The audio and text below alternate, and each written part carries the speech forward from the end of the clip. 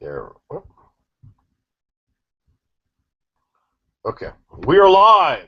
And thank you and welcome to Within the Ring of Fire meets Ravenloft to see what happens when normal, horrendous Vistani from Ravenloft are terrified by a 7-foot tall Nergali and perhaps enslaved as a free action. We shall see what takes place this week in the classic Ravenloft module, The Walking Dead. And this is out there for you, fence sitters, straddlers, who haven't yet embraced Within the Ring of Fire and taken it into yourself and found out that this is absolutely optimum RPG fantasy experience for you and your loved ones in the RPG community.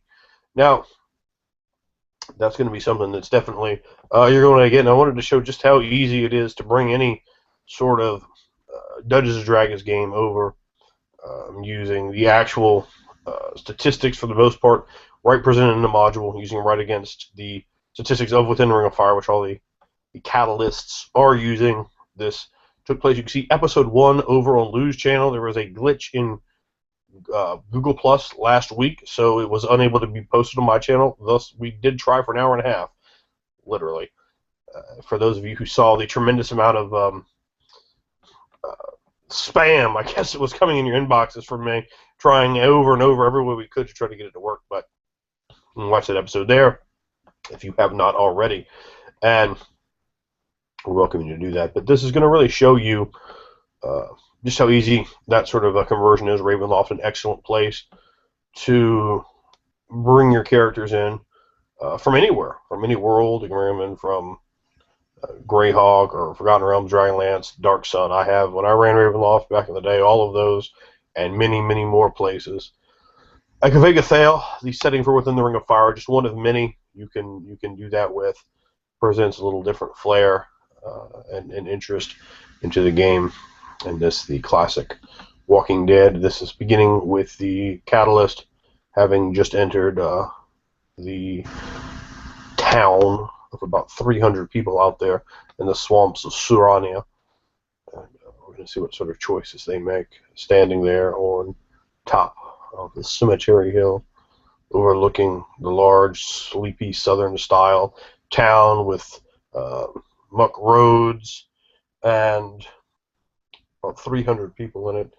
The buildings are wooden, with thatch roofs, and almost an old Louisiana style, yet with a slightly more primitive look to them. So that's where we are going to bring it in. And if you haven't picked up Within the Ring of Fire, you can go to drivethrurpg.com and pick up your Within the Ring of Fire books, hardback, softback, and hardback or softback combinations with PDFs. Or you can hit me up directly at Anderwood on Facebook and get the PDF deal, PDF bundle, get every book ever released for Within the Ring of Fire for only $75. That'll get you the first 5 PDFs that are out now. Some extra bonuses besides that. You'll get your stuff first, and I'm working on 3 more books for Within the Ring of Fire. So when those come out, you get your PDFs before anyone else does. Definitely a great advantage for you, with the best bargain in RPGs, bar none. Embrace the deep, immersive, dark fantasy aspect of Within the Ring of Fire, a game written to be played towards an adult audience, not towards a 10 and 12-year-old up audience, like you say, your Dungeons and Dragons and so forth, and the things that are non-immersive, that are non-intuitive, that are intellectually insulting in a game like that, you'll see they're gone, and the game mechanics play very fast and integrates role-playing in a way that no other game out there does, and it will be an excellent tool for you to teach players how to play role-playing games and to speed everything up, really, in your role-playing game experience. And I think all those, so many, many, many out there who have picked up and joined the RPG revolution Within the Ring of Fire. Now sit back and watch as Mr. Ravenloft carry you out there in YouTube away. And who knows, in the darkness, what you might find. We rejoin the scene with one of our catalysts moving about the town, taking a look at the buildings as the townsfolk begin to disperse upon the top of the cemetery hill, a coffin from inside of which banging sounds were coming. The day, though it is just afternoon, looks like it's dusk, gray and dull, and above you a cover of rolling clouds, that they look like no clouds you've ever seen before, not the glorious, wrathful thunderbirds, more like a brooding carpet of angry gray and nearly dark blue mixing together in the sky above, pregnant with what you can only assume will be rain, as the feeling of moisture is heavy in the air. It has been threatening now for 5 days that you had been in the swamp, this being the 5th day. And as you stand there, the smell of the earth, of the cemetery, and it's all crypts and mausoleums, all above ground. You're speaking with the shaman and the constable there, above the on the hill of the cemetery, and Shaman Brucian looks at all of you and looks down, kicks the dirt, and glances over for the first time, noticing Luke, the young man with the long blonde hair, holding the bullseye lantern and tucked under his right elbow, nonsensical book of poetry.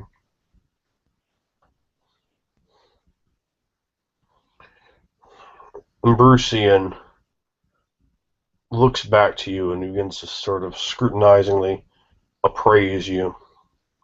The constable has turned his attention back to the mausoleum, running his hand over the face of the door.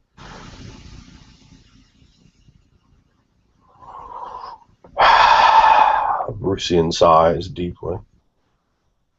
He glances up and back down, then over towards the town, towards the church. You saw the procession initially lead out of that building and down the thoroughfare.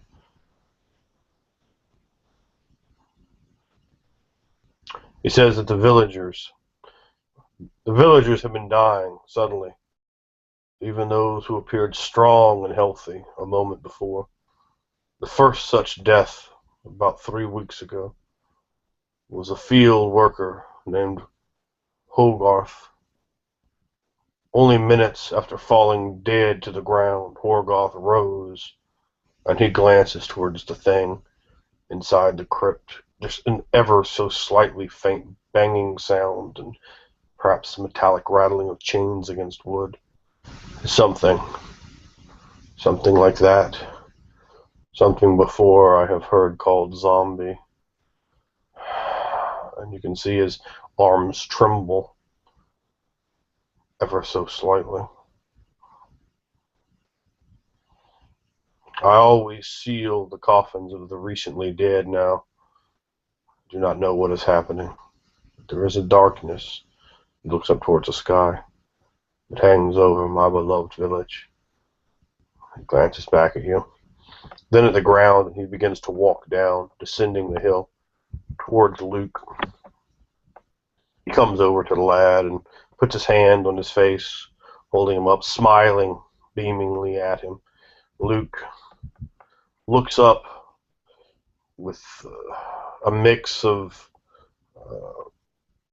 ever so slightly a crack of recognition shines through his placid demeanor. And he babbles something different than he's been babbling towards the shaman. 7 doth sons of sun that time rise, 2 of eternity, and to knave the second cries. In the Jira fortunes his make will reverse, dooming the dreaded with love to all curse. The overshining sky of the light, the dead, shall to all turning fail and gutter red. The shaman looks down at him and back at you, and he twists his face in a concerned look, narrows his eyes, evaluating you again.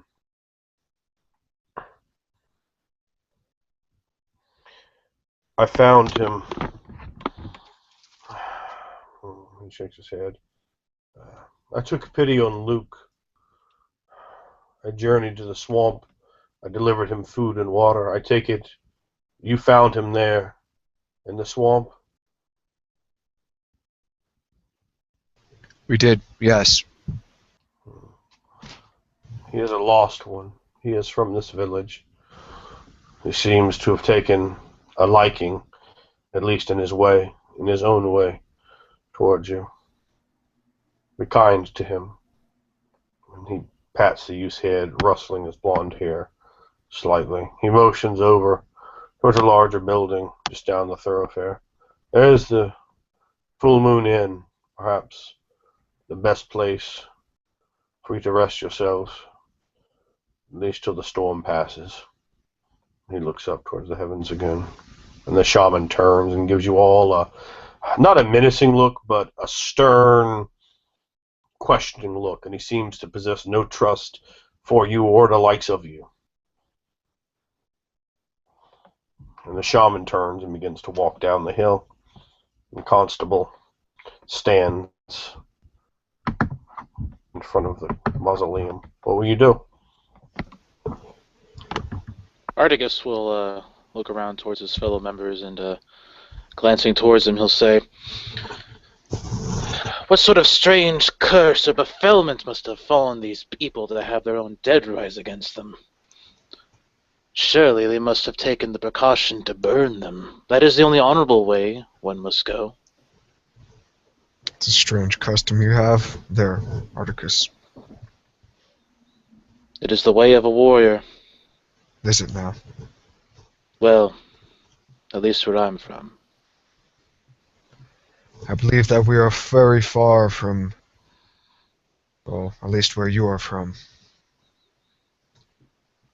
That is a truer statement than I've ever heard. I, for one, tend on giving thought through meditation and reflection on this situation here. Rest, good washing, does the mind well. Agreed. And perhaps I can tend to some of these wounds as I look down upon my arm and chest to see the various scars left behind from being inside of a rather vicious beast's belly. Yes, with luck we could find a barber in this town. Fix you up. I don't think I need a barber at the moment, but a good washing, most definitely. And he takes a quick sniff of himself. Most definitely a washing will be in order. It would be good to get the swamp out of us. I look Uka. suspiciously. Oh, yeah. You- She was looking suspiciously about how many people are around. But, You may want to keep your eyes on watch. These people have not seen your kind before. This is quite obvious. She nods slowly and looks up, sighing deeply. If there's anything that comes up, someone threatens you, be sure to tell me, Alice or Articus. Understood? I look at him with small, irritated eyes, and doesn't make a gesture towards him, and then slowly walks towards the Full Moon Inn. Many of the buildings now, the shops and so forth, are becoming reopened as the various peasants have headed back from the ceremony, committing one of their dead. You can see the various signs announcing the closing of these shops throughout the village being taken down, and some doors even being cracked slightly to perhaps provide a slightly more open and inviting appearance. The wind blows ever so slightly, coming right off the hill, carrying a slight earthy hint to it, along with the crispy, nearly electric feel of the damp air. Then it all mixes in with the smells so it's a northern wind blowing southward, and the western smells of the swamp ever so slightly mix in the smells of trees and bushes, the smells of the swamp and its rot, particularly to those of you who have better than human senses, as you stand there out in front of the Full Moon Inn in Maurice de Tarascon. A fence surrounds the inn, which is large, two-story building with an attached stable in the back. And you can hear the sounds of more somber conversation than any degree of merriment. Some smoke rises from the two-story chimney, and you can see the flicker of firelight inside. Make my way in. I don't hold the door open for anyone. I just go in. All right. As you guys are entering, why don't, at this point, for our audience, you go ahead and describe your characters so they may have a better idea of the image that presents itself to them. All right. So walking into the Full Moon Inn is Bon Cento, a human man with a distant look on his face, a gray eye, yellowish-brown skin. The entire left side of my hair had been shaven off with long scars that run from the corner of my left eye, which is covered by a black leather patch, extending along the left side of my head. The top and right sides of my hair is shoulder length and tied back in a loose ponytail. I'm clean shaven, as the image shows there. I wear a high-collared, dark brown leather jerkin, a lizard hide belt around my waist holding various sized leather pouches, black stitched leather pants, and snakeskin boots. My left arm is wrapped from elbow to wrist with a red cloth, as is my right arm, though that cloth is blue. Slung tightly over my back by a single leather strap that goes from my left shoulder to under my right arm is a leather holder for an iron weapon with a long, thin blade on both ends of it, with its handle in the middle. I carry with me the stench of the swamp, of traveling through such a place, and I also bear a rather wary look on my face, looking around. This place is an old memory of what I've seen before. It's been so long since I've been in a place so civilized. And following in, directly after him, is Articus, a human male of alabaster skin and white hair, long white hair which is pulled back into a ponytail tightly. Around his shoulders and off to his left side there is a cloak that covers up most of his left side.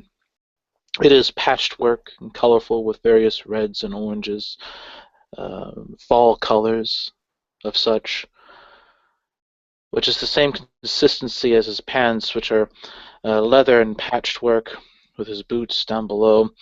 There's a bit of what looks like a larger belt towards his waist and covers around, but his chest is mostly exposed, revealing scars from past battles and present.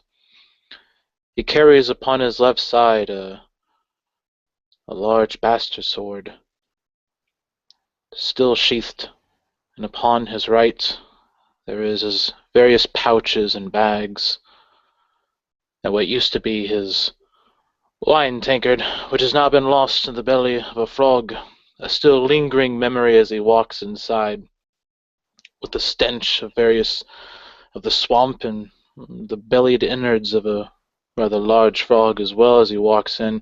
He's got a sobered look to his eye and is very tense as he looks around, tired and wearied with his bright blue eyes.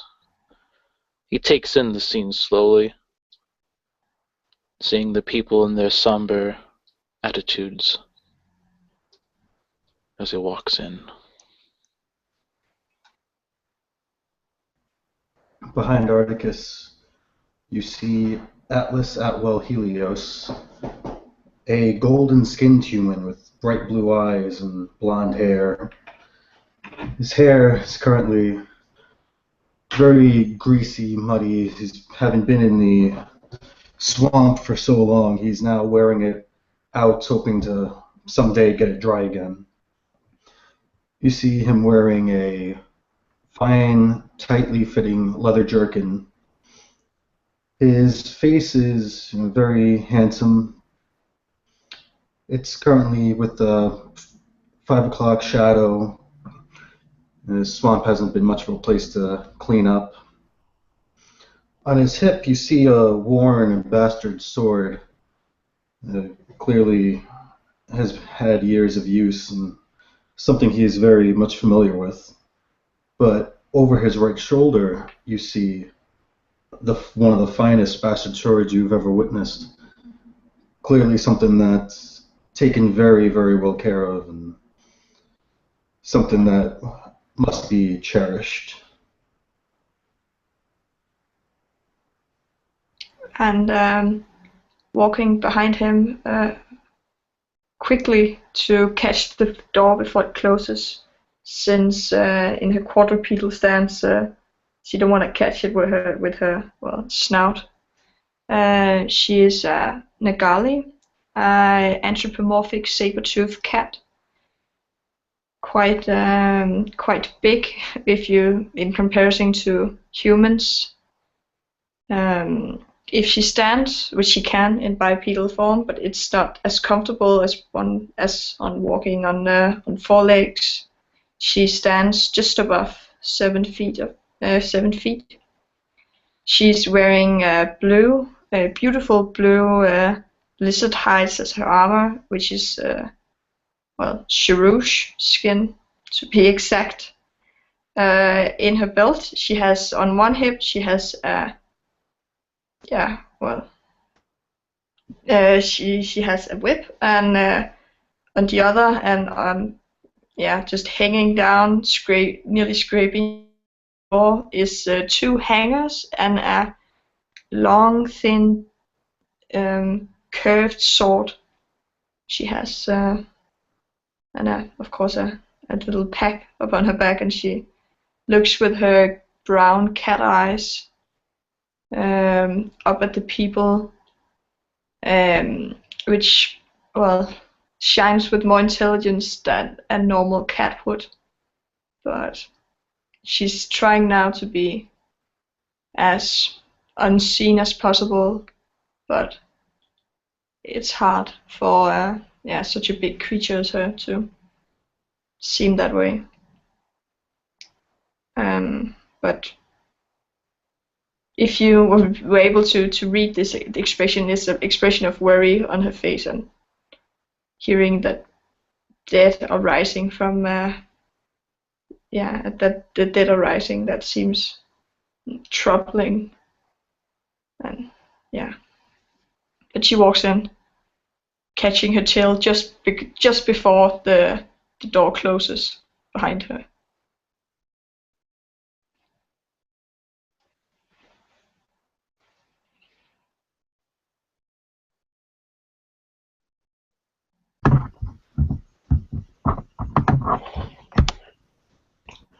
What you see before you is a large common room featuring a bar and a dozen tables. There's a hearth that cracks and pops, the smell of burning wood filling the room, mixing with bread, the smell of some sort of boiling soup, and the huge pot of it is over the hearth on the protruding lead used for cooking. You see a barmaid busily moving from table to table. Those of you with any grades of insight at all can certainly feel an aura of fear permeating the room from the people, concern, angst, anxiety. Those with perhaps two or more can definitely notice that they're consoling each other, that they've come to draw strength from each other's company. Perhaps many of the locals here that likely would not have otherwise have reason to come here. Tragedy, of course, can always be good for business.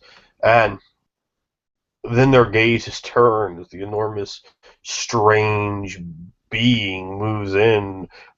Their fear seems to be stoked and heightened, like the fire as it pops off airborne embers. As many eyes are now upon you, strangers in a land in a time of much terror and tragedy. What you do? I will immediately find an empty table and begin to make my way towards it. And as I sit down, I gesture to my compatriots to come and sit with me. I look at you and give a slight nod, and I look. Using my degree of insight, I feel this sort of atmosphere of this place, and I look. It's like a distant memory. The barkeep, but it eventually comes to me, and I look to someone that looks to have authority. Obviously, a man, if behind the bar area, or if there's a woman there, I'll assume that's just a worker or something. But I'll go there before I go towards you, Atticus. Behind the bar, you do in fact see a man. He's perhaps in his late 40s. He glances at you as you walk up to him. You see several more barmaids coming out of the back area, the larder kitchen, with some plates, or one of them moving over to the large stew pot on the fire and filling a wooden bowl, bringing it customers, or bringing out additional tankards of ale or perhaps wine. Who can know what's inside? As you come up to him, he looks you in the eye. He's cleaning a glass. Yeah. What can I do for you, Journey? Need room, a meal. As you say. Would you care for a private room? And he points Yes. up. Very well. We also offer at a much cheaper rate the common room once those here clear out in the mid-evening. How many rooms? And he looks over and he kind of looks at the creature, shall we call her, with you. But he doesn't say anything. How many rooms will you be needing? Just the one? One for myself. Well, it'll be 1 silver crown per evening. Should that be agreeable with you? I just ding. He nods his head and takes it. My name's Gerald. If you need anything at all, let me know. I'll make a request here. And my wife is in the back. And my staff here of barmaids will be happy to help you with whatever you need. If you have any beast of burden with a livery round back, that you can tie your horses or mules into the stalls, they can be fed as well for a nominal fee. I pause when he says those names. See to it that a bucket of hot water, towel be sent to my room. I will be up there. I walk towards Ban and put my paw on his foot and look up at him. And when she moves Just look at you because you're like you're big, so. And I gesture towards the towards the counter. I look back at Gerald. He looks at you, nods. Your bucket is about 45 minutes, maybe stretched into an hour. Quite busy at the moment, but we'll attend to that by the by. If this is agreeable to you.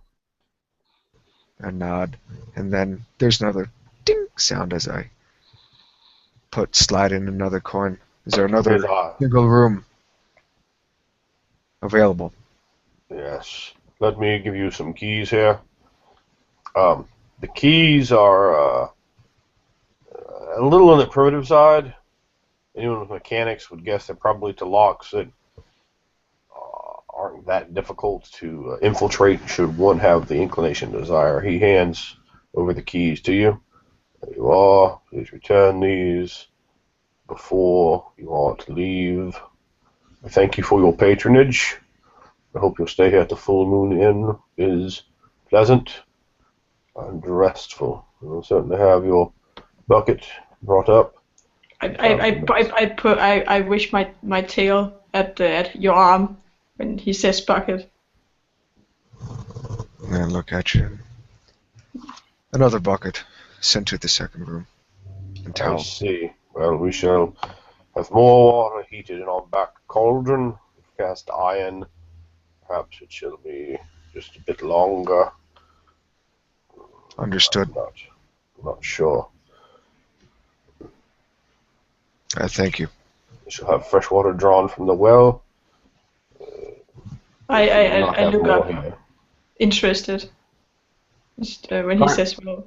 So he's looking at you. What are your grades of insight, Mia? 3. Right, okay. You can tell he's definitely restraining himself from asking you probably questions, and B, like, oh my god, there's a fucking monstrous creature standing in front of me. This is terrifying. But he seems to have enough poise to not freak out. You can still feel many eyes wandering over your coat, over your fur, over your flesh from behind, and you can hear cut snippets in Belganese from the various individuals that sit around their tables, as you have certainly become a comment here, a topic of conversation, if you will. In the hushed, somber tones of these people, this added a tinge of excitement, much like the electricity and the cold, damp air outside. Yeah. But I'm moving very slowly and very calmly to convey that I'm not dangerous. Trying to move as slowly so they maybe think I'm really docile. Okay. Yeah. Once I get the keys, I give the key to her, and then I turn and make my way to my room. He has, of course, presented you the keys, so that is certainly doable. The rest of you do notice that abundance of alcohol is here. Clearly, food is here as well. A nice burning hearth. It is much warmer and inviting in this room than it has certainly been in the cold swamps that hide all manner of hideous beasts that you have made your journey from. You can certainly do what you like. Mia, do you also head to a room? I know that Lou has chosen that option. No, I heard that it would take some time to get water, so I will just lay at by the heart, close to the other's table. Yeah, actually, since he was talking like an hour or so, I'll be sitting with Atticus. So. And you can see a lot of people are here. He does have a staff, but at the same time, he's not, they definitely seem to be running at a slower pace than you might otherwise be used to, more of a laid-back kind of feel to their community. And I kind of want to watch after Dolly. She doesn't do anything. The people, for the audience at home, it's most easy to imagine the people here have an aspect, an appearance to their cast, their features to be more reminiscent of French, or even to say Cajun style of individuals. And the hearth is warm, and you can see the wood burning, and of course it tingles in your nostrils, a smell that fills you with a pleasant restfulness, and your eyes slowly begin to shut, and you can feel definitely some of the exhaustion of the past days where you've had no slumber at all. It's your 5th day on your exploration, and slowly feeling your eyes. You don't fall asleep necessarily, but you know, you feel that opiate is just calling you, whispering wistfully from the dream world to bring you home.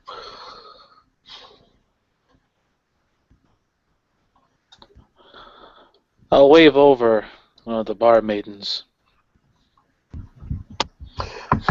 One comes over to you. She's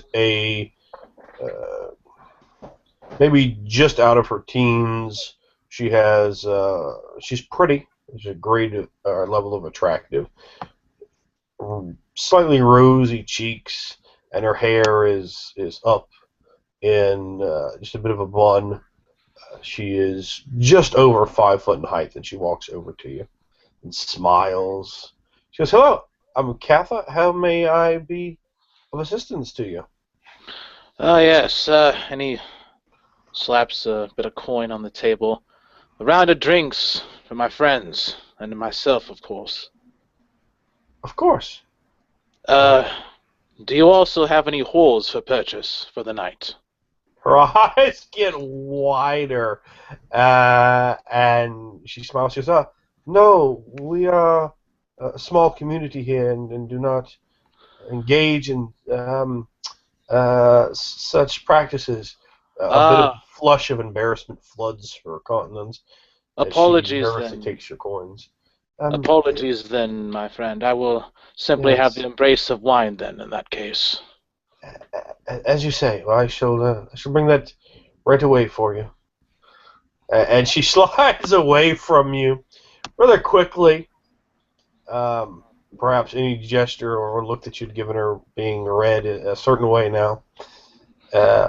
However, she does return rather rapidly with mugs, 3 of them, and then she says, she points at your Nergali companion, just confused. Should I bring a bowl of goat's milk? Or? Oh no, wine as well for my compatriot here, gesturing at the Nergali. Have you not seen the likes of her before? No, I certainly can't say that I have. Oh, well. I look up at him and smile, showing my teeth, and it's fine.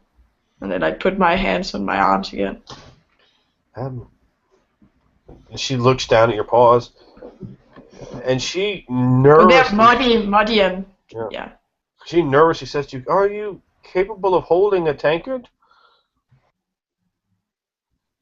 It's the first one of them that's spoken to you at all. She nods, but no, thank you.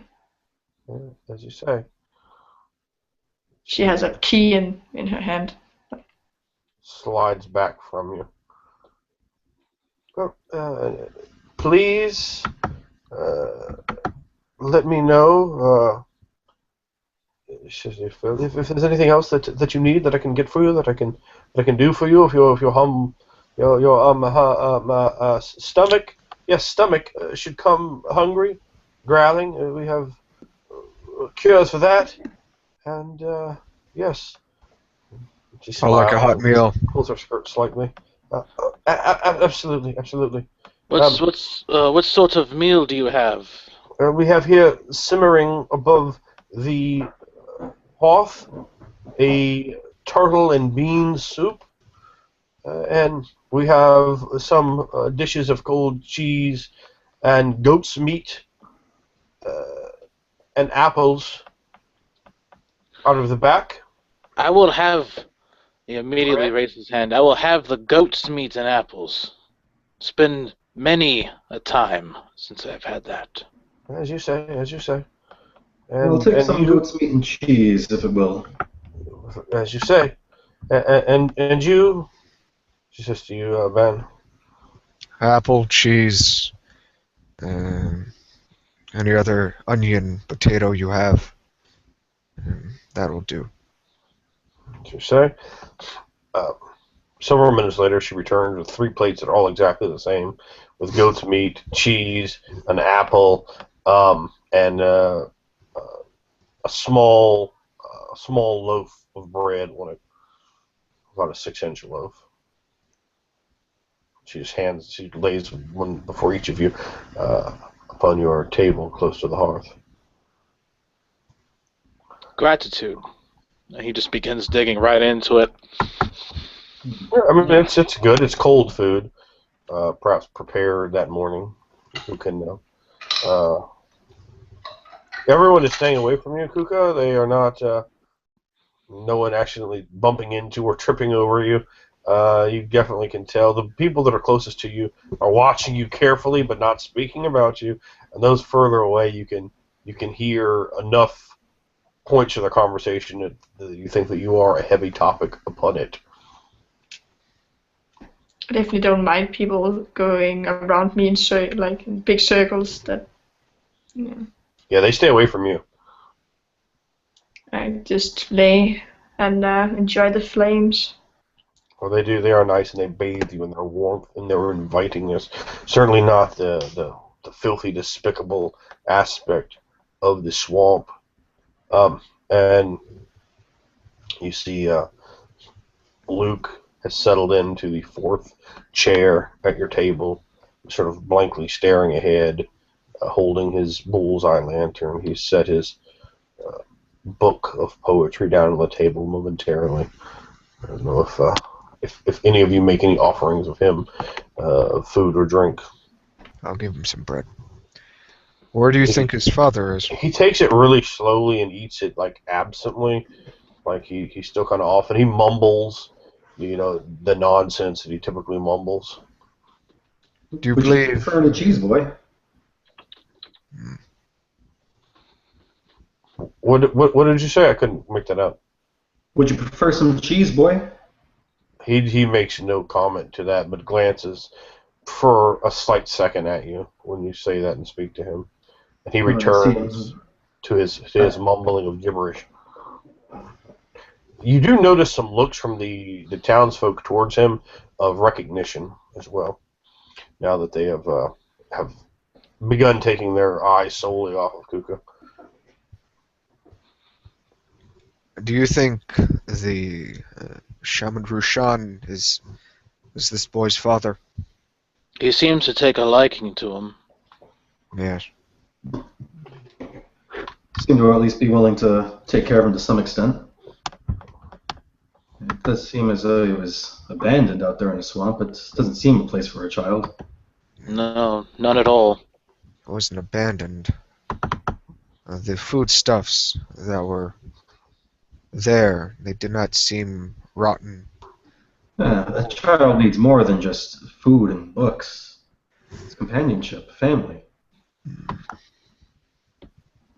Surely that has taken a toll on him.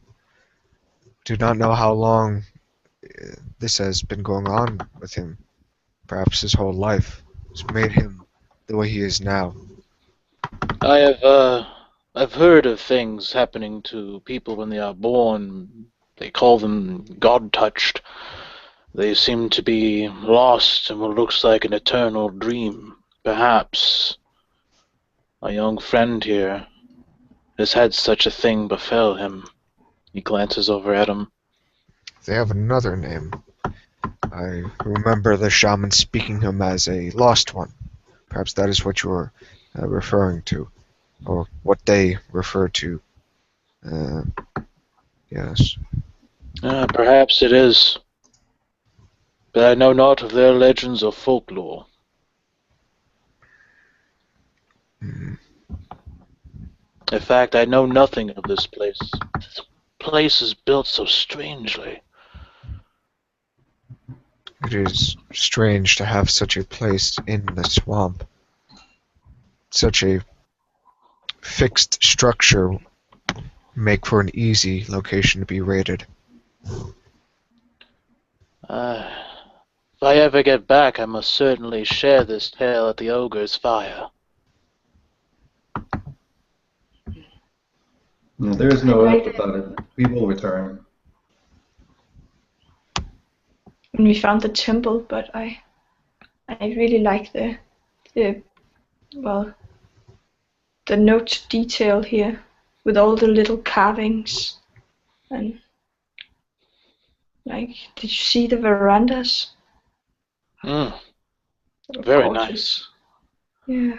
Excellent Was it- craftsmanship. And time, it seems like they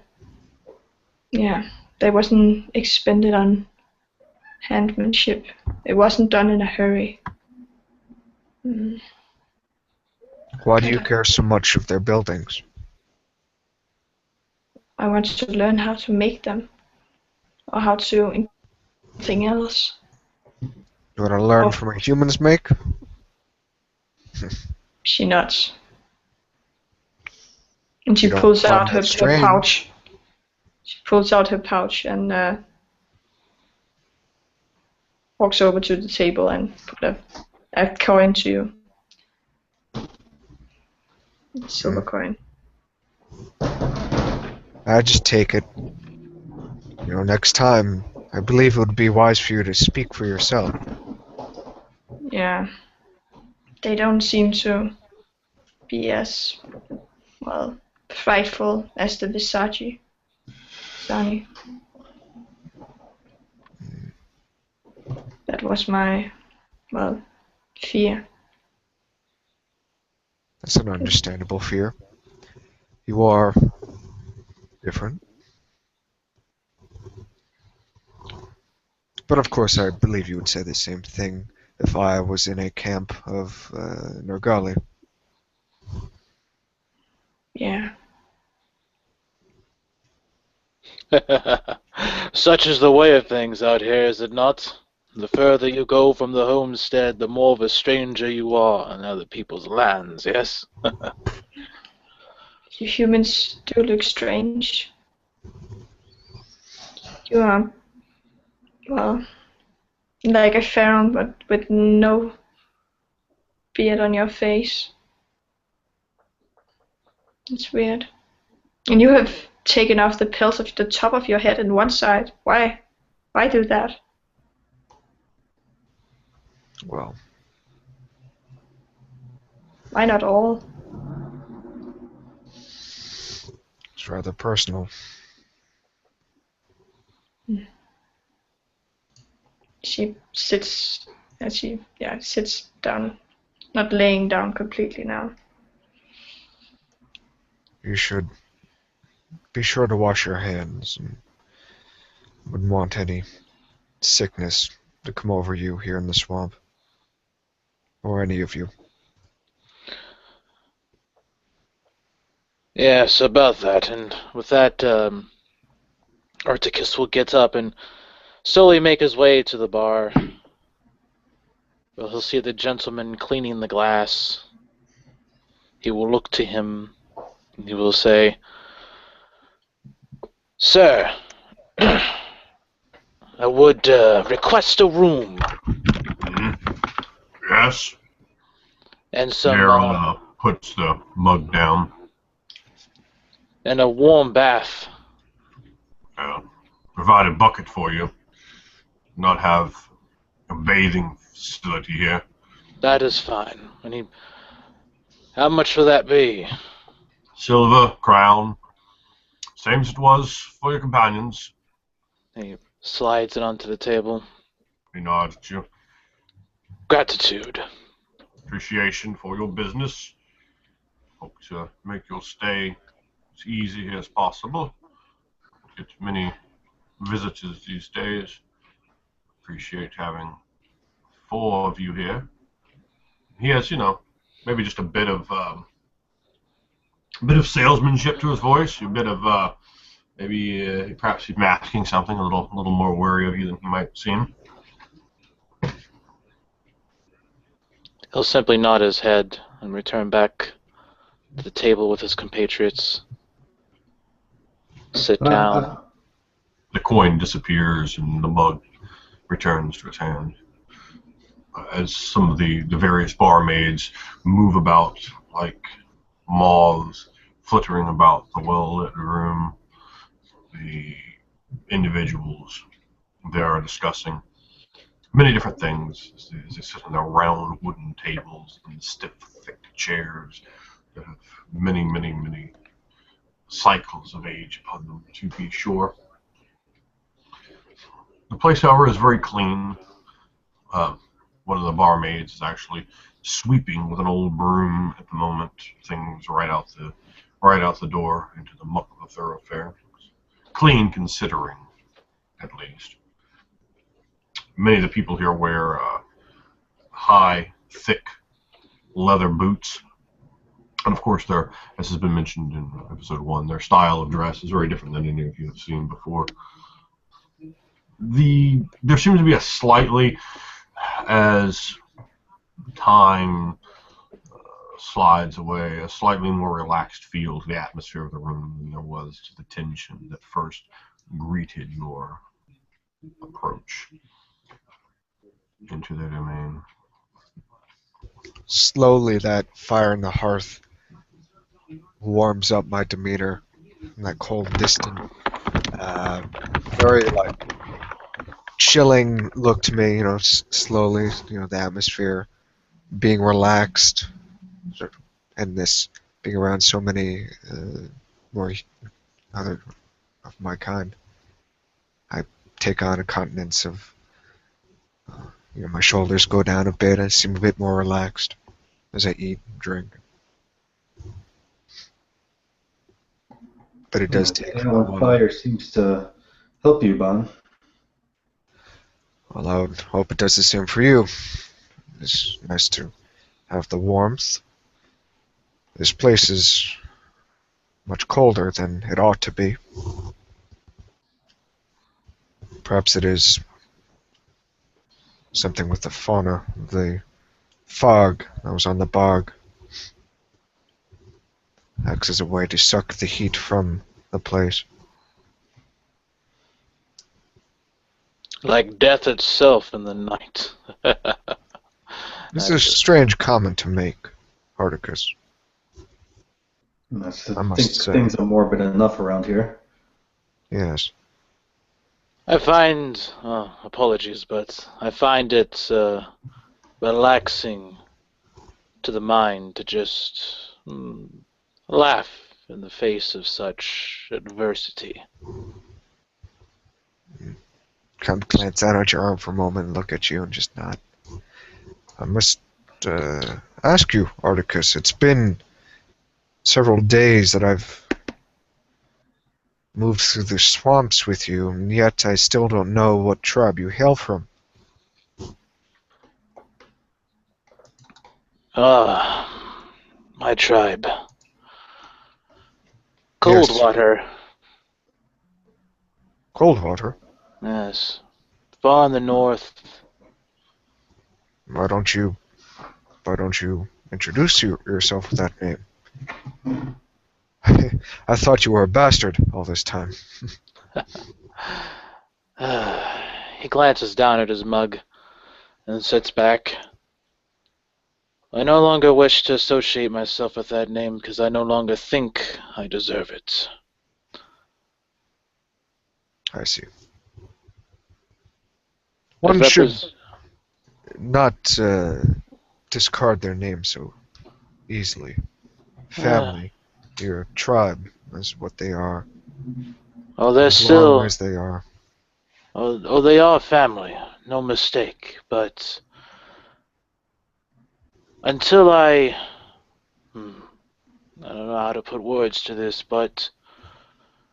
Until I make things right, I have no intention of returning back that name until I've earned it again. I failed that name once, glancing over at his missing arm, covered by the cloth and cloak, and I have all intentions of earning it back. But that is all in good time. What about you, my good friends? We have bested death yet another day. What of your stories? Yes, I must ask you, Huka. Do your kind have family? Do you have father and mother? Yes, I have a family. She smiles. I have one of the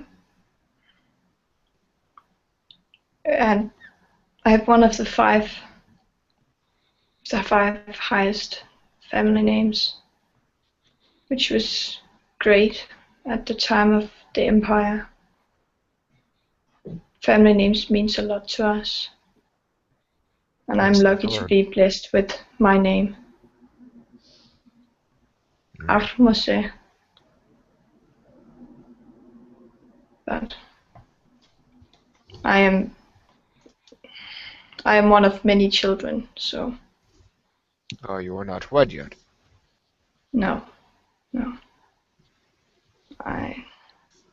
Well, you seem to be not a toddler.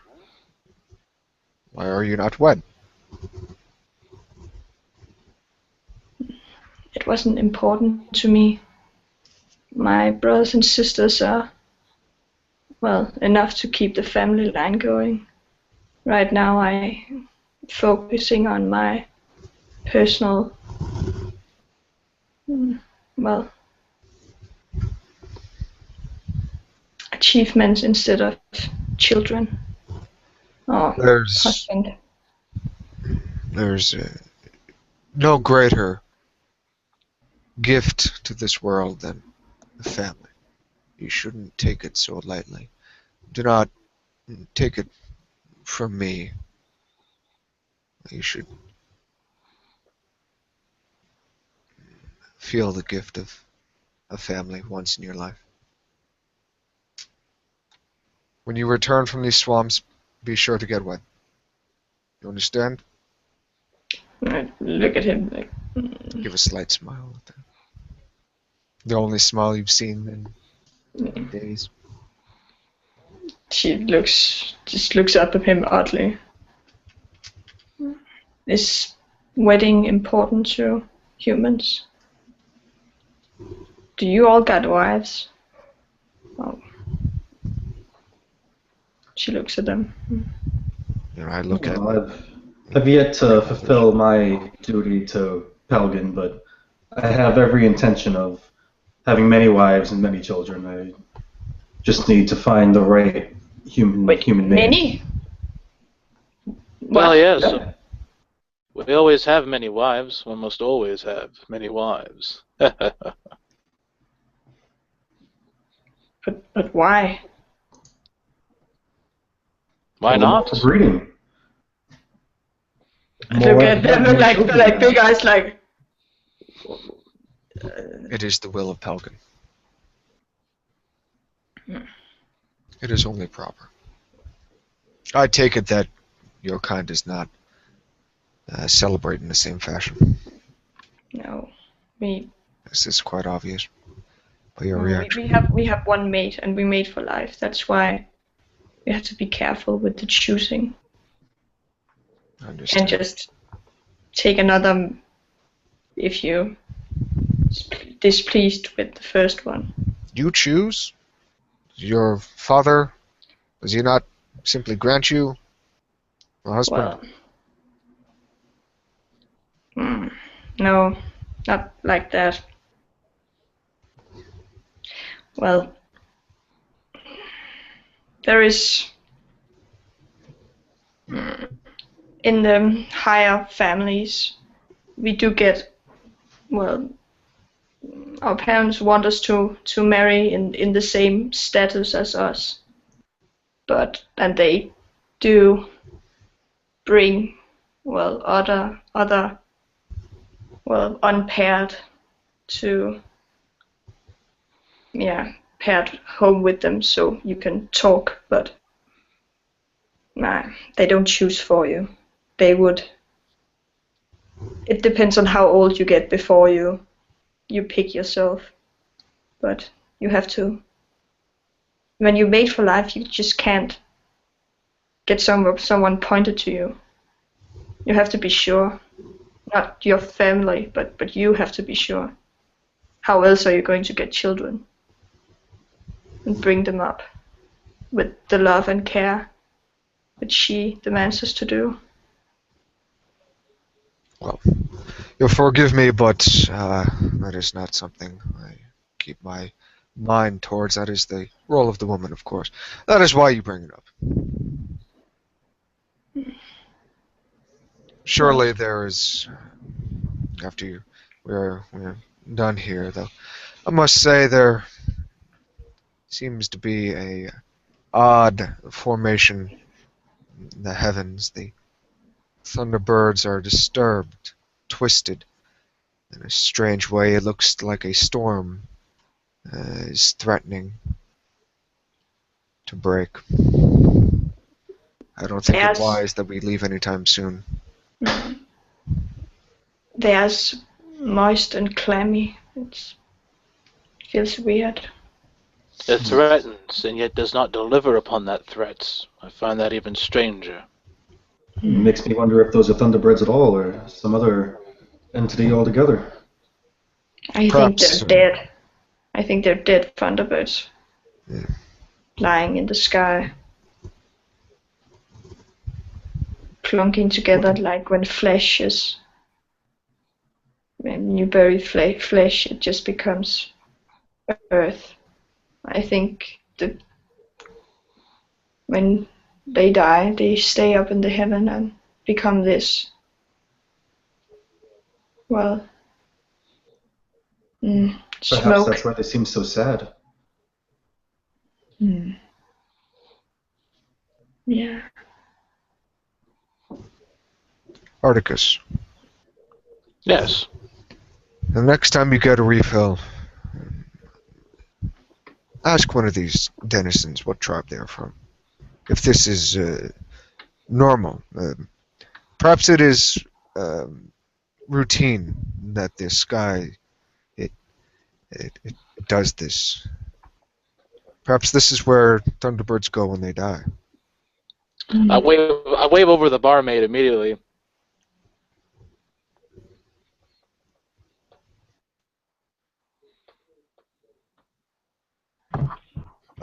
Katha, the same barmaid who had served her earlier, returned, a smile on her face.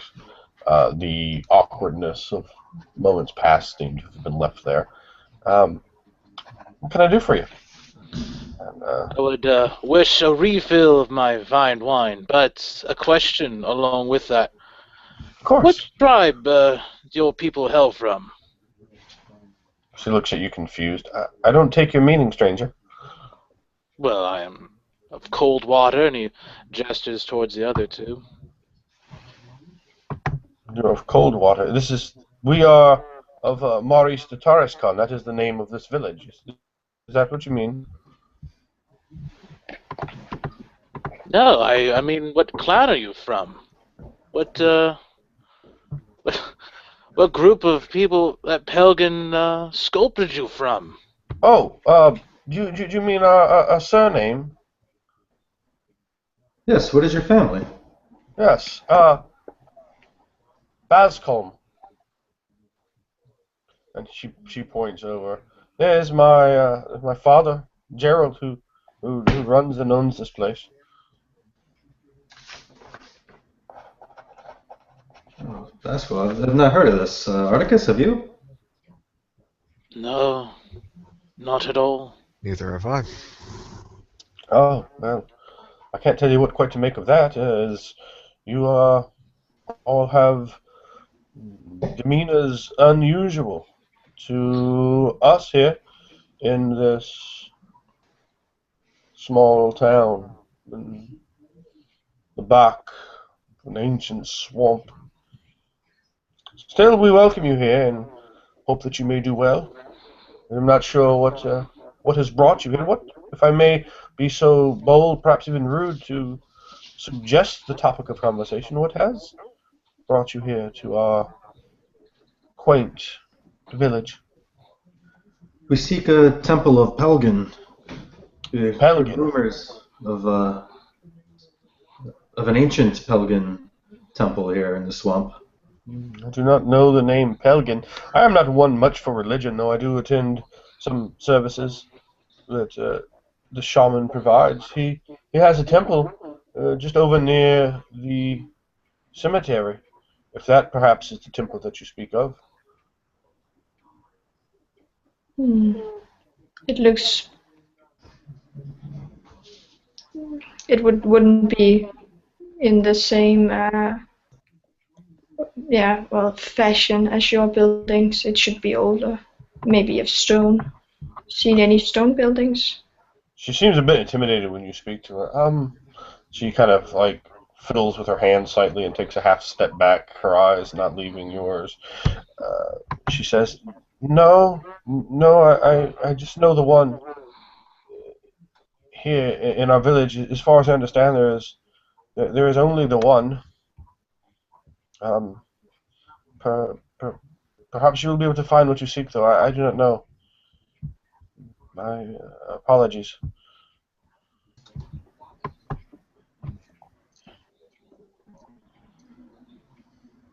Tell me, do the clouds here, do they always stay like this? Do the thunderbirds not disperse?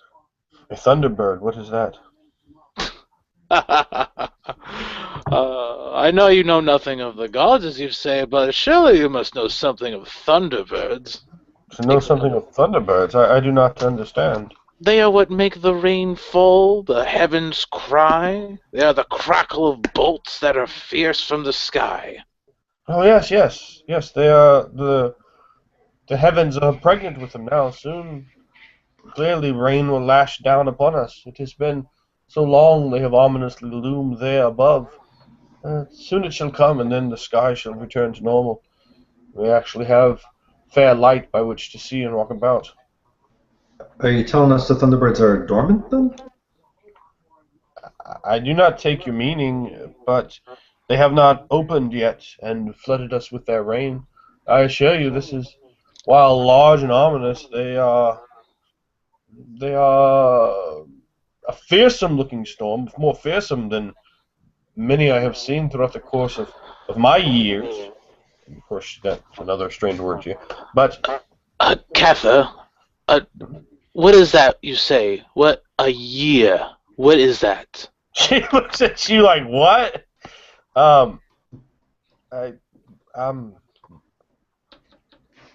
and you can definitely see with a little bit of insight you have. She's like, "Are you screwing with me? Are you a drunkard or an imbecile?" Like, she's trying to figure out why Hey, you're asking her that.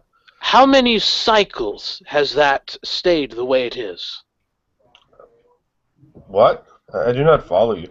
The speech you approach us with, while you are heavily accented, you are. I understand much of what you say, but the words you use, they are as if nonsense. And she kind of glances over towards Luke, who's babbling nonsense. Her eyes just for a moment before she returns her gaze to you. All right. Cycle. How long it has been since the Thunderbirds, the clouds, you say, have they been like that?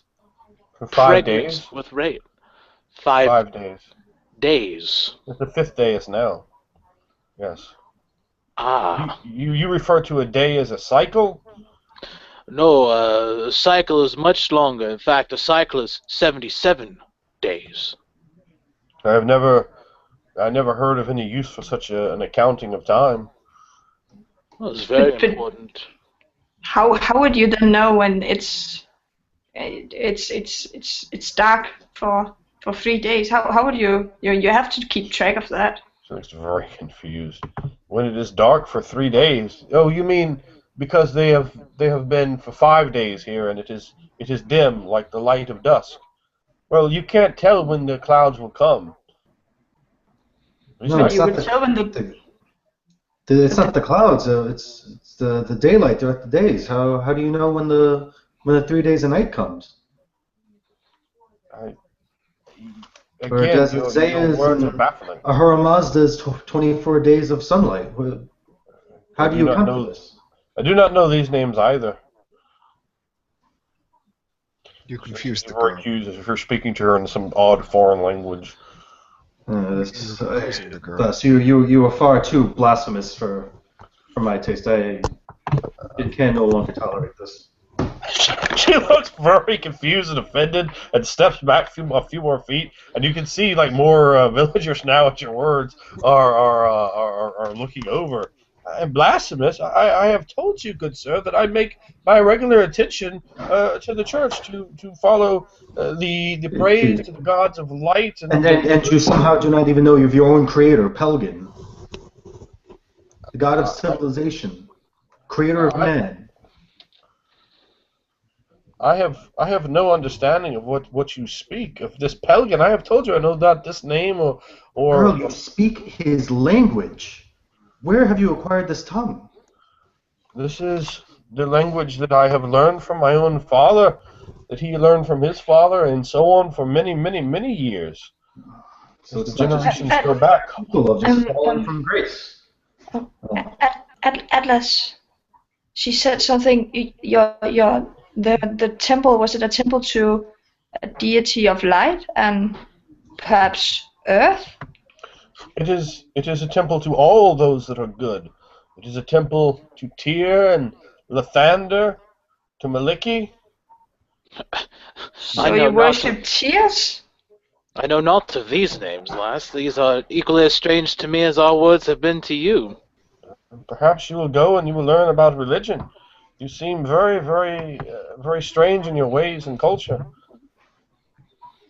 Trust me, where I am from, lass, you will be equally as strange in opposite company. She looks flustered and confused and even off-put by some of your words and the harshness of them. It is all right. I meant no offense towards them. That is simply the way of the world that, we hail from, in this case. Many parts of it is always met with such words to be rhymed and mixed, as I've heard once from a typhon. She doesn't even bother. Looks like she's beginning to, and then just doesn't. The dourness that you have put upon her rosy countenance is slowly beginning to lift slightly with your more reassuring words, Articus. But she, who at one point was actually looking at the sideways and perhaps slightly interested in the good-looking Atlas, is no longer such amorous, perhaps beginnings of feelings long put off from her with the horrendous slander he has laid upon her. The girl will learn.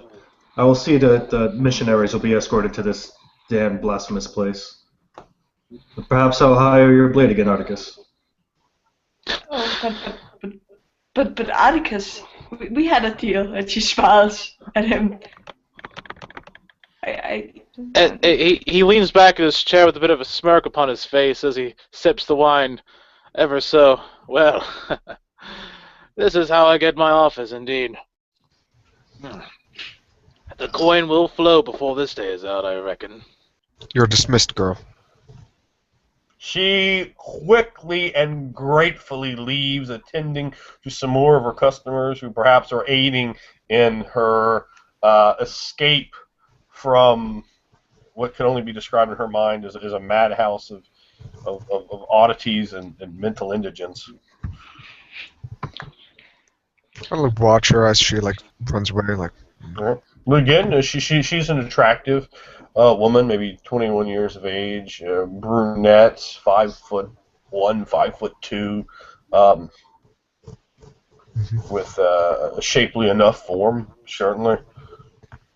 And her back is now to you. She's wearing a blue blouse and a maroonish colored long skirt that comes down almost ankle length with sandals. As she begins to speak with other customers, ladling them bowls of turtle bean soup or bringing loaves of bread and apples and tankards of various liquids, speaking, smiling, laughing, and in general not much looking in your direction, save should you perhaps call upon her for the remainder of your duration this evening.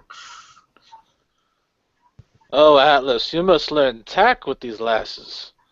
Never bite the hand that has given you warm food and drink. They have their coin. Oh, that they do. And more, it appears. For just looming outside, they have much of a dire predicament upon their hands, yes?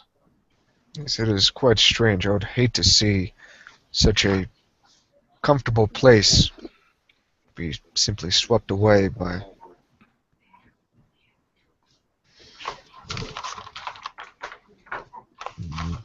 Yes, it's a surprise that the horde hasn't come this way. Yes, it is. Cougar begins to be a little bit nervous when every time you mention the horse, she nearly flinches, but trying not to. But I had met the constable earlier, when we had arrived here. He seemed like a sensible man. Hmm. He and the shaman, they seem to be the leaders here, though I suggest once you all are arrested, in the following morning, we speak to the constable as to how they managed to survive so long. I mean, I have not seen many that bear weapons, only the constable. And he was just one man. maybe we Ha- are on an island in the oh, middle of the swamp, so the horde can reach this place They could swim. without. Oh, they could swim. I've I've been told they have this huge mountain they're carrying. They surely can't take that into a swamp. they carry a mountain? Oh, surely you jest. That's Takes a another swig. strange thing that you say there, Kuka. What do you mean by this? Is this a strange Nergali saying? A building. They carry a big tower with them. A big tower on their backs. That is, No. It moves with them. I don't know how. that is, seems like a strange fairy tale. Perhaps they don't want to be away from their homes. I just look at him The all guy like looked like Cougar looked like serious, like with serious gaze upon them. Like it's been by I see my that people. I see that you take that story quite seriously, Kuka. But, we do not mean to jest at your superstitions. I, for one, know that I possess some that perhaps you do not have. I look at him angrily. It's not superstition, she says, and she.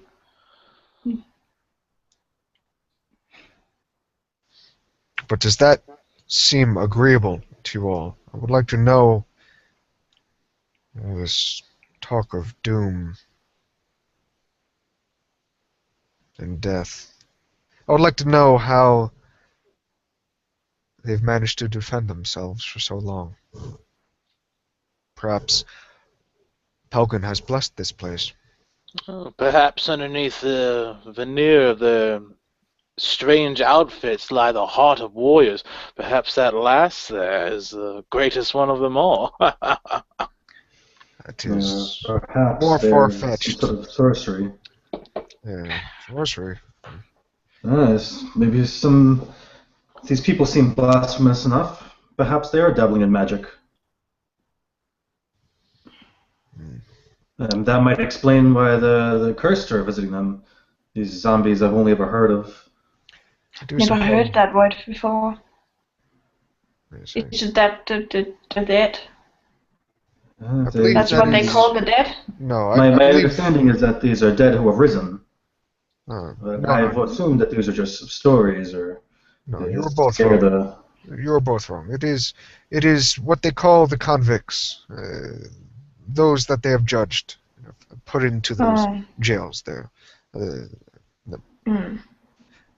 They wish to come back out, but they have already tainted their soul Far too much for redemption. Such is their fate. That is what they are. They are not. The dead cannot rise. Their souls falls into the forge. Yes, Yeah. or at least that is perhaps a human superstition.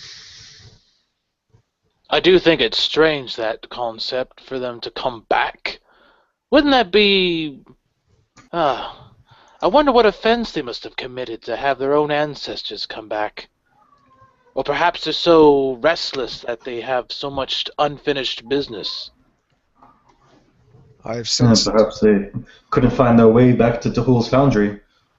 I have sensed the swamp to contain much death, like a blanket, the entire place wrapped in it.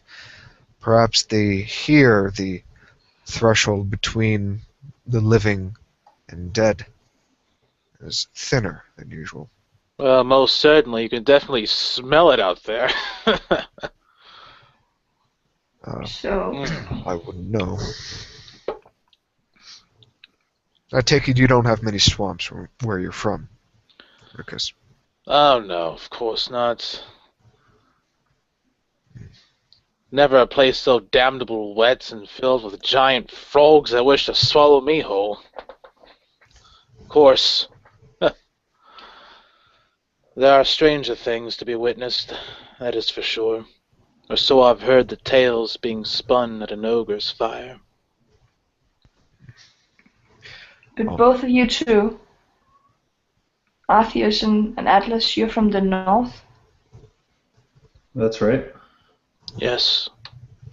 Can you tell me more? It's not wet like this damnable place. It's me and my kin are all from the cities, mostly made of stone and wood. But I've spent more time up in Roidland, where it's vast, beautiful green plains.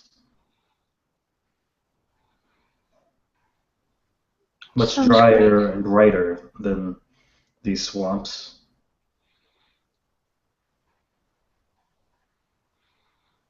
Sounds nice. I heard that this swamp was once, grass, fields of grass from Vance in our time of glory. But I don't know about that.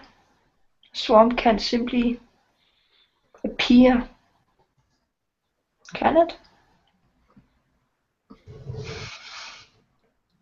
I most likely know less than you about geography or geology, or especially down in this continent.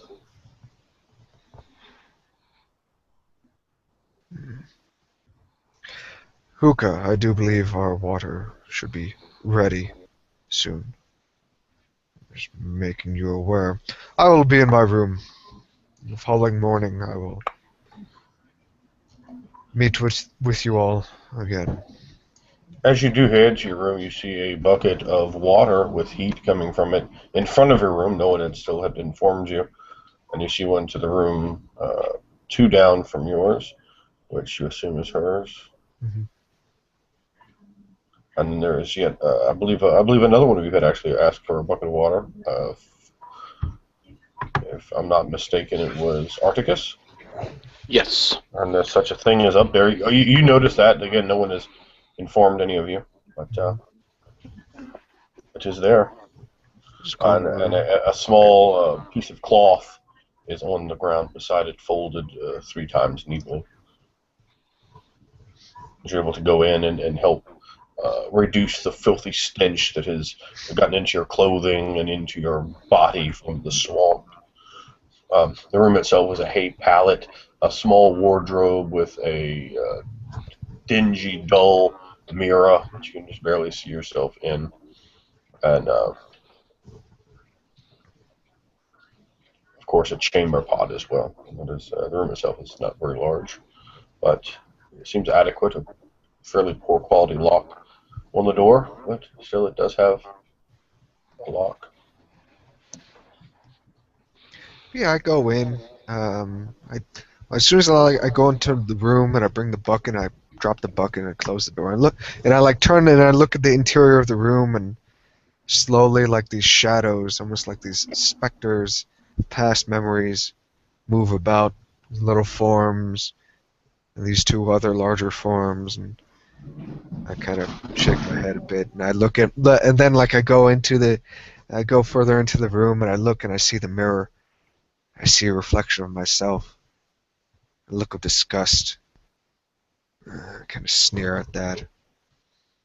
I slowly sort of begin to wash myself, taking off the leather and unwrapping, almost ceremoniously, like sort of unwrapping the cloth around my forearm, both of them. The water is steaming and warm to the touch against your flesh, easing your muscles slightly. And it does feel good, though you must dip your cloth many, many times in its warm embrace. This more clear representation of Leviathan that flows over your flesh, warming and nurturing you, returning some degree of sanity in this strange, bizarre aspect, in this odd backworld place that seems to be cut off from all signs of civilization and right thought, confused, yet still strangely human-centric.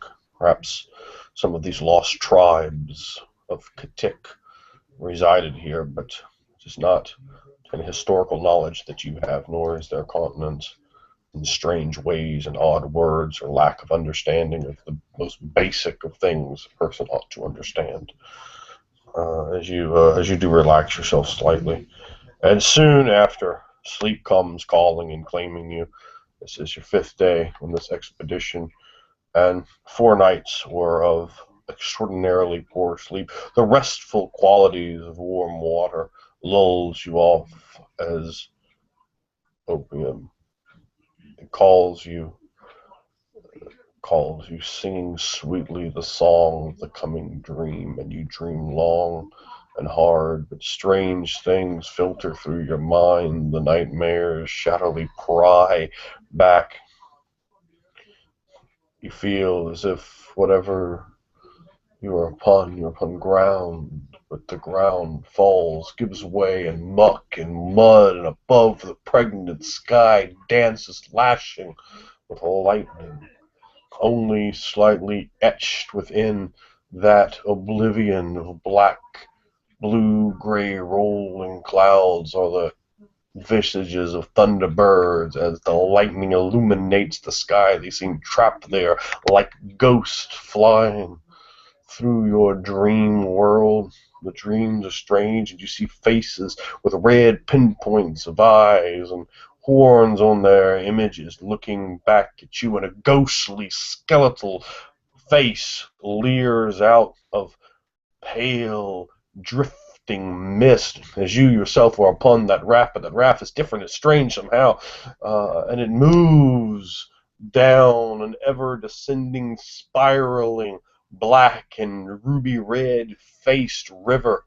It's cavernous and ancient, it's damp, and a stale smell mixes, and seaweed with strange berry-like eyes leer up at you, watching, always watching, and a feeling comes over you as if each of the cells of your being are slowly being pulled apart, and anxiety and coiling within your intestines as the spectral, ghostly, skulled face individual leers and grins maniacally at you, sliding and slipping away down, further down and down, as the ruby red, black water rises up from some torch that is not seen, and you hear a cricket somewhere far off in the distance, chirping sadly.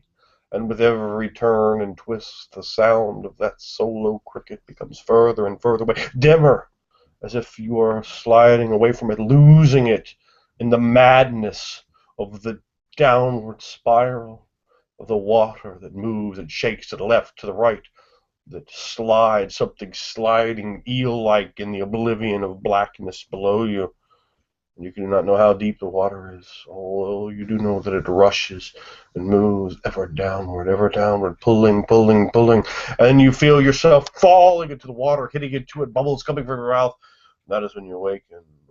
The slight the more visible light of the morning coming in through the window. It's gray, however, as it has been, with nearly a continence to it of dusk, as if you cannot yourself see any more than gray, almost twilight, almost night itself in this village. And we'll return then 2 hours before, to the fire, to the hearth, to the table. All of you, of course, are very, very tired, exhausted, of course. Articus more so than any after the horrors that you have faced within the swamp, making it extraordinarily difficult for you to have slept there at all, this being your 5th day after 4 nights of poor rest. So, anything particularly the two of you gentlemen would like to do at the moment?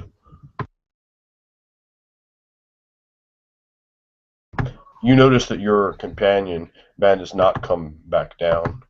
He simply stays perhaps upstairs, or who knows what has happened to him. Seeing the tankard of wine go down ever so, reaching its last drops, I would get up at that point and find a room, purchase it, of course. Begin to rest my weary head. This is easy enough to do. Gerald is happy to sell you rooms, and you can notice from when he produces a key, there are quite a few other keys back there. So perhaps the business is quite good for him. Though it does appear he has done a good evening's business and dinner. And the longer that you guys are in here, the more people actually come in. Though old faces do leave, more people come in, and more eyes are upon you and your feline companion, and perhaps many of the newer individuals that enter into the commons room of the Full Moon Inn exchange rumors and stories that they have concocted as to your origins of strangeness, perhaps strange tales passed by the barmaid as well, and those words mingle as more conversation clearly is stoked, like the barmaid stoked the flames, releasing the airborne embers, releasing the smell of burning wood to mix with the turtle and bean soup and an old smell of burning meat, grilling meat, and baking bread that still lingers slightly, mixed with the smell of ale, the smell of bodies, the smell of the swamp that lingers to the place, the mud that dries and then is swept from this building, the mud of the main thoroughfare. Though this is only slightly similar, but yeah, he's quick to provide you with such things. Perhaps quite pleased to put you down for the evening. I bid adieu to my compatriots that are left upon the table, and then I make my way upstairs, where upon bathing and washing of wounds most foul, I disrobe, clean whatever cloth I can, and lay for the night. And you certainly can. You are able to regain some of your proper rest, which you had not too well done the previous night. You're going to make for me 2 conditioning rolls. Your difficulty is 10, and then you're going to make a 3rd one at a +1 bonus. Any boosts that you make. These are going to be your Vig rating plus your conditioning. Do you have any conditioning-based fortes? Nope. Okay, so it's just going to be whatever your conditioning is. You do have conditioning grades, yes? Yes, I have 5 of those. Oh, okay. We'll add that to your Vigor rating to your die roll, and if you boost, you'll be doing even better. Make 2 normal and then 1 at +1. Tell me what you get. Okay, that's a 16 in total. Okay, on your first one, keep going. I'll just tell you at the end. That's a 16. That's an 18. 16 and 18. Okay. And then I have a 26. And the 26 included your +1 bonus, yes? Yes. Okay.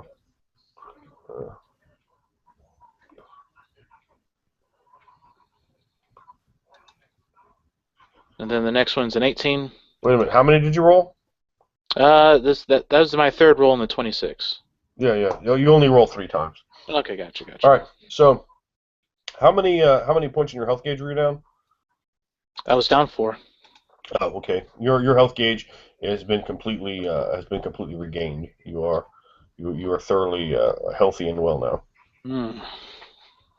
The battering you took at the inside of the frog, the acid that burned at your face, the clamping down and bruising of your ribs is largely repaired. There's only perhaps a slight bit of redness on your face and just a bit more difficult to draw breath than it had been, but overall you're feeling much better when you awaken from a proper night's rest. Well on into the morning.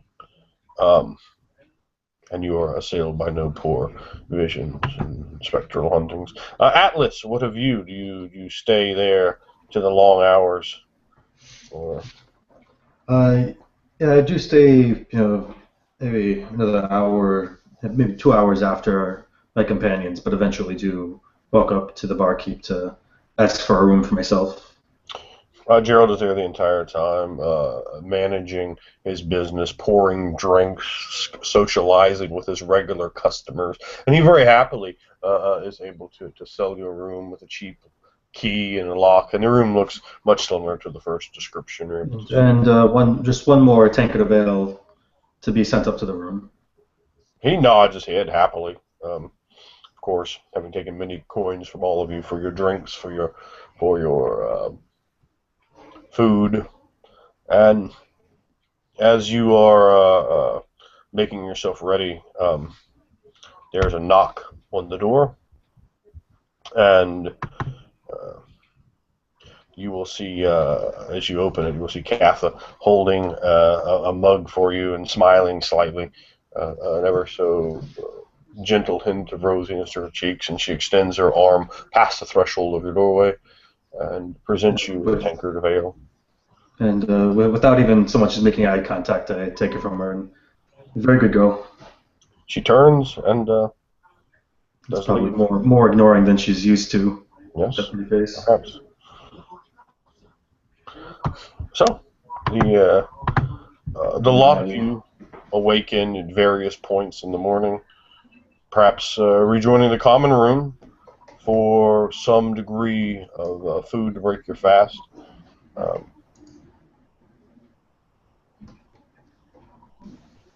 And from that point, I would be very interested to hear what you would like to do to attempt to occupy your day. Well, I walk down the stairs and my right arm outstretched. That was most pleasant indeed, as I slop myself down into a chair, leaning back. I gesture over towards the barmaid, upon which I will have her bring me a light meal to be had, with some more wine. I sit down quietly soon after. By you, Articus. I order some drink and some food as well. Don't say Oh, much. I join And as food well. and drink is brought to each of you, if you do desire it. And you see an older woman now behind the bar, the man Gerald the night before. Perhaps has not risen yet to assume his daily business. that rest was much needed, friends. I feel so much better. I see you look it too. Gratitude. I have seen better days. Oh, to get half eaten by a frog, I believe it. I had What not is- heard the fall of rain, nor the booming of thunder. Neither have I. These clouds, these thunderbirds seem very reluctant to give sway to their nature. Hmm. Where is Kuka? In fact, as you say that, you roll your eyes over and you see she's actually passed out, still laying, stretched luxuriously in front of the fire. Hmm. Well, that is, I guess that is her custom. She's not human after all. Well, there is no other better place to be, I suppose, than next to the warmth of the fire. Yes. And we can all, after this past couple of days, appreciate the need for good rest.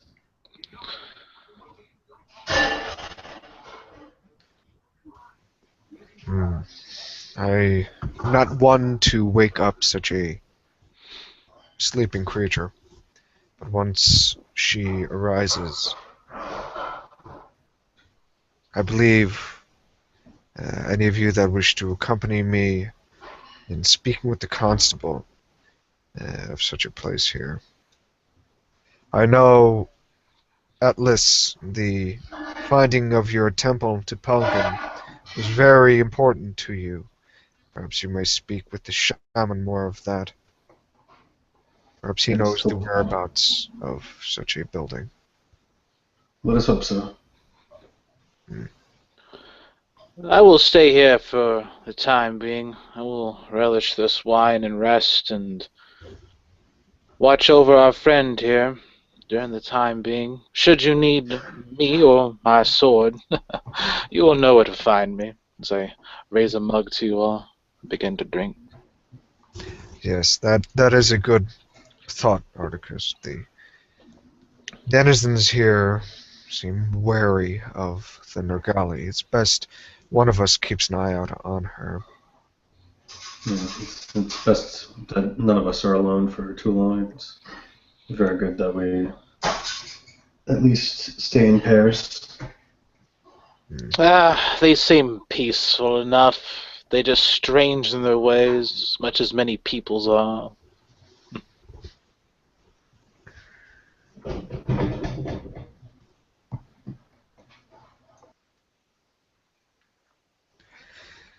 I finish my meal, rather cold demeanor again, almost distant look in my eye, as if I am elsewhere the majority of the time as we eat, drink. I don't really give more to the any small talk or other conversations that may be had at the table. But soon enough, after I'm done eating, get up. I'm going to see the constable now.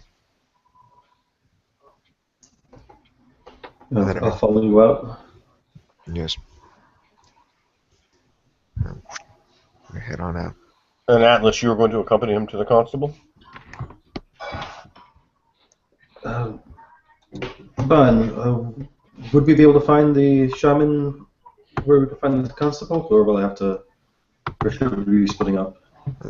They had pointed that a shaman is at that fine building over there. As for the constable, I will ask around. By all means, go speak with the shaman. That is why you came here, isn't it? Yes. A little anxious about us splitting, but it would save some time. I'll see you off here and see to the shaman. Mm.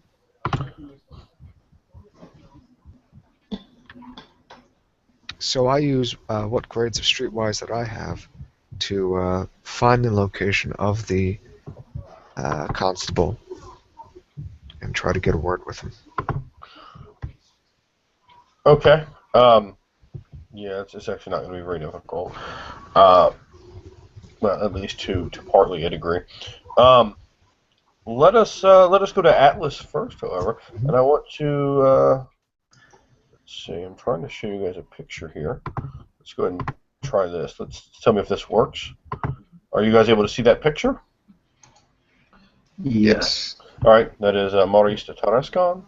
1 inch equals 50 feet, but you can't really tell that. So you can kind of see from the very top, which is the west. That is where you came. Mm-hmm. You can see. Can you see my mouse cursor going around the screen? Yeah. All right. So over here, this is the church, and you can kind of all drink in that particular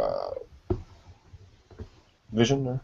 You are over here at number 1, where you begin. The well fenced in, livery included two-story shingled inn, which is a bit different from the thatched roofed buildings that are typical here. All right, so Atlas, you do know, you're nearly certain at least where the temple is, as you did pass by that on the main thoroughfare there, coming in to Maurice de Tarascon, where the procession came out this way and moved up towards the cemetery. Now, you make your way there. Going to now pull up the picture of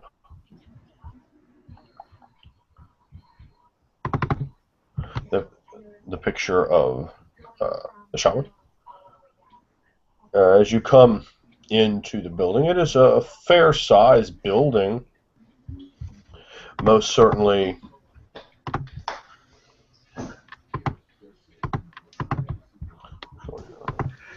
Still have the screen share. Yeah, click that off. Yeah. So you enter the building. It has perhaps an ever so slightly less oppressive aura than the majority of this place. And you see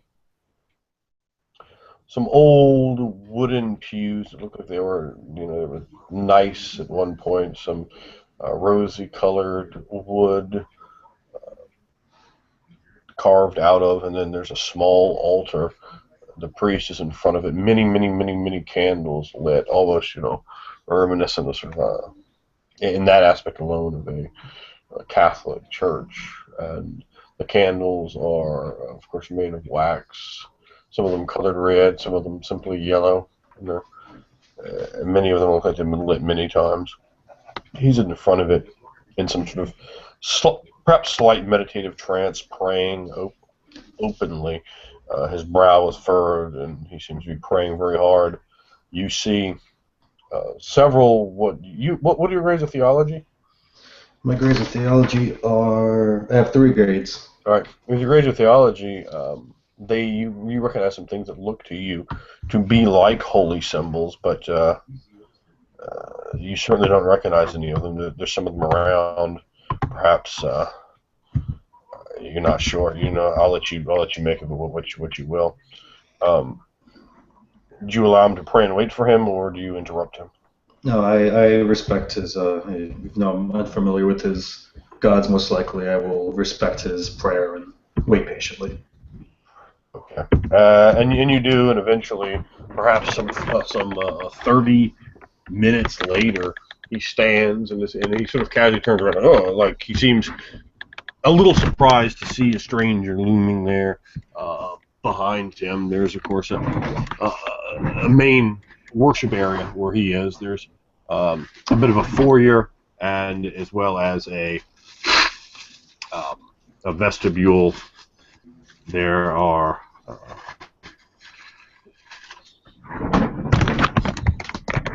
there's also what looks your character wouldn't necessarily notice it, but what looks like some sort of baptismal fountain. He has an image of a hammer with a scales on top of it. You see like a image of like gold with like a ripple here, and then emeralds at the bottom, and like what looks like a sun with rubies on the rays of light coming out, and the sun itself looks kind of like a gem. You see a very large warhammer in front of an anvil. This is another one of the symbols that you see. You see two hands tied together with red string, and a large gauntlet with an eye on the face of it, a white dragon head on the front of a shield with a blue background to it.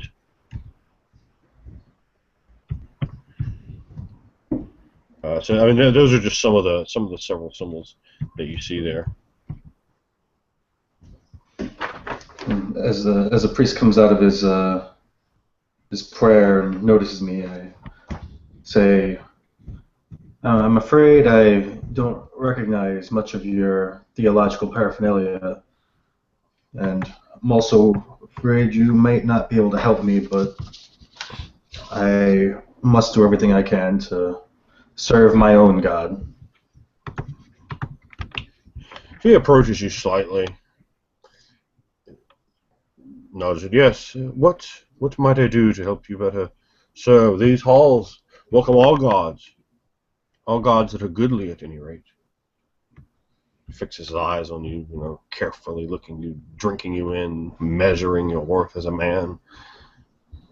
Perhaps even looking ever so slightly into your very soul itself. What might I do for you, or would you prefer to sit and pray and reflect on your own quiet thoughts, to project out prayer to those divine shepherds that watch from beyond the world itself?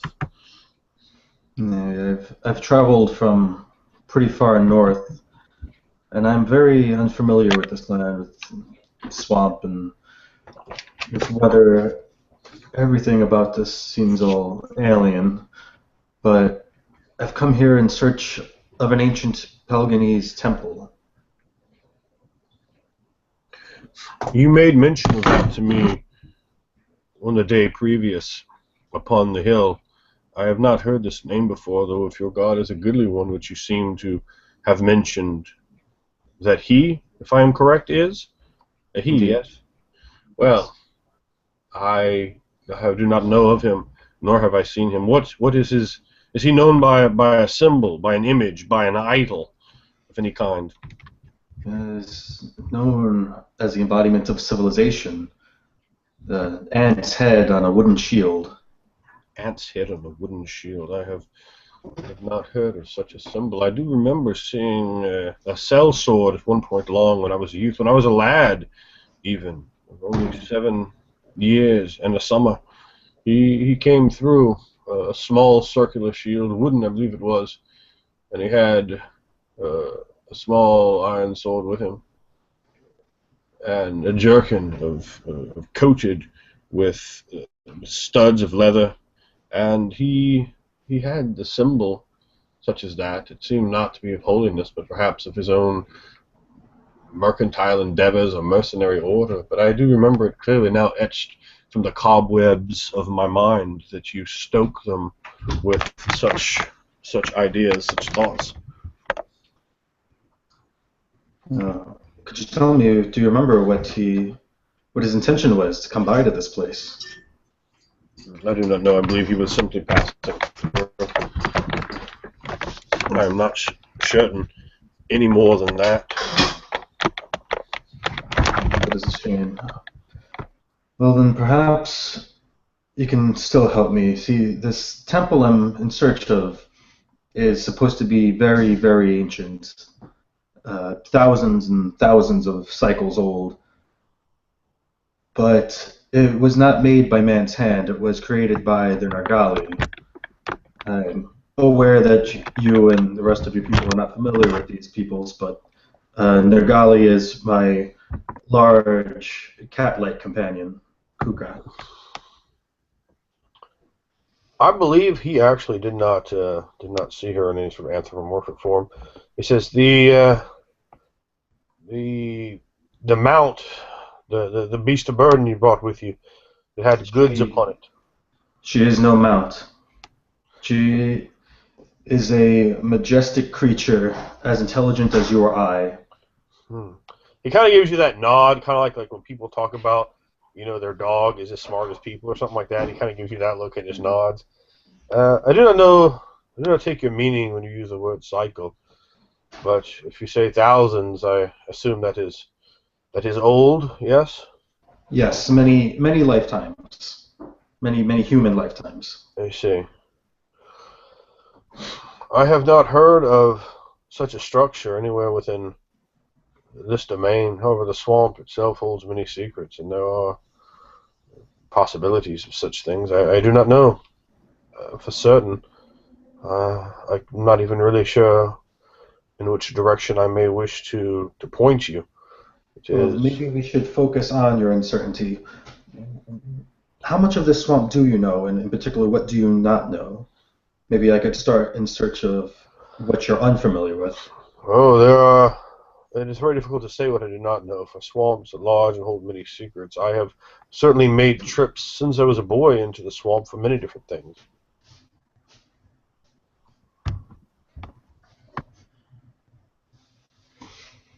Is it possible that a structure such as a ancient temple might be hidden? Maybe the swamp's depths have reached such a height in some places that Oh, hold on might for one be. second. Hold on for 1 second. Uh-oh.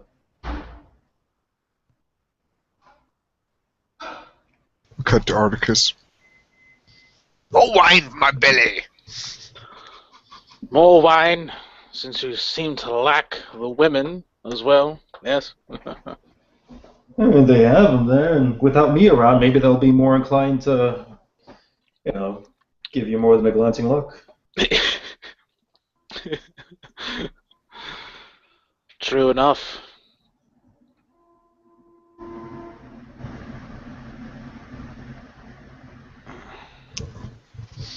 Bill in their galley, sleeping by the fire. People that walk in just gawk. Oh my goodness. Hear more than once. I'm sure she's bringing by a lot of business. Everybody wants to come see their galley. Yep. Be Tourist sure, attraction. be sure such a creature as that has been fixed, lest we have more of them wandering about. Yeah. That's right.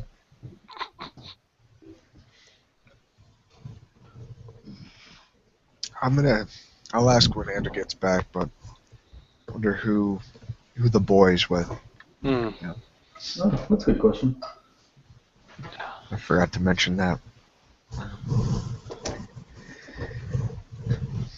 Oh, I don't know what happened with Mia's connection, but The swooshes got her.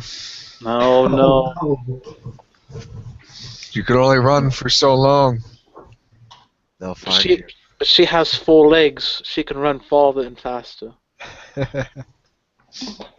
And they're apparently burdened by some sort of tower, so there's no way they. Yeah, I mean, yeah, right? Like, why in your right mind would you just walk around the building on your back like a big old tower? That's weird. The Sirish the homesick Yeah, couldn't live without it. obviously. So homesick they must carry it upon their backs. We merely must carry it in our hearts and minds. Such uncivilized creatures. That's how Articus finishes anything he says, with a nice little laugh. I sure chopped that man's head off. I disarmed him. Oh my. So, Atlas, where were you? I apologize to you in the audience for that momentary abandonment. Sure.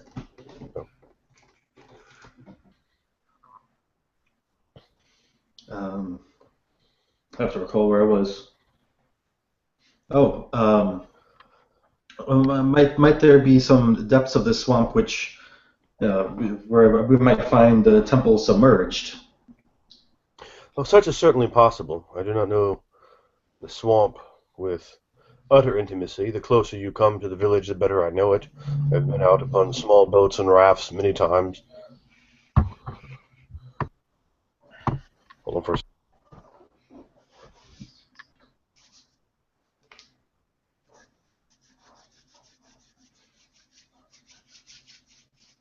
Hope you're all enjoying this game. D&D converted game with Ring of Fire. I know we all are. If you are enjoying Within the Ring of Fire, be sure to purchase the Within the Ring of Fire books. You can get them on the website of Raw Immersive Games. Get in contact with your main man and get the PDF bundle. $75. Get every PDF that has ever been made and that ever will be made. Join the RPG revolution, brother. That's right, RPG Revolution, baby. Absolutely. Okay, I think we're back here to take care of a couple things there, if you will. All right, so he tells you, I'm certainly not as familiar with the entire of the swamp as I would like to be, but I have been hunting there on and off since I was a fairly young boy. I should certainly say the swamp is very large and full of many things, many dangers that slip and slink in and out of the shadows. I would caution to be very wary. Although you may have seen something coming this way, there likely is much more that lurks within that eldritch swamp that has been here as long as anyone can seem to remember. As to rumor of such thing, I do not know. But it is certainly possible, certainly buried and submerged, as you have suggested, that there is some ancient temple of stone, as you have spoken of, there within those watery depths. Might you know somebody who is more familiar with the swamp? Maybe a hunter or a curious traveler?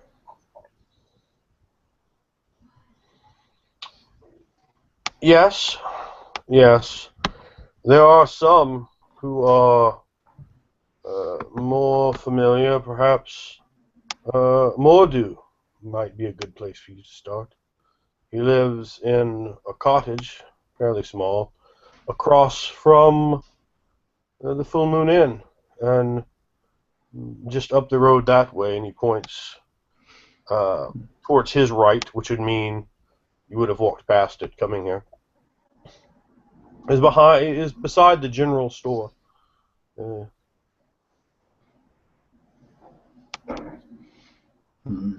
He is, from what I understand, fairly well versed in such things. So a bit of an odd fellow, if you pardon my saying. To find ancient temples maybe odd is what I need. That's perhaps why I thought of him. And he has what said a was his few name things again? He has said a few things that made me think so. Mordu. Mordu. Well, I suppose I could get out of here and seek out Mordu. If you desire, but do not think that you are a burden upon me. And I see that young Luke has taken a liking to the lot of you, which is good. Please treat him with care. His mind has been made feeble. And perhaps new faces and new friends and the warmth they bring may be just a thing to snap him out of it, to put him into a better humor. Yeah, so I was curious about him. Was he born this way, or was this inflicted on him somehow? He kind of turns. He kind of looks down and then slowly begins to turn away, kicking the back of his heel against the floor, staring into the lights as if he's weighing, perhaps thinking. It might have something to do with his brother. It seems the book he carries was a gift. He turns around, the candlelight dancing upon his eyes, surprise registered there. You know of his family? I do not, but in the storybook he carries, there's a note. What does the note say? It's a loving note from what I assume is an older brother to Luke. Brucian seems to become slightly nervous. Marcel Tarascon, that is their family, Tarascon, is in the village here. Marcel was the first to die in this string of horror. A string of horror. My companion told me very little of this horror. What has been happening? What was that procession I saw yesterday? Marcel, well, there was a procession of one of the many who has died. As you saw, they do not stay for too long. Jeremiah de Gris, and he banged loudly and clanged the chains we bound him in. But though death called for him, He sought not to seek that sweet fate, or rather something else prevented it, interceded, interloped, and he looks down, shame and worry in his eyes. He is not with us any longer, yet still there, to this moment even, I'm sure, banging on his coffin, his body necrotic. It is a tragedy, a poverty, such has I've occurred. only ever heard such a thing as stories. What possibly could have come here to this village? Why would this be happening to you? I do not know. As when you found me, I was lost in prayer, contemplating upon the possibilities, the ramifications, the ideas in my mind, and I've spent many hours reading what old tomes I do possess, and the words of these vile creatures that are alive and yet dead, the living dead. They echo from these tombs, from the books of religion, from the words of light, of pure forest, of the watches that guide the froggers and the catfishermen, of the crayfish catchers, those who seek snails or clams there in the bayou. They have not returned, but their words tell of things that men that walk while life has left their eyes. As you have said, Luke, his older brother Marcel Tarascon was the first to die, and it has been very unfortunate. It damaged Luke, the youngest, and Jean as well. His other two brothers, they were changed by the loss of their brother. What of Luke and Marcel's parents? Would they not be here to care for the boy? Luke, Marcel and Jean, they are much older than Luke, and his parents have previously passed on many, some years ago now. The boy has but his one brother, and I do not know if his brother's mental state is strong in the moment. Perhaps time will slowly heal both of them. This is why I allowed Luke to stay in the swamp for some time. It seemed to ease him, having distance. But as I said, the new faces, perhaps the smiles of your kind, were alluring to him. He seems to have grown fond of you and attached himself. Something new to push away the old frightfulness and dreary aspect that has been put upon him by the cruelty of this pox or curse or plague that looms like the clouds over our sleepy village of the Tarascon. Hopefully the boy is young enough to recover from such an ordeal. It is my hope as to why I brought him his food and water and why I let him stay there with his lanterns, hoping the separation would ease his anxious mind back to his normal speech. He was an affable, amiable young lad, but now he is lost, shattered. Well, perhaps you are a sign of a new day. Perhaps you are even, no, that's too much to think, too much to hope or ask for. He glances back at the candles.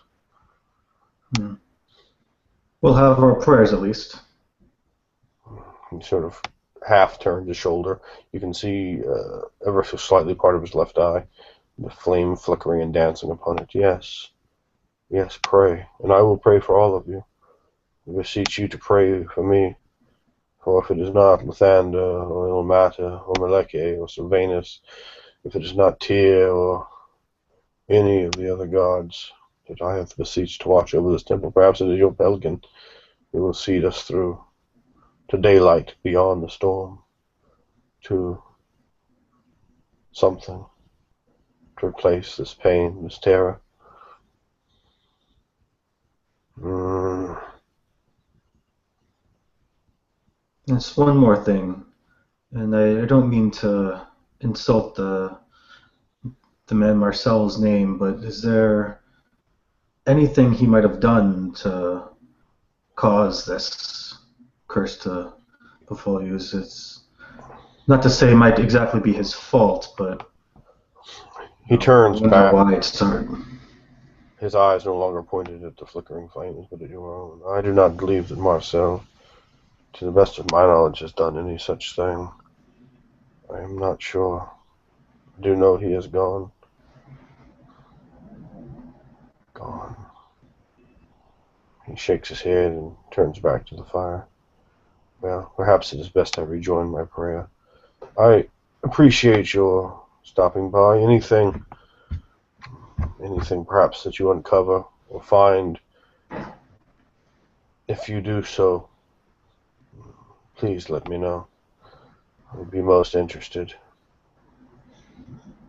Certainly. My appreciation for you, and I hope that you at least stay through the storm. It would be dangerous, perhaps, to travel in such open rain and even flooding in the swamps. I've seen these dormant birds for 5 days now, and the storms haven't come. It's a peculiar thing. Yes, very peculiar. Still, it is the reality that presents itself before us. And that is the truth that we live in.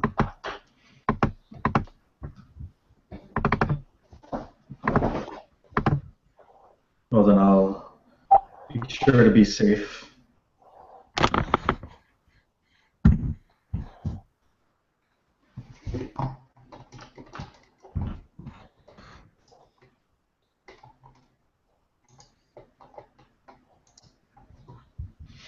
He nods his head respectfully at you, but only turns halfway towards you.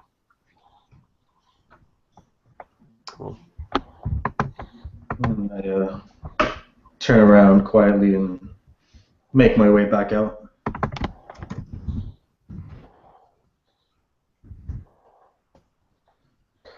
Alright, as you do, you find yourself back on the street looking perhaps towards the cottage that is Mordu's. And we will arrive now at Ban. How do you go about attempting to locate your desired target?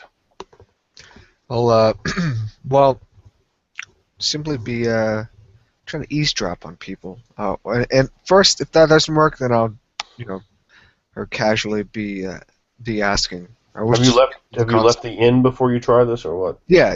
Like I'll leave the inn. If there's not a lot of people out in the street and there's more people in the inn, then I'll go back in the inn and Okay. since Gerald wasn't there, But you're going to start wandering around the street at first, is what you're saying. Yeah. Okay. As you come out, you sort of look around, you sort of walk down to your right and move back down the street to your left, looking for perhaps buildings that might be viable for such a thing. All right, so I look around and then I turn back in after seeing.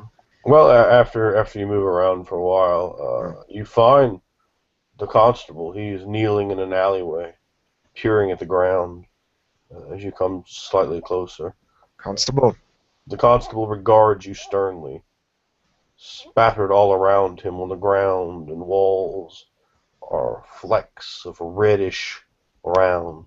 Before him is a large stain of the same substance, apparently dried blood. In the center of the stain is a single piece of bright red licorice. I do one of those, like, cock my eyebrow, like, may I be of assistance? I am quite a tracker back where I am from. He regards you wearily, and he looks back down. at the piece of licorice at the pool of dried blood. Slowly approach the scene a bit closer. And as I get closer, I look at a strange piece of licorice, and I kneel down like with him. So not kind of getting pretty close to him because I want to get a better look, but I sort of kneel down and just giving like an easy sort of look at it. How old do I think this mark is?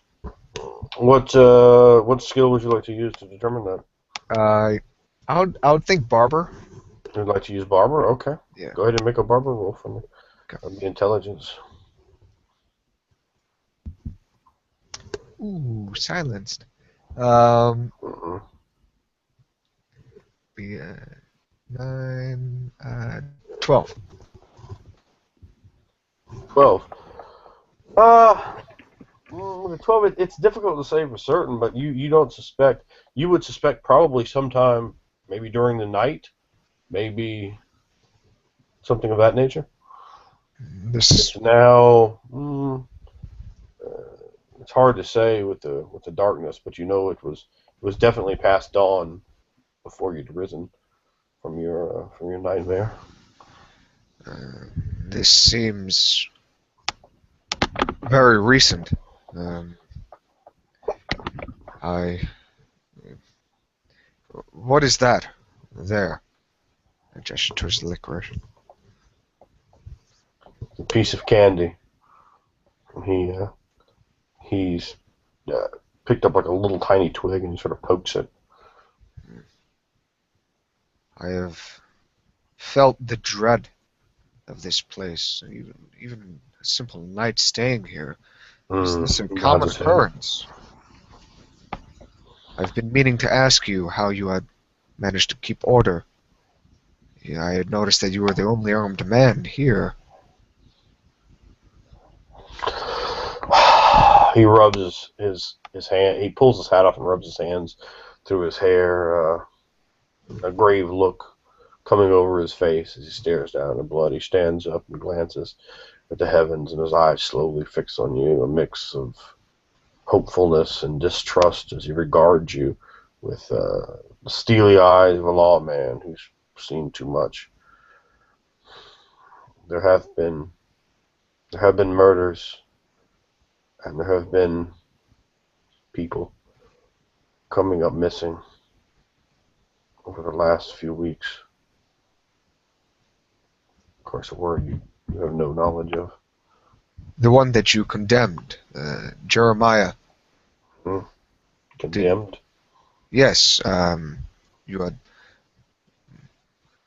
the one that you had put into containment. Was he? There is no one within the jail at the moment. Oh, no, on the hill. Oh, Yes. Is there a sickness going around, or do you think it could be Sarouche? Sarouche? What? I do not know this word you speak. That is what I've been meaning to bring up with you. Where I am from, I too dwell within the swamps, and we are, my family, nomadic people, cannot stay in a place for too long. The Sarouche, they are the denizens of the swamp. They are large, monster-like creatures, like that of a large reptile. Though with the intelligence of a simple beast, they have. You mean alligators? Yes, like that, but larger, larger than a man. I see that you are unfamiliar with this. This is good. This is good. Then it must not be I do not know of these Sarouche. things. But you speak of illness, yes. It has been an illness for 2 weeks. About 2 weeks. has been, they have risen. They die, they become ill, and their eyes yellow, their skin clammy, they sweat, they moan in pain in their stomach and throat, and then they pass on. But past that point, they return, they sit up even.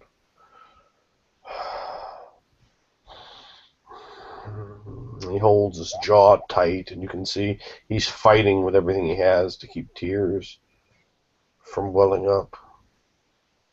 Even my own son, 2 weeks ago, taken by the illness of the swamp, the ailment. It kills its victims, and they rise again. The word the shamans has given him, the word that fell from his lips, from his old musty tomb, was zombie, living dead. Those that walk with spark of life, yet spark of life has left their eyes, replaced only by death, of fever, by curse, by hate. Son, and the tears well in his eyes, but he fights them off and mans up with a steely conviction and courage. It is almost palpable. Yes, there have been disappearances, there have been murders, there have been these zombies that have risen, and it has been a horror. It's been inflicted upon us.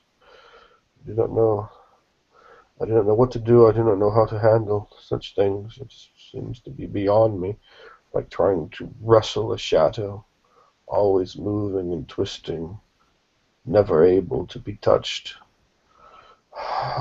His face is flushed with anger, but anger that masks deep pain, the pain of a father who has lost his son. I do not know. But I do know, stranger, that I will serve Maurice de Tarascon as well as I can, whether this is beyond me or not. In the end, resolution shall show. I shall find out who or what is behind this as best I can. He shakes his head and he looks down at the red licorice. He looks down at the dried blood.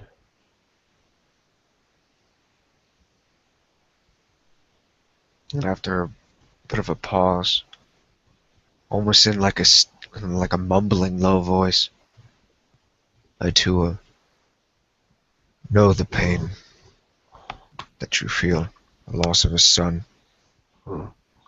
Truly, he looks at you suspiciously, coincidentally enough. My eldest, Tien, he was Tien.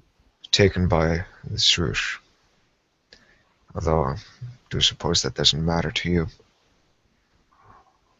Matters. A loss of a child is a horrible thing. And he puts his hand on your shoulder, and he grips it tightly. He's quite strong, to give you an idea. He's got like a 12 strength. He grasps your shoulder strongly. And he nods his head. My sympathy is with you. I know it is the cruelest trick life may play upon a man, to rob him of his own son. This has robbed me of my only son. Still, there's work to be done.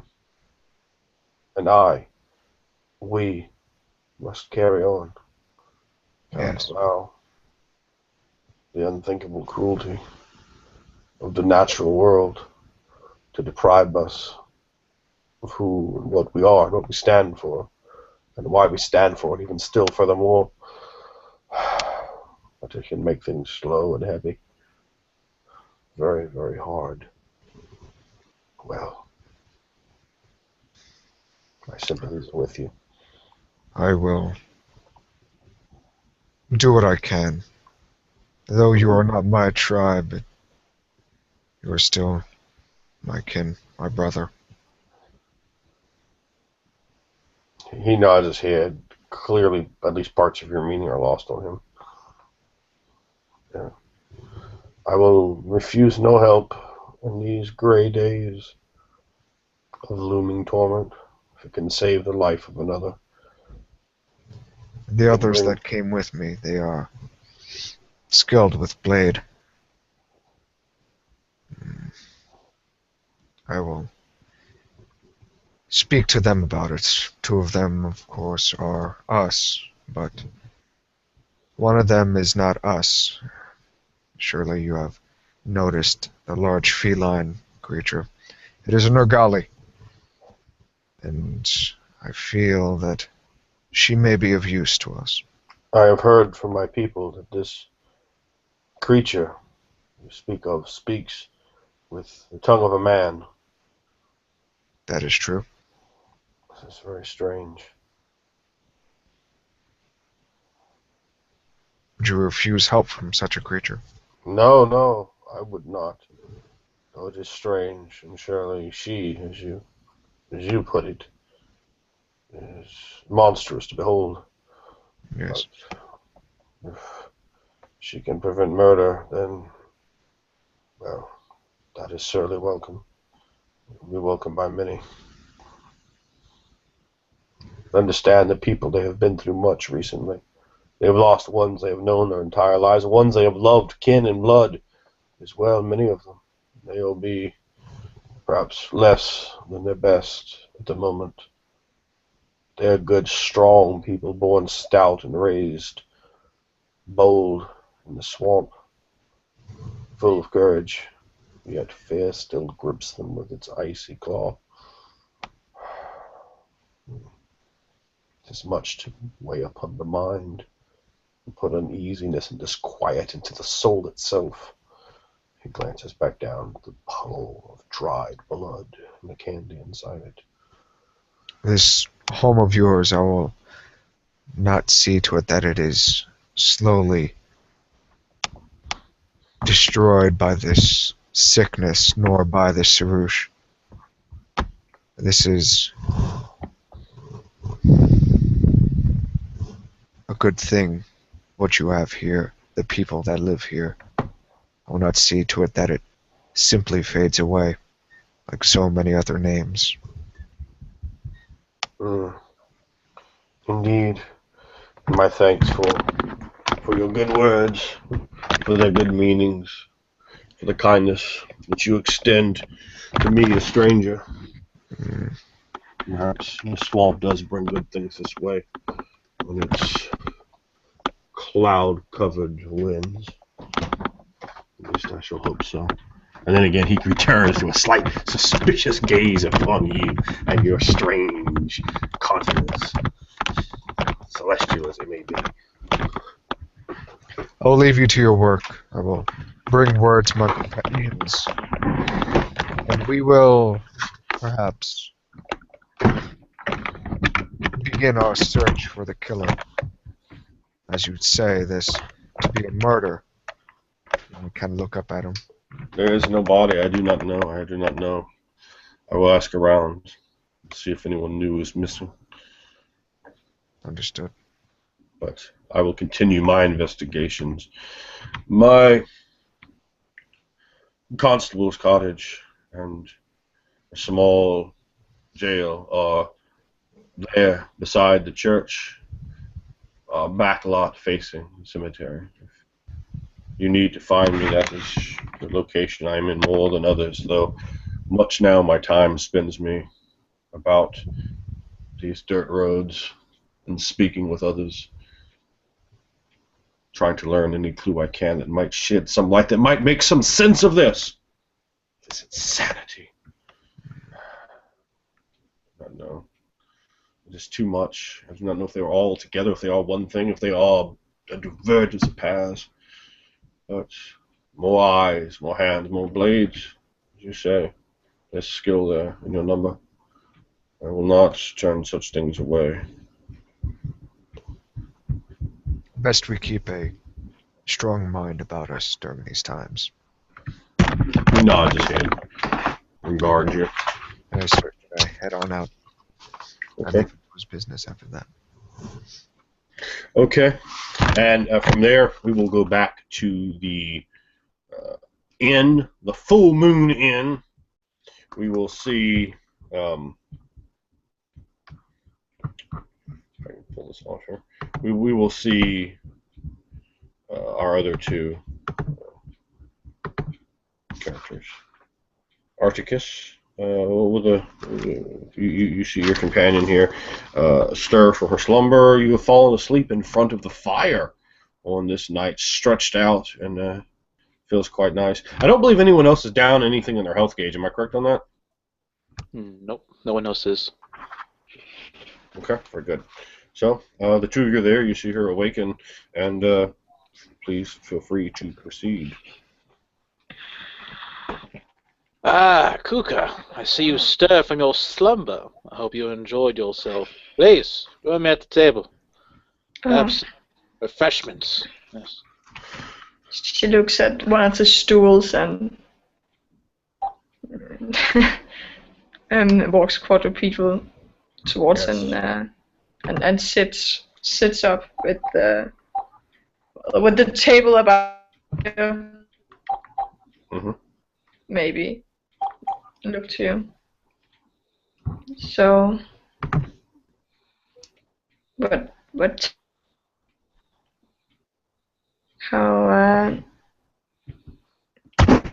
it's not the dark times again. I woken in at the day, right? You're correct, but it is still as cloudy as it has been. The Thunderbirds have not relinquished their rage and water yet. They still linger in the sky, fumbling and toiling up there.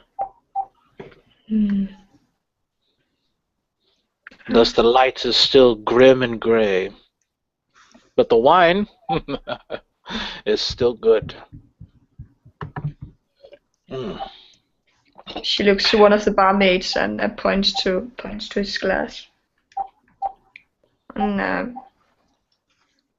give and stretch it out her still muddy hand with some copper pieces.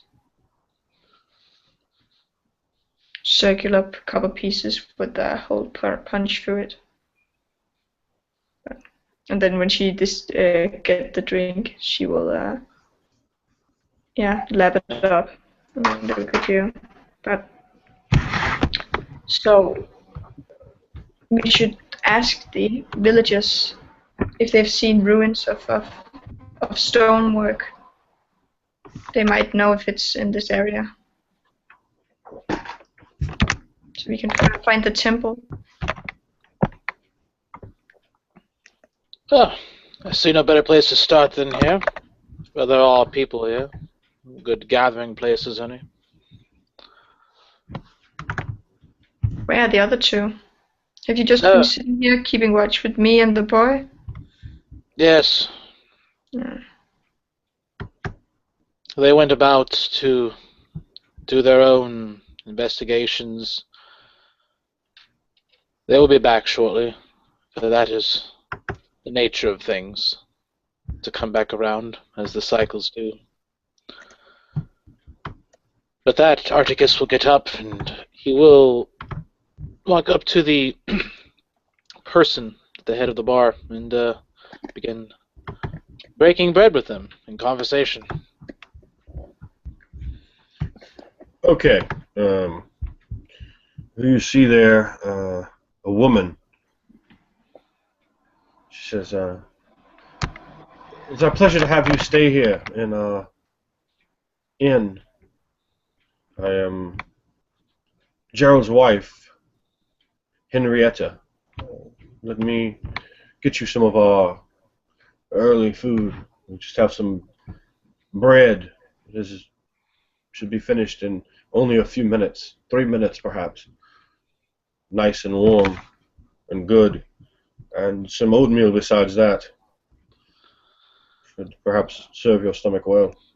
Ah, gratitude. She looks Much over. appreciated. She's over at your companion. I do not know. Does she eat what a house cat eats, but more? Well, let us ask her then, yes. Kuka, Yeah, she looks up from her wine. Yeah? The woman seems, it's just very strange to her that you seem to be able to speak. I walk up and bipedal and with the goblet in my hand and wooden goblet probably, and then walk towards them. She appears Yeah. very awkward, though she's attempting to mask her awkward aspect as best she can, which is better than a lot of the people who are, in here. My tail flutter irritatedly, but nobody can read that, so just flutters oddly. She looks, yeah. What would you be having to eat? Oh, I heard you had goat. Yes, I believe there is still some left over from yesterday. If that dale meat would be fine for you. We have begun to prepare no meat on the day, though. Can you reheat it? Well, I suppose so. There might be some degree of burning. We can put it over the fire for some moments in a pan. She's not smiling. That would be good. She summons one of the barmaids, the girl you saw last night. There's only appears to be two of them here at the moment, and she prepares a pan, and she puts it up on the the sill of the hearth, its overhang, and the embers burn, and the ashy wood of the night before, and she stokes them with the fire, and eventually, well after you have even eaten your food, they return and they bring you that, and it's only slightly warmer, as they they don't like throw any extra logs or anything just for lecture you, but it is brought to you, and it's fairly cold goat meat that's day old. It's recooked slightly. She disregards the barmaid and begins well, nearly lapping it up, but trying to be pleasant about it, not showing how she There's a fairly large quantity of meat that you brought, perhaps more than they would have for a human's belly. Seeing your degree of size and perhaps feeling it the best for you not to be hungry here in their village. Well, that pleases me, and I smile to Artheus with his bread, and feeling quite good about myself seeing your hardtack.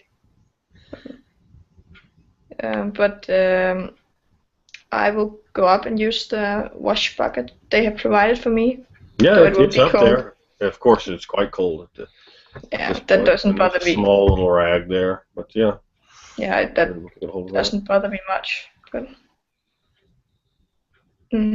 though it is hard to clean pelts with a cloth and not being submerged in water, I definitely try. But yeah. Very well. And you do manage to clean yourself off to some degree, certainly less than you would have liked, but certainly far better than you were. Yeah, sighing when I try to get the handprint back. Just trying to get back there is quite a challenge, but then she gets back. Artheus, you're still in the cups, are you? I'm still in the what? In the cups. Oh, of course. They are enjoyable, are they not? The wine. Nothing else to do around here. Oh, speaking of which, good madam, you wouldn't happen to know the lay of the land around here, would you? She says, yes, what is it you are interested in Maurice de Tarascon? What may I direct you to? Me and my friends are in search of a temple.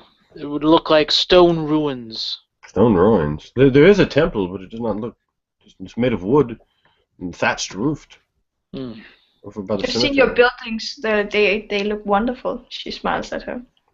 She looks like I like the I like oh, all I right. like the carvings and the well mm, your tribe's eye on details. Tribe. Not like appreciatively. She says, and just perhaps chalks it up to some foul, primitive monster speak that you would associate things with tribes, being a monster as you are. She says, "Oh, my thanks, and the thanks of my village for your recognizing our fine woodworking and carpentry abilities. Perhaps she thinks you've never seen a house before. I mean, you're not sure." Yeah. Just look at her. Mm. So no ruins. There are no ruins that I know of. Perhaps well distant into the swamp, an old village submerged and forgotten by the reeds, by the muck. But I've heard no such tale of such things, and I hear many whispered and hushed conversations being here nearly every day for many, many, many, many years. I see. Hmm.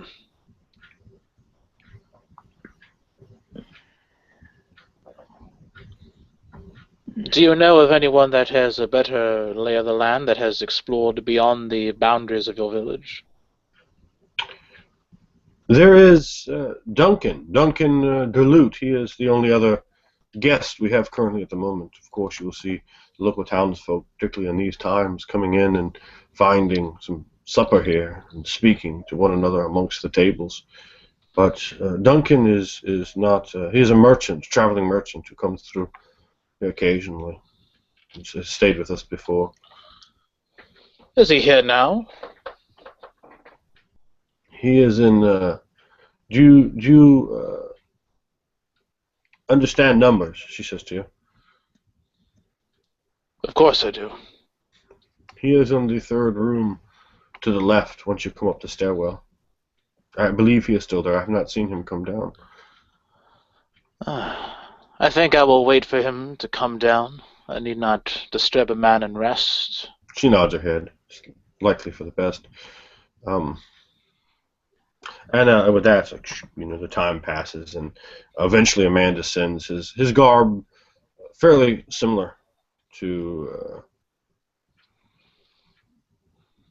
the rest of the people that you've seen here, and he ethnically looks, sort of the French Cajun style. He comes down the steps, and she just sort of motions, kind of gives him an eye and motions at him. This is maybe an hour later. Slightly inebriated, I will walk over towards him. Greetings there, good sir. May I have word with you? He cocks his eye and he smiles and walks over to you. Yes. And he extends his hand. My name is Duncan DeLute, and whom I have the pleasure of speaking with. Are you still at this point quadrupedal or? Oh, I'm by the fire. I've been usually it's been like an hour, so I've drank that goblet of wine and just lay there and just be like, ah. Both of you do remember having seen this man in the tavern last night. Using my right arm, I will set my mug down and then extend it outwards, grasping it. But I will grasp my hand to his forearm, holding and shaking it well. I am Articus. Are you Duncan? Yes. I have just introduced myself. I am Duncan DeLute, yes. Duncan DeLute. Shakes your hand. He's not a slender man, but he's sort of like an average build. He's not a big muscular guy, but maybe he looks a little thicker than a normal man, wearing a blue tunic and a brown pair of breeches and a good sturdy pair of boots. He has a nice looking belt on him and a small silver pin, like a whippoorwill. He has brown hair, parted down the middle with a nice coif to it, and he smiles at you. I turn around on the stool and I put my back and elbow up against the bar, leaning and looking towards him with a bit of a smile. Are you merchants, by chance?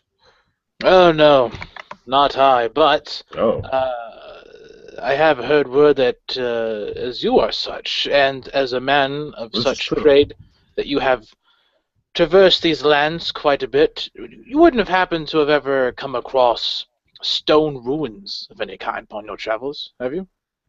Stone ruins. What do you mean? Uh, Ancient building of sorts. I think my friend over here can describe it better. Kuka! He looks over. I have been much through Surania, and I have not seen the likes of her. Truly, as what I have seen and heard, that you may speak Kuka, is it? Kuka's the name of my friend here, Nagali. Yeah. And she His eyes get wide. nods. Truly, but Mm. what transpired last night was not me merely too deep in my own cups. What a sight! You are very large. He says, looking up at you. Thank you. She nods at him. Absolutely. He seems somewhat in awe of you. Perhaps a bit. The man definitely. Most of the other people seem more like rubes. This man seems far more worldly than the rest of his group. But you should see buildings of stonework that would be where it will be carved, so it will be round rooms, spacious. Maybe if the stones were cut out, they would be not triangular, as I've seen many stonework. I see. Oh, but circles within circles, if that helps you. Round ground floors, not squares. Triangles. Triangles, huh? No, not triangles. Not triangles. Yeah. It would be in circles. In circles. Yeah. Not to the likes of this place. And she looks at the, I presume, triangle, not triangular, but square or rectangular room. Oh, yeah. This room is rectangular. That's large commons room. Yeah. He goes, yes, circular. I certainly cannot say that I've seen any such ruins. The ruins really aren't my area of expertise. I am not one who seeks to dig up old things. Such secrets are best left to the land, I always find. But I have met on occasion with individuals who have procured such old artifacts. I'm not interested in the artifact. I'm interested in the building, but yeah. Oh, he looks very confused. You Well, see, me and my friends are looking for this place. It is an ancient temple dedicated to a god foreign to yours, but well known to mine. let me see. Well, I can tell you this. I have personally not seen such a place that I can recall. Not that it would perhaps have made such a large impression on me. Old, crumbling stones. Though newer stones, useful stones, well made use of many times.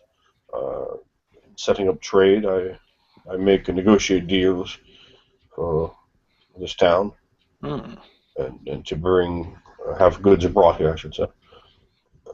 But it is certainly possible when I return to Port de Alaur that I may be able to circulate some word from my tongue and allow it to perhaps see what leads back rapidly. And it may be that which I can use to illuminate your mysteries, particularly if you have some coin to help me loosen Yeah, lips.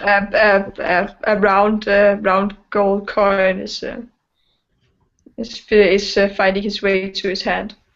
Oh my, well, quite nicely done.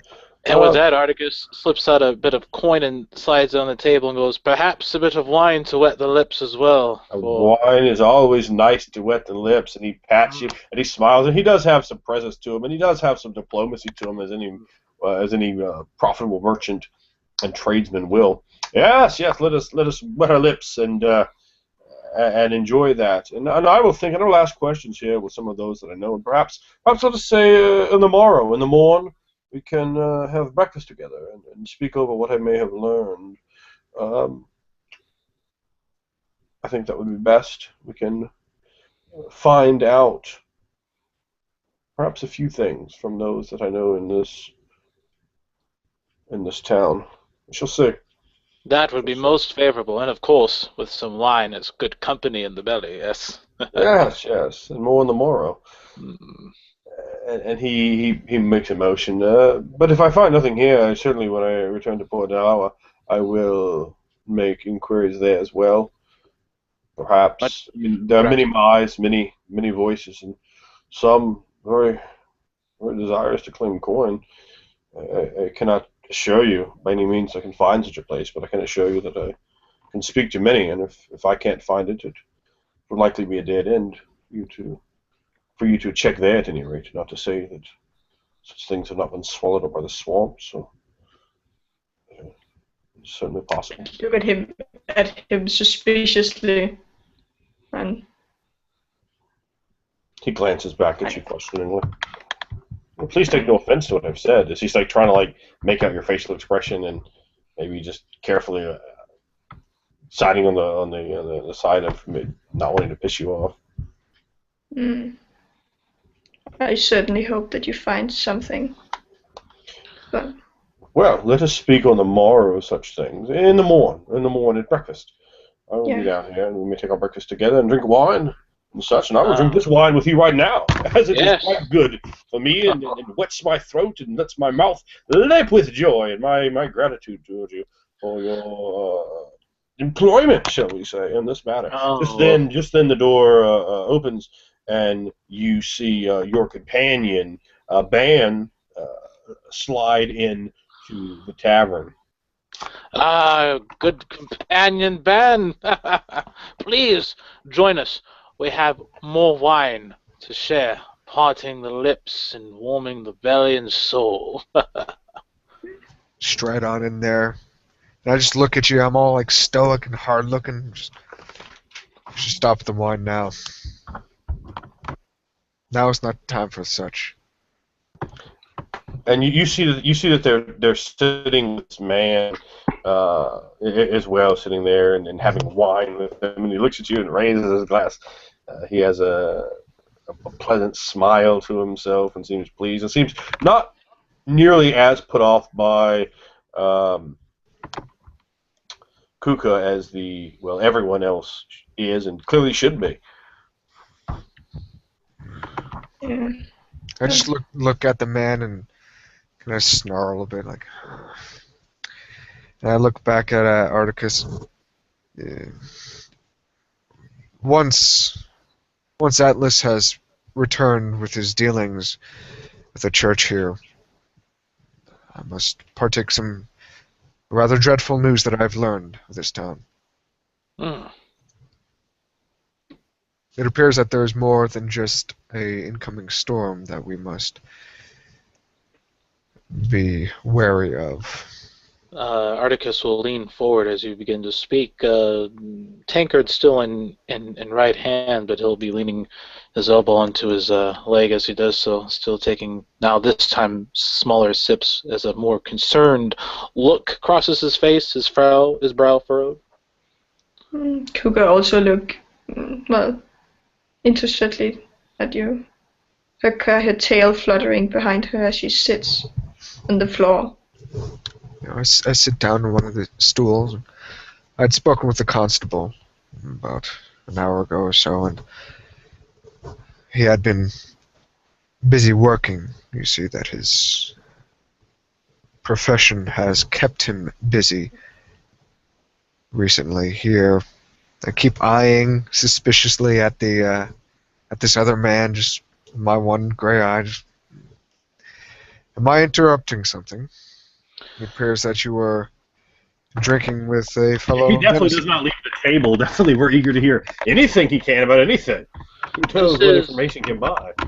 This gentleman here, this man, his name is Duncan Dilute. Duncan Dilute at your service. Yes. Never heard of that clan? Tradesman. I had a pleasure to meet you. Good friends, one and all. And he raises his goblet.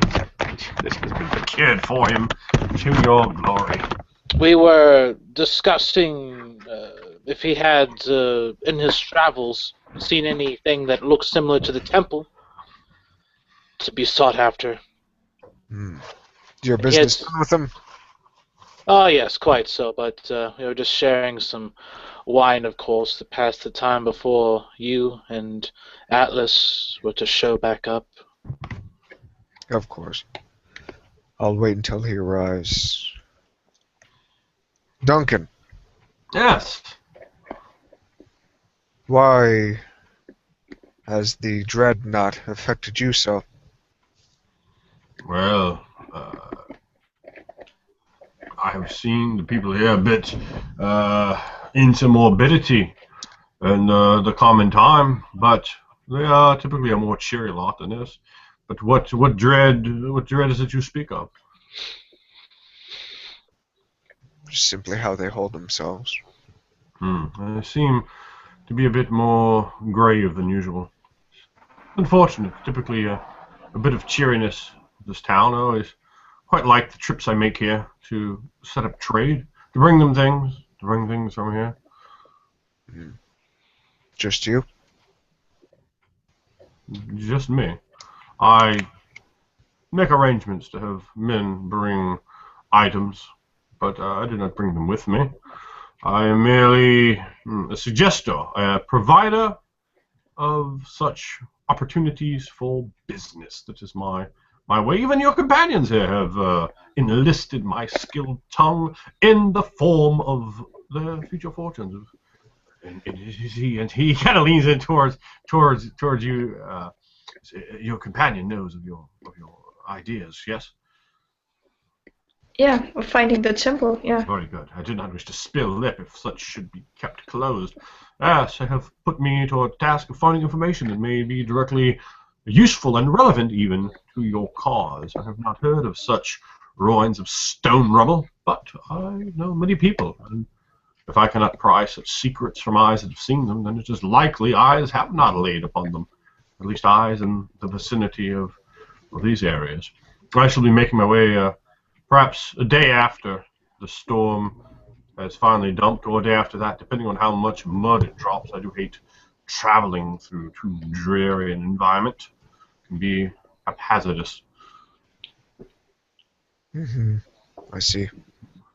Sort of looking at him all suspiciously. He looks back at you very, just nice and easygoing. He doesn't even seem afraid of Kuka the monster. So, which is more suspicious. Yeah. Rightfully so. So the lot of you sit at the table, engaging in your activities, and eventually Duncan will excuse himself and make way into the town, perhaps to conduct business of varying aspects. And over then, we're going to shift over to Atlas and see what Atlas may be attempting to do. And we're going to shift over to a picture as well. You are going to attempt to find Mordu. All right. So, actually, I don't think we're going to need a picture, but okay. So, you begin to make your way towards the cottage that you're definitely going to think is perhaps Mordu from what you have been told, and that is going to be. Let's see here. Let me just go ahead and share the map with you again. Oops. There we go. Can you see this map? I don't see anything. Oh, there it is. Yeah. Yeah, it takes a second. Do you see 6 over here? Yes. All right. Eventually, from the directions, you find yourself over to 6, and there's a door shut in front of you. It's a fairly small cottage. What would you like to do? I'll approach and knock, not too forcefully. All right. You knock, and you hear slight sound of someone walking slowly towards the door, and begins to open. So Excuse me, are you Mordu? The man? How tall is your character? I'm sorry? How tall is your character? He is 5'10". Okay. This man towers over you at maybe 6'4", 6'5" in height. He's bald, a bit of an older man. Imagine like a Jesse the Body Ventura. That's what that's who's going to be playing Mordu in this role. You know Jesse the Body Ventura, I'm sure. Yes, I'll take that as a yes. Got a good image, yeah. Yes, I imagine so. And he looks at you and he cocks his head. You're with that group of new people who've come to the town. Am I correct? Yes. What can I do for you? The shaman told me that you are a hunter who may know the swamps pretty well. Well, I don't know about being a hunter, but I've been many things over the years. I'll tell you that. Please come in and we can discuss what has brought you to my doorway. And he holds onto the back of the door and he slides back and gestures you in with his right arm extended. I noticed a little bit of hesitancy to enter the home, but I do. He shuts the door behind you. The interior, it's only lit by the windows from outside. You see some bookcases in here with many books and scrolls upon them. There are several chairs and a table in here, a hearth.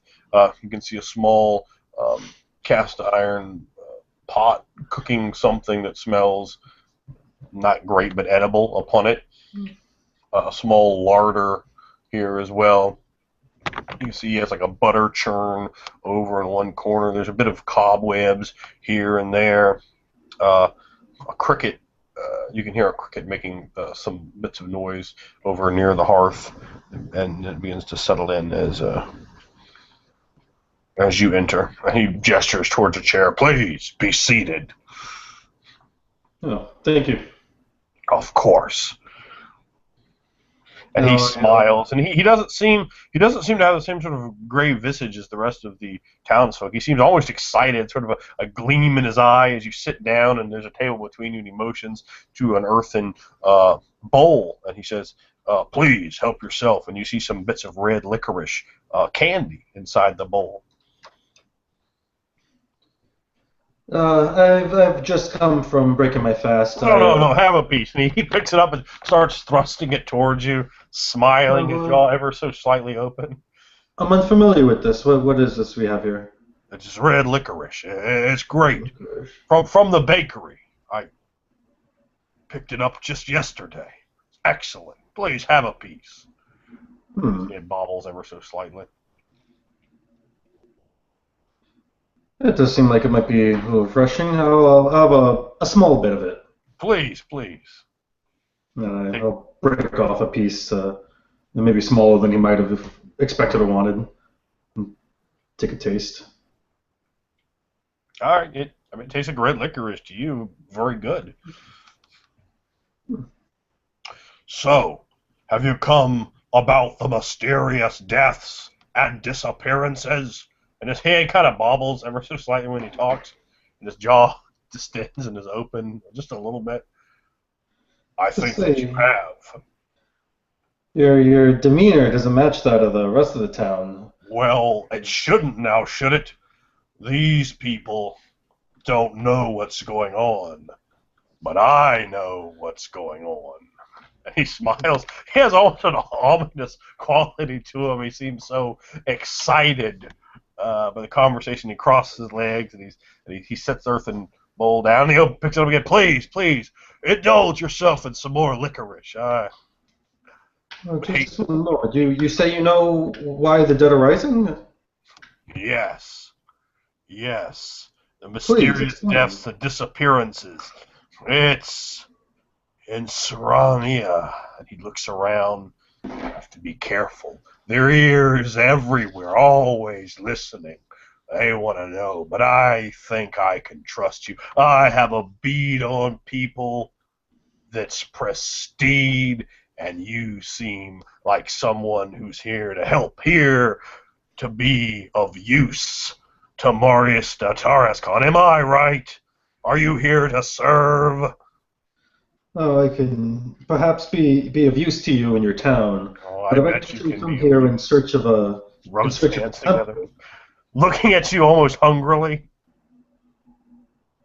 Would you happen to know of any ancient temples, Yeah, I most likely believe made of there is an stone? ancient temple, but I have yet to be able to locate it. I'll tell you this. I believe, and they said I was crazy for believing these things, but you brought up an ancient temple, and I'll tell you what. I'll tell you what right now. Do you understand? There's an ancient temple in the ancient swamp, and it's ancient, I think, and it's to occultists, a group of cultists, a cult of the swamp god. And he grabs a book and brings it over. See, it's all laid out right here in calligraphy. Cult of the swamp god. This book I've read for many years, and they said it was nonsense. They said it was make-believe, but the deaths, the disappearances, the dead, it all comes together right here in print, and I can show you, I could guarantee you that this work is a serious one, and it's very important that people understand dark forces, groups are watching, are taking charge. They're out there. I don't know what their faces are. I don't know what people are behind this coven of wicked individuals of this swamp god, but that is what's behind the disappearances, behind the horrors that have infested and affected Maurice de Tarascon. I can assure you of that. Now, let me be clear. If we are talking about the same temple, then these cultists certainly do not belong. Uh, the temple I seek is of my own god, Pelgan. You worship a swamp god? I worship the god of man. If some swamp god has decided to take up residence in Pelgan's temple, then I will see to it that he is evicted. Well, now, do you know of? Well, your theology is has how many? 3. All right. Well, you might even think that the swamps. You think of Thurga. You think of your Sarush. That would be the obvious answer. Yeah. So I mean, These, just some things your theology would tell you. sure. And he's pointing at the book, and he has a smile on his face like I was right. He has a shit-eating grin, and he's just pointing at it emphatically. Who are these cultists that you say are taken up in this temple? Who are the cultists? Yes. I So don't who is know. I don't know what their faces are. I know they watch. I know they want to silence me from speaking out the truth. I'm clearly searching to figure out what is actually happening, who they are, to unveil and unmask them. And I think you might just be the people to help. I heard you even have an enormous talking cat-like creature. Is that so? And his jaw kind of slightly a Nergali? Her name is Kuka. a Nergali. I've never read of such a thing. Well, That's very brave. if you were to come by to the inn, you could see her with your own eyes. Perhaps I will. Perhaps better than that, you can bring her and your companions all back here tomorrow, and perhaps I could find some more information that might be useful to you, I would certainly be very happy to attempt to be useful to you. I can tell you this, though, 6 villagers are missing. I don't know if you knew that, but I'll tell you that right now. Because I'm investigating, I'm paying attention, I'm watching to figure out exactly what's happening here. And I I can tell you appreciate even your more. offer of hospitality, but my companions and I are a bit anxious to find this temple. Do you know in which direction, perhaps, we might find it? I'll tell you this. Don't trust shaman. Don't trust the shaman. He worships a lord of the dead, I believe, from the beginning. Bruce Ian has been behind parts of this conspiracy. He's an evil man with evil intentions. I'm watching him. He goes out into the swamp and does strange things out there. I'll tell you that right now. He is associated somehow, I believe, yet I can't prove it yet, but the truth is something that I'll find and remove the guises. I believe that he's somehow associated with the cult of the swamp god. He's a follower of dead gods, of pain and suffering, of death, and he may well have something to do with what's happening in the village. So what about that?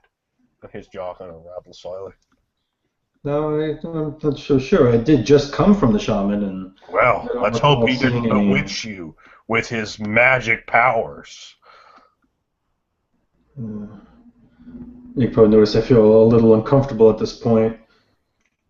All right, I will keep your warnings. Certainly, and come back tomorrow. Here, have some more licorice. He offers them. I'll take some to my companions. Yes, please. But please, could you just do you have any sense of where we might find this temple? I'm not sure. What I'm trying to tell you is a cult of the swamp god is operating in this area. I don't know about this temple you're speaking of. Likely the followers of the temple of the swamp god know. Probably done something with the people there. I can't say for sure. I'm only asking questions here.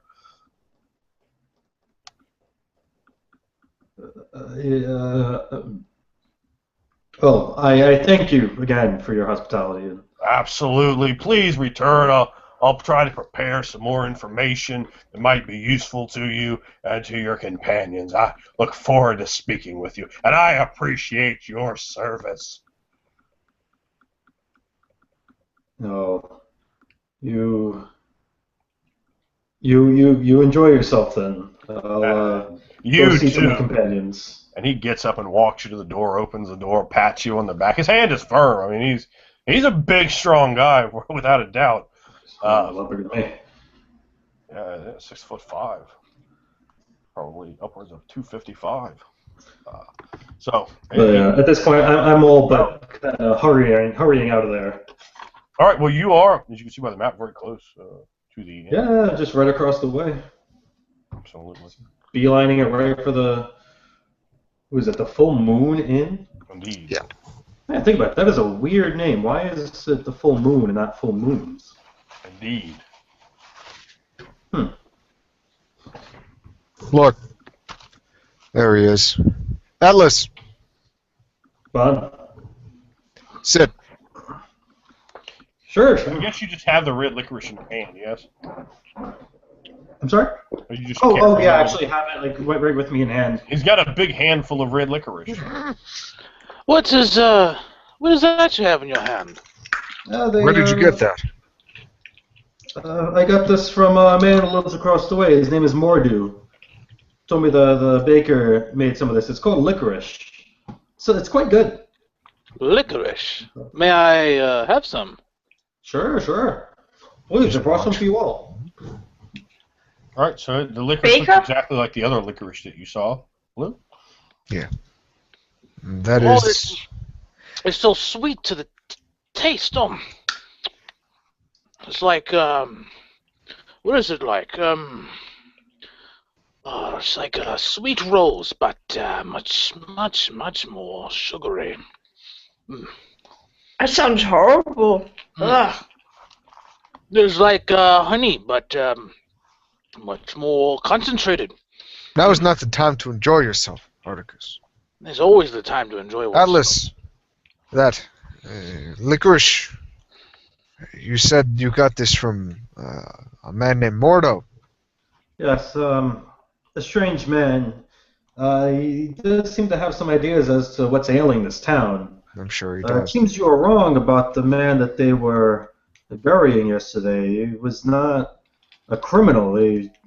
I spoke with a shaman, and it seems the dead have been rising. Mm. I've also learned of murders. The constable had been busy with his work, like I had alluded to before. The red licorice was found amidst a splatter remains of what could now be a lost soul. This red licorice. As you say that, like he immediately stops chewing his licorice and begins coughing a bit.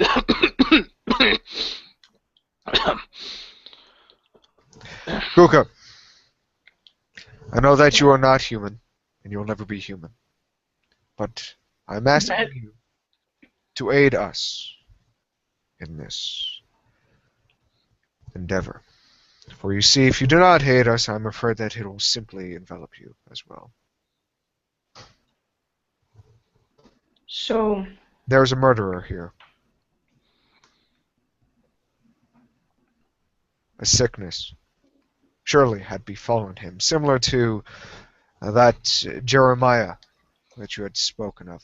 I believe there is a sickness, the dreary that is cast upon these people here, like a disease, seeps into their minds, slowly changes them to perhaps madmen, driving them wild with rage or other unwholesome aspects. so They, acidic Haga takes root in the people here. yes, yes, perhaps that is the name your people call it. It is a murderer, someone that wishes to do whatever their means are. I'm not sure. But what I am sure of is that licorice there is a connection, something that we must follow up. For I believe, Alice, I believe you are quite set on finding your temple to Pelgan, but I'm afraid that perhaps I have sent the merchant doctors out to ask people around if they have seen rubbles of stone. I see. It's better that you had done that then. And you know, this man Mordu, he was well aware of these murders and disappearances as well. Seems to have some interesting theories as to what might be going on, but more importantly, he does talk about this temple he knows of. He says it's habitated now by swamp worshippers, which I can only assume are the Surish and Mother Yurga. Of course, they will not be too far. They're never too far. This, You cannot have. Does he know where it is? She's like standing up quadrupedal. Her back is. I tried to get this out of him, but I don't think he knows himself. I'm not so sure he's all here. we must not act brashly here. We should act with precision. This. What do you suppose we're doing? What do you suppose I can help you with fighting a murderer? Well, you are a large cat, and cats are known to have dealt with many snakes, at least, in my own village, rats and the like. I believe we do have such a thing here. What you say so is true, a snake, a sirush, worshipper of some foul thing that it calls divine is here, spreading these murders, this sickness. We must find it But out. if it's a sickness, then it's as a dehaka. I kind of look at you. I see. This mortar they speak of, he is mad, and surely the sickness has already begun its roots on him. It all makes sense. You did say that you found the licorice upon the corpse, and that There was this no corpse. No corpse, but where No corpse. Then someone I thought once you said there was a murder. The Sharoos surely dragged them out to the swamp to eat them. That is what I believe. Yes. No. But how would anyone sell licorice to Sharoos or not? Perhaps it is. Maybe did you say he got it from the baker? Are you sure Yes. the baker's still here? Because maybe they took the baker. Maybe, I don't know. That's more. It's what Mordu told me. If you're He done just with your wine, I believe now is the time that we visit this baker. With that, Articus will chug the last bits of it. You hear me sigh like. I actually smiled seeing all these goblets, thinking about how easy it would be to enslave him, and he's drunk all the time, just looking at all the cups like, yeah, it's easy. quite actually encouraging him to drink more when he was full. Come. Not going so far as paying, but yeah. No. Fortify your minds for this place. I do not wish to further bring hesitation to your step, but this place, as you know, is different. The skies, the clouds, the spirits of this place are warped. They're all wrong. Perhaps this is the doing of this cult, of these murders. Perhaps it is taking root on our own minds as we speak. We must act quickly. Do you mean are we vulnerable to this sickness as well? We have been seeing things that should not be. The eyes of Armon are no longer. The skies are filled with. Even the name of this inn suggests that, so far as these people know, Armand has only one eye. Yes. This is like a strange, warped dream, and it is plucking things from our minds and distorting them. We must. Atlas, you speak of. I do not know what a baker is. It makes I don't know it either. makes that One who makes this licorice, I suppose. But all right, let us go find. Let us ask the barkeep here. I'd rather not ask Mordu. Yes. Sickness has him. The woman, perhaps having overheard, you can already see she's perked up, sort of tip you that she may want to continue your conversation. Yes. Who makes this licorice in the town? She goes, yes, Louise DeCan operates the bakery, turning out cakes, rolls, candies, all sorts of things. And that's her specialty, that red licorice you show there. Would you like directions to go see her, perhaps to purchase some more? Yes, please. We'd very much like to talk to her. Yes, and you definitely catch on that she, clearly she's listening to you. The way she puts that. Well, very well then. What you do is you walk straight out here, and then you're going to make a right, go down, and it is in fact the cottage closest to our inn, so it's very conveniently located. She should be open now.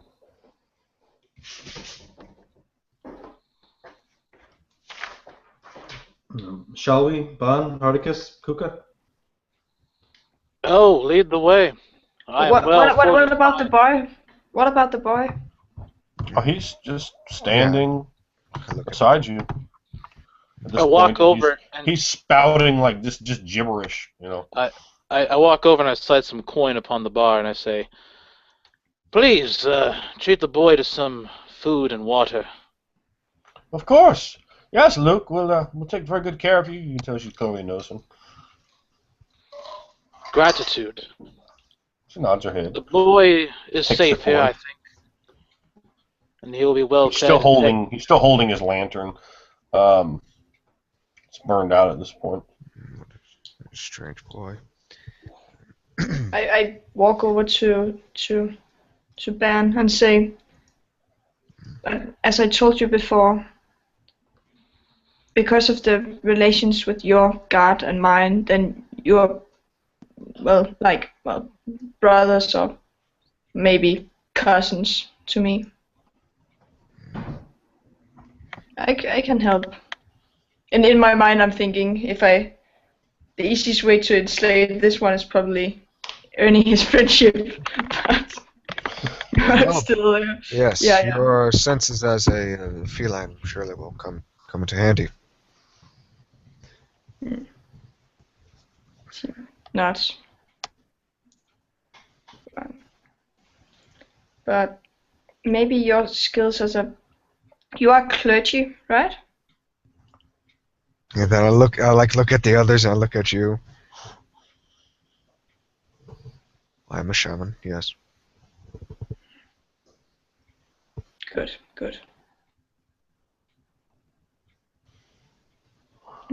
What of it? No, I was just with the strangers I've seen with you, taking spindly threads of blue flame from your fingertips. Well, had to ask. Not that I ever perceived you as a magi.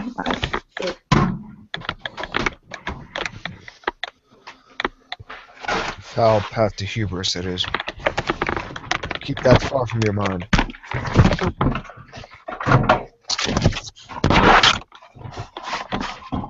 Let us.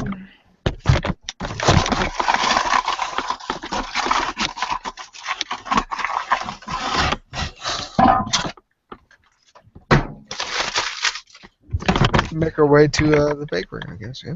All right. So you do make your way to the bakery. A woman in there. She's probably about 55 years of age. Silvery streaks run through her auburn hair. She's ever so slightly on the plump side. It's not to be odd to someone running a bakery. The place smells utterly wonderful.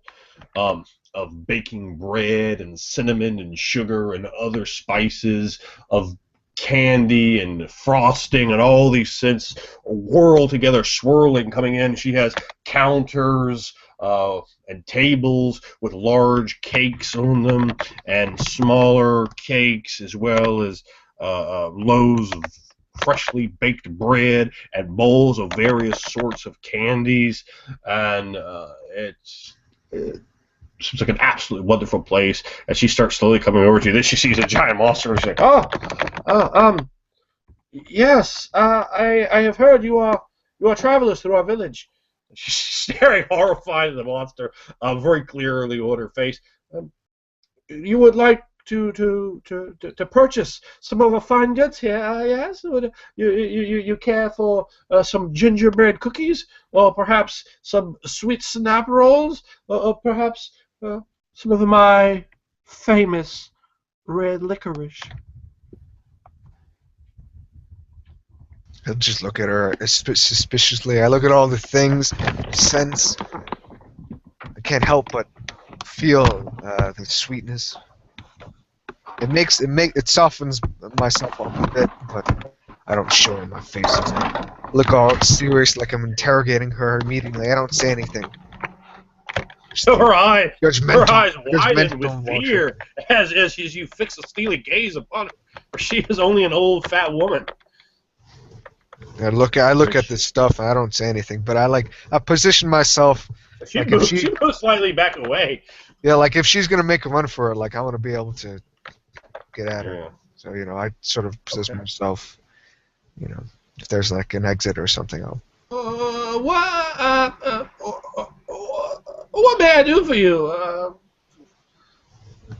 She takes another half step back towards a door behind her. My associate would like to have words with you. Please, then, break words and let there be no division. She takes another sort of half step closer to the door. Fear obvious upon her face. Yeah. My lips pull a bit back as I Her look at eyes her. widen as large as they possibly can. These words, then. Some white flour on her hands. We do not mean to put you ill at ease. Breathing very heavily, I'm sure, her heart beating rapidly within her chest, sweat beginning to bead on her old brow. She rubs her hands together as a sign of comfort. You must. I've never known a place like this. These scents. Yes. Your red licorice, I do know of though. Yes, it's very famous. One of the most famous items from Maurice de Tarascon.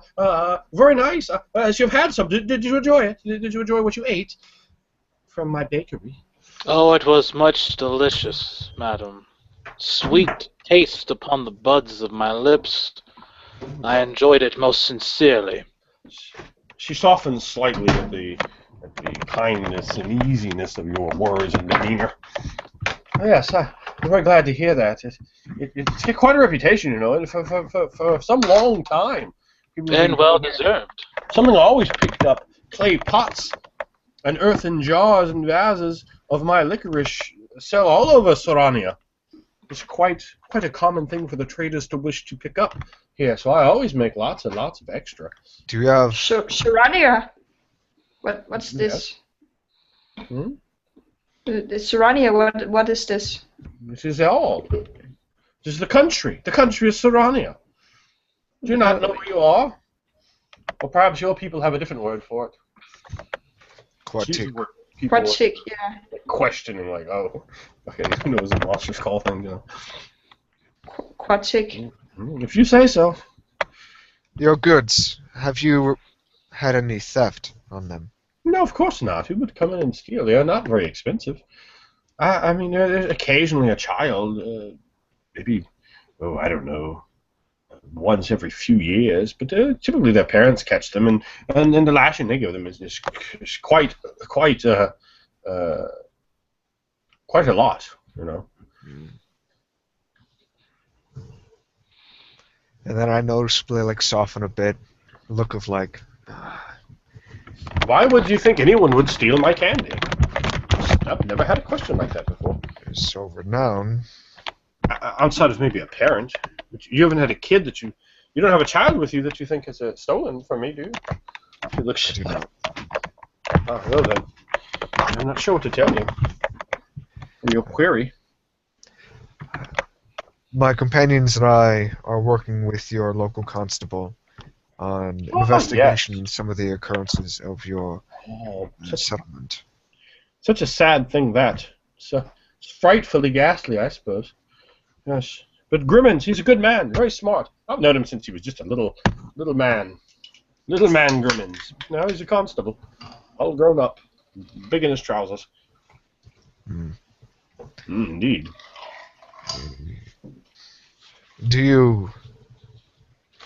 Where's your husband?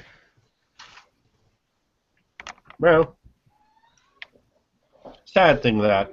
He's passed several years back. And why do you wish my husband? You run this establishment then? Yes. It's just you. I am the baker. Well, he wasn't ever a baker to begin with. I see. Do you have... I have good reason to believe that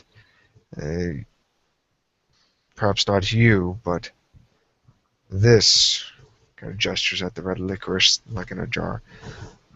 That is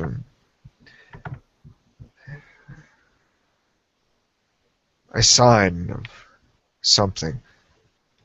You wouldn't believe our thoughts if I had told you.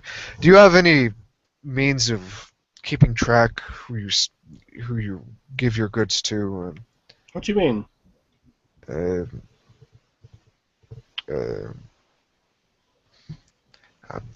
I do not know. Surely you do not just open your doors and give this fine-smelling culinary arts willingly. I sell these items. I open my doors willingly and sell as much as I can. I'm an old woman. I won't be able to work forever to make as much of a nest egg as I can. Do you mean, are you asking who my best customers are for licorice? Yes. Well, of course, Mordu. He's always in here, buying up all the licorice he can. He loves it. He's a fiend for it, some would say. Yes, Mordu actually offered me some of his. It was quite good. Oh yes, Mordu is very, very, very fond of it. And then of course Jean, Jean Tarascon, and we cannot forget the Bordel children, all of whom like licorice.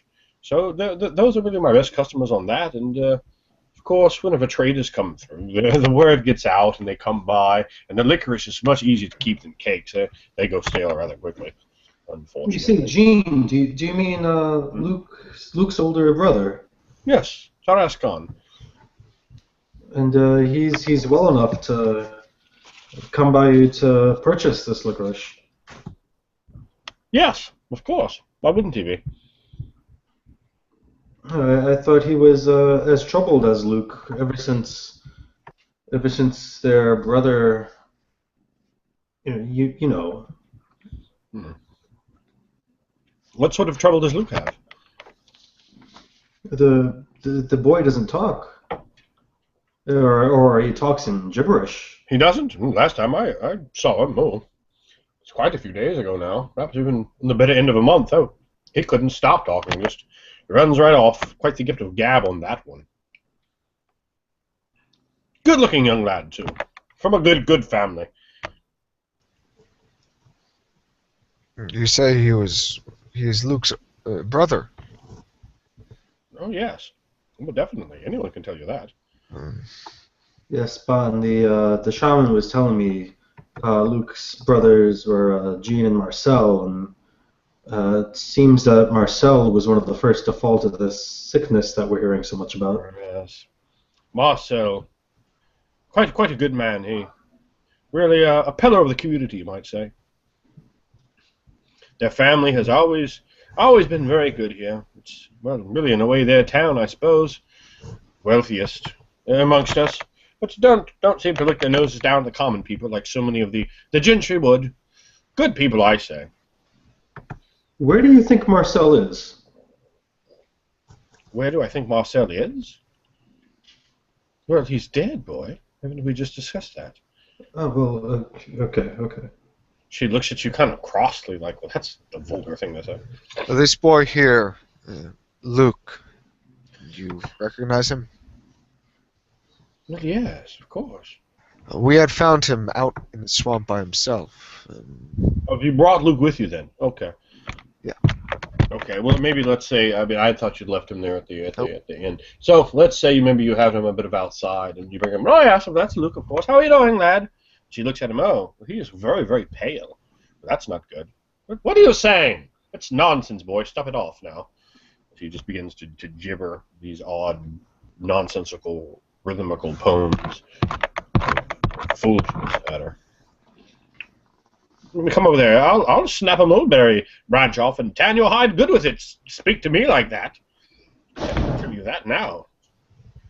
You have to tell Jean next time he comes in that you're making things up. Stop it now. Stop it, boy. He says. Why does he not stay with his older brother? I don't know. I thought he had. Why do you have him? You kidnapped this child. I've not. At this point, I kind of whisper over to Bon. Bon, when I spoke with the priest, he told me that after Maurice fell, Jean and Luke both went a little mad, like Luke is here. I'm not so sure that this woman is aware of the goings on of the town. And then I turned back to her. Can you watch after the boy, Luke? He needs a proper... No! You have Keep to him. take him to his brother. Understood. Where might I find his brother? Oh, well, you can either go down to the plantation, or they have a townhouse here. It's a bit closer. Probably the best time to do it's around, I don't know, in the evening to either of the places. Jin could be out about anywhere at the moment. The boy does seem to like you, though. It's a bit odd. She looks at the both of you. Understood. This plantation is your farmland. Oh yes, it's down to the east of here. And she kind of points back towards the swamp. It's the west, and down there is the east. Just keep going. It's very, very large. Largest home that we have around here.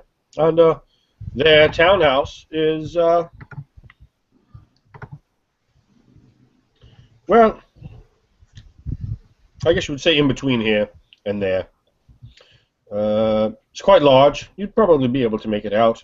If you were to go down there to the main thoroughfare, just keep on going, you'd eventually see it. Largest house towards the edge of a quaint little village here.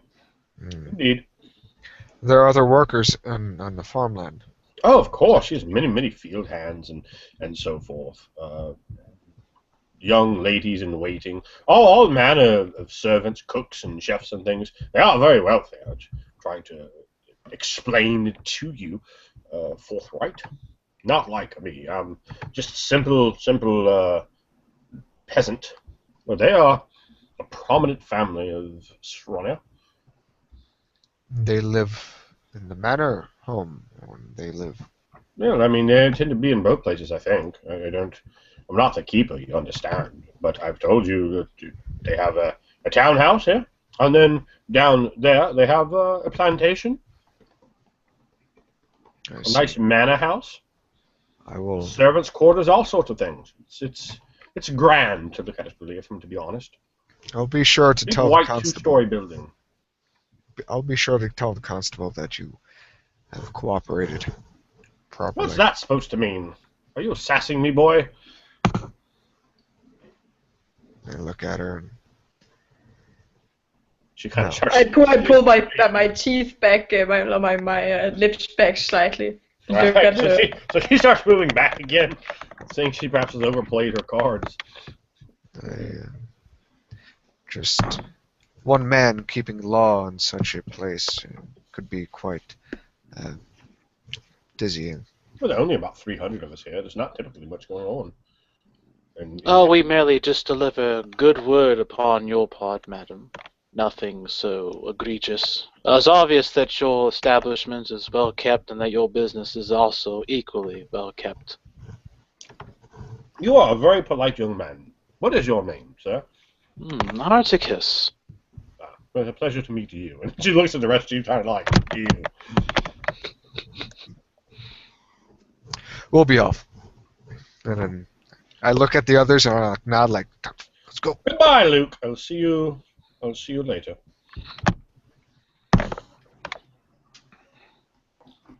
I mean, I'd leave. I mean. Oh yeah, I follow directly afterwards. The hell out of here. Bon, What is it? I feel I've heard a very different story about what's going on here in the town from the shaman and this man Mordu. The shaman was telling me about Jean's frailty similar to that of Luke's, and this is why the shaman was keeping Luke out in the swamp. Well provided for, although alone. It troubles me that this woman wasn't aware of this, or aware that the boy doesn't speak, or at least not sensibly. So I look back at the boy, like all suspicious, like, hmm, perhaps, yes. He gibbers at you as if he was some sort of a half-wit. And I'm not so sure, even if his brother were well, that we should be leaving him with his brother. This No, of boy course might not. more so need a good Pelgan raising. We should maybe, no, not yourself, but I could see after the boy for a while. Maybe bring him back to First Port, Newport, or any of these other cities where he might have a proper raising. Let us speak with the constable. I believe that it is not wise to intrude on what these people consider to be their uh, highborn without the permission. I shall let the constable know that we intend on looking at the farmhand's plantation.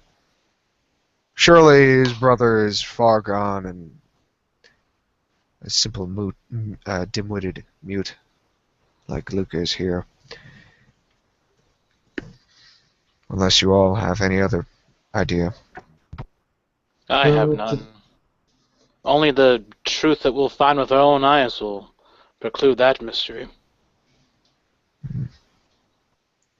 Can we see where the liquid was found? I will show you. Thank you. Slowly, I make my, I start bringing them over to the location, the alleyway. All right. As you're, you eventually you make your way over there, and you can see as you're coming this way now, you can hear with every step fall closer and closer the sound of hammering and a chimney. It seems a smith is actively working very near where this has occurred. There. Do you see it? And Luke is falling back behind you. He kind of cocks his head to the left and looks down at the blood. And you see it. It's dry, brownish red blood. Yeah, I try when I see that I will try to like put my tail in front of his eyes if he's like behind me. Slightly trying to like what's the word? Like shield the troubled little lunatic by shielding him off from seeing blood. Look with the truth of your eyes. See that there are attacks in this town. A cult, a Sarush cult, to whatever damned thing that they give worship to.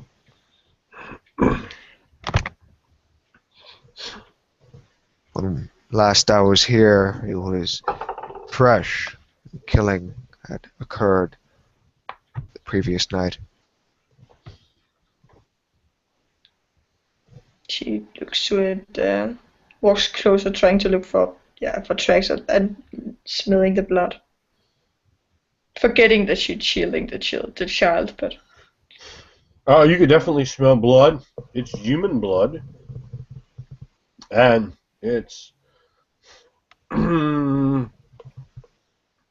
not quite a day old. Maybe half a day, something along those lines. You can't really tell much more than that. See now the urgency of which I spoken to you all before. The constable must know of our intentions.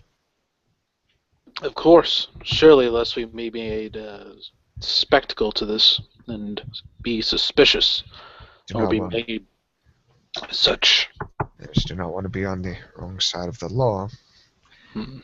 Come, his dwelling was right over there. Should be. So So you know who was taken? Oh, whose drilling are we speaking about? Or to speak to the constable about. Well, I intend on investigating the plantations. Surely that would be a place, an easy place for a swoosh cult or pack to hide in. I understand. So the lot of you left the back alley in the blood. As you do, of course, and as you're there, the sound of the hammer ring against the anvil. And as you make your way back up, you said you're heading towards the constable's home, yes?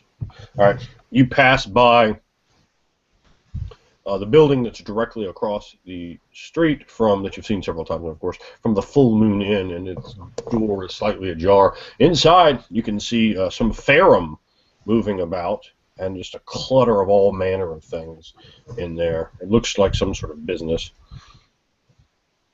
They're only non-humans you've seen here, other than the one you brought yourself.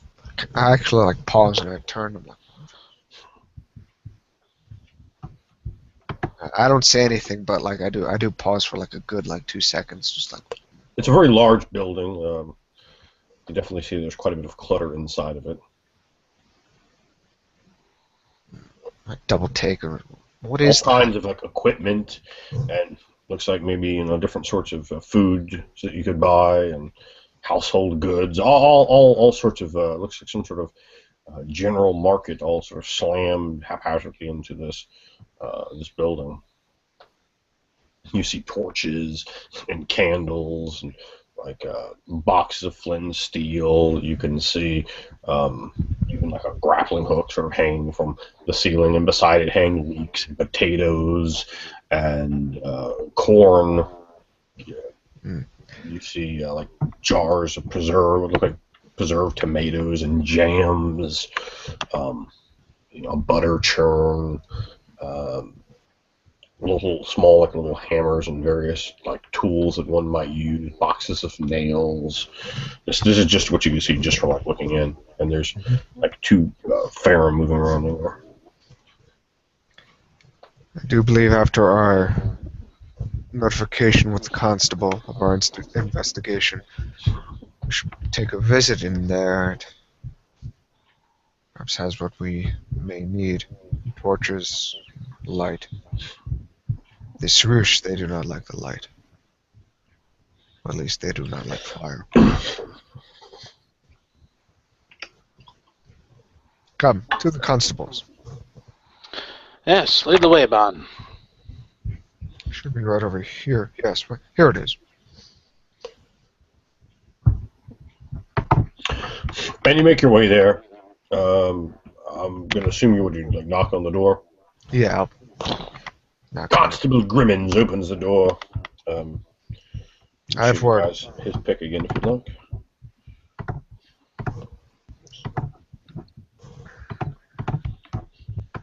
He opens the door.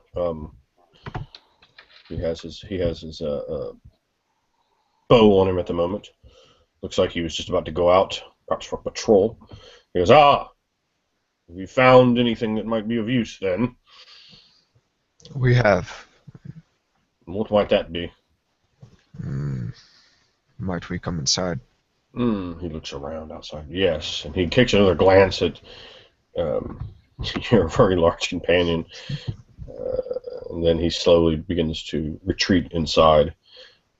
The building looks like serves a home as well as an area. It's like a big desk with some chairs in here, and definitely an area for him to conduct his work. Paperweight and all, an inkwell and quill and all manner of paper stacked up on this large oaken desk. There's a throw rug on the wooden floor, and you saw beside it is another building. Looks like it might be some sort of small jail cell, like a shed of sorts. We have learned of perhaps some condemning news. Atlas, He cocks his eyebrow. tell the constable what you know. He looks over at you. I I've spoken so far with the shaman and the strange man Mordu. Um, I can't see. I'm not sure I know for sure, but the shaman was telling me that this boy Luke here and his older brother were troubled ever since the death of their other brother. He looks over at Luke. He nods his head. I believe he was the first. Yes, that's my understanding as well. He nods his head. It's Marcel.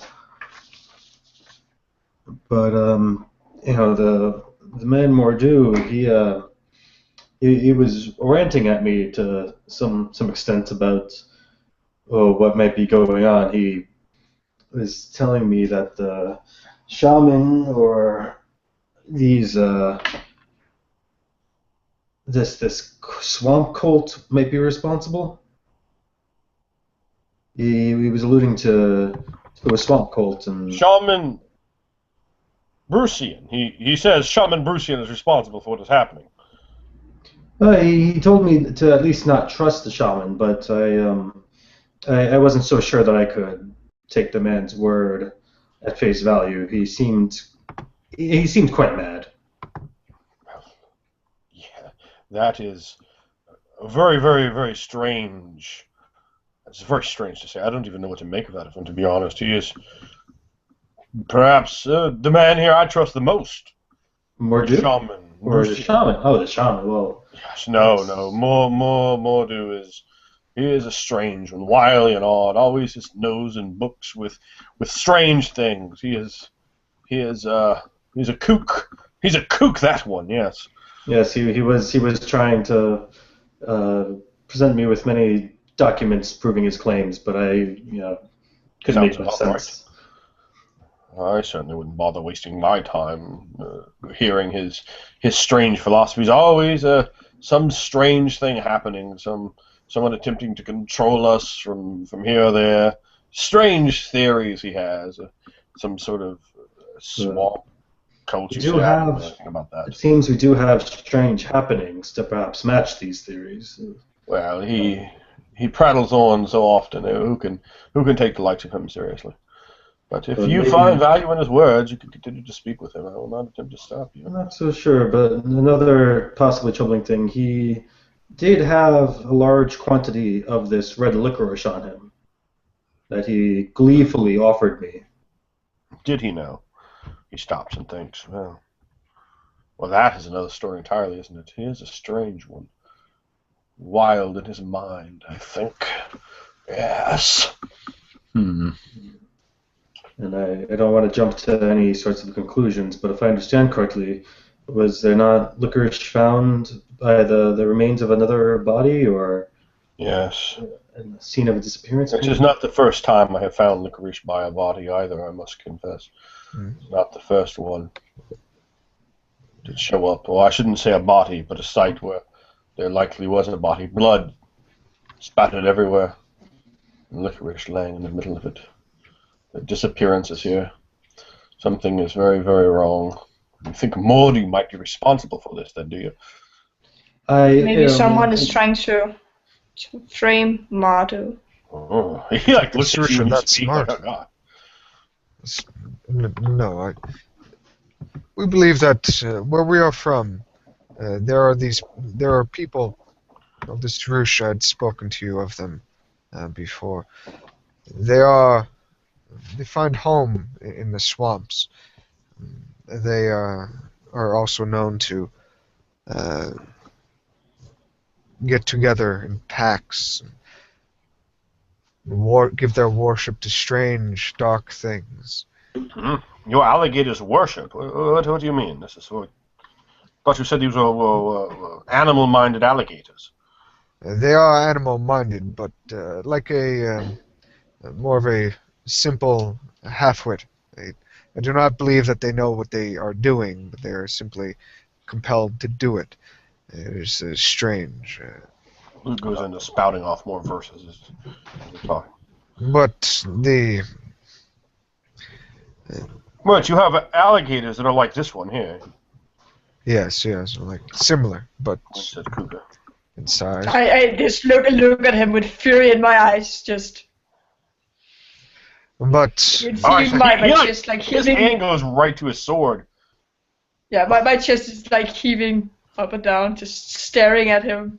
So he The goes hairs into on my like a back fighting standing posture, up. and he draws his sword out, and it the gleams. swoosh, His sword of steel. the swoosh. I look at it again and become just suddenly quiet for a moment, just looking at the steel glinting. His eyes harden on you as he draws his steel longsword. She has told us that her people in this swoosh have had a history together. She knows them quite well. Whatever it is, I don't care for the look of you, beast. I will have no kind of violence from you. I swear I will take this sword and plunge it into you. Should you seek to put violence on me in my own home, in my own office? She No. has. None has threatened violence except for you, sir. No, I believe not. I saw the steely, cagey eye in it, and the advancement, the beginning moves of posture of violence. I've seen these things many times before. I have not survived here as the only law enforcement agent by not being cautious, wary, and defensive. I'll take it for a moment for you to step outside, creature. I will speak only with those who have civility about them. You have no civility. You call me a Sharouche. I don't even know what that means. I simply ask if they had alligators that were like you. I have spoken my piece. Out with you, I say now. I Look stand. She Quite stand. frightened. Yeah, But she in a stand, kind but of hard her masculine chest way. her chest has started moving, and the hairs on her back are like down. Come, Kuka, let us head outside and partake of more fresher air. Yes. She just looks with hard eyes at him and turn. He returns your gaze, steely and aggressive, his blade drawn, reflecting off the light of his lantern lit upon his desk. I am. Well, as they leave, the door closes. I turn Yes. back to him. I am well aware of the cruelty that the Shroosh have, and their cunning. They are ambushers. They are monsters. And a proper place to hide would be, well, if not the swamp, the plantation. Plantation. What Yes. you mean? And he points off to the west, down there in Yes, a the wide, Farskin place. yes, a place. You see, the Shroosh, they need a large place to make their rites for their rituals, I do suppose. But Seems that's extremely far-fetched to me. But I suppose that's what you think. yes, I wish to only let you know that that is my intent as well, and in extension, the rest of my companions' intent on searching those lands. I have also learned that those lands are owned by your highborn. Yes, I suppose you could put it that way. They Jean not lives out there. yes, I've learned that too, but just wanted to let you know. Do not want to pass upon any borders that I was not aware of. But we do intend on bringing our search there. I see.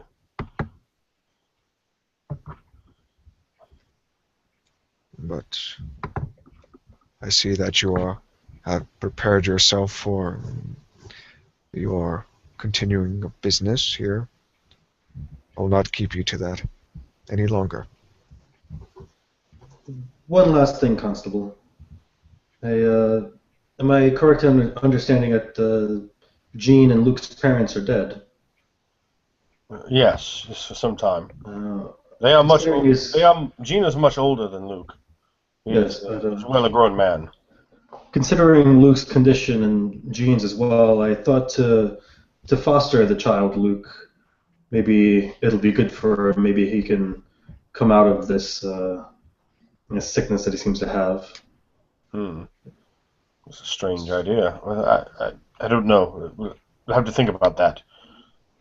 Well, I just wanted to run it past you. I didn't want to Yes, overstep my welcome here. I don't want to be on the wrong side of the law. certainly, and good that you did. But allow me to think that is a strange matter to broach at the moment, with the whole of what is happening.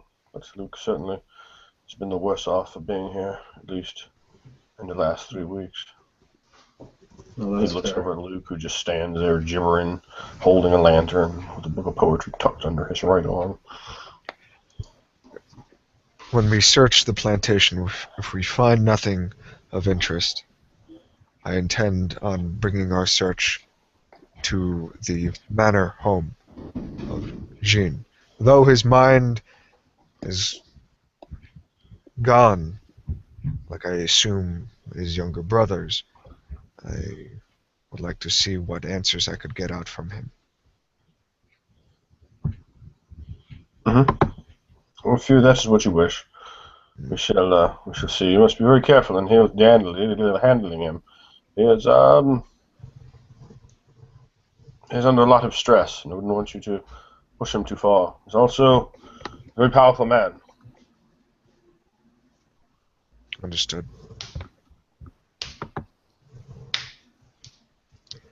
Come, Atlas.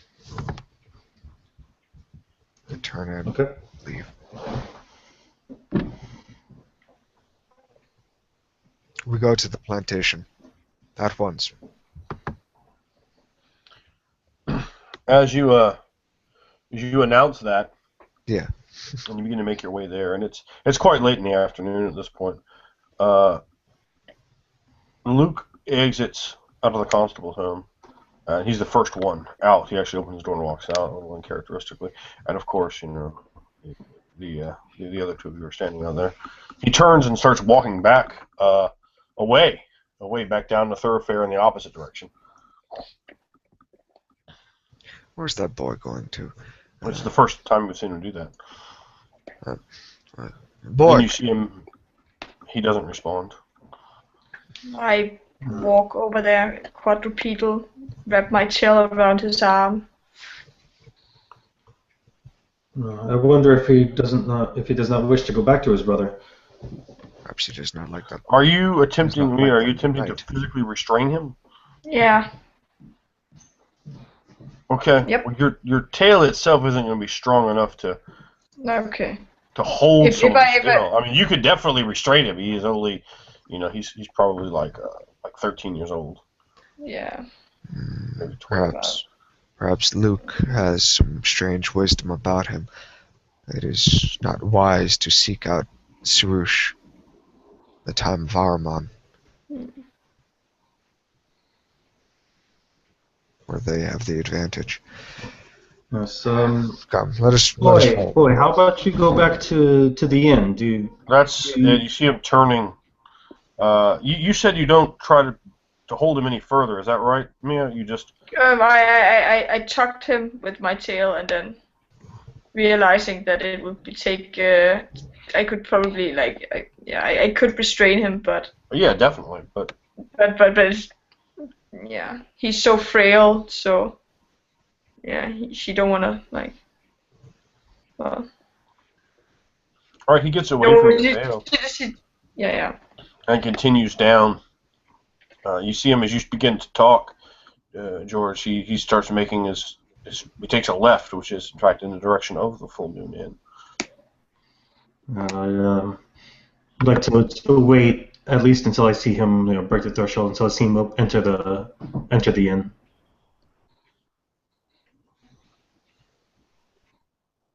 Very well, and you do, and he does. It is awfully strange, that boy to act like that. It makes me even more apprehensive about seeing to this plantation. Yes, But- let us go. Let us hold off on the plantation at least. Go to the smith. Yes, that is yes. He was close to the. Yeah. Well. blood. And have you noticed that every person has a weapon of steel? It's so oddly for humans to have that. What? Gleam of steel. Have you seen it? Or is that what you call iron? Hobgoblin steel. Simple metal. No. No, What you know of steel? she's right. I actually they have it in such abundance here. I didn't even notice it. There are many strange things about this place. The architecture, the demeanor, even the way they dress. Yes. They have so much steel, and I didn't know if I didn't one, but the Vikish could make such a thing. Even though I have only twice laid my eyes upon it, I could. No, I tell you, if the Viaga should have found out that these humans speak might of know their how to name. make it. Do not speak of their name. That is to invite them. We will see to what you confess to. I've seen there, Kuka. This steel.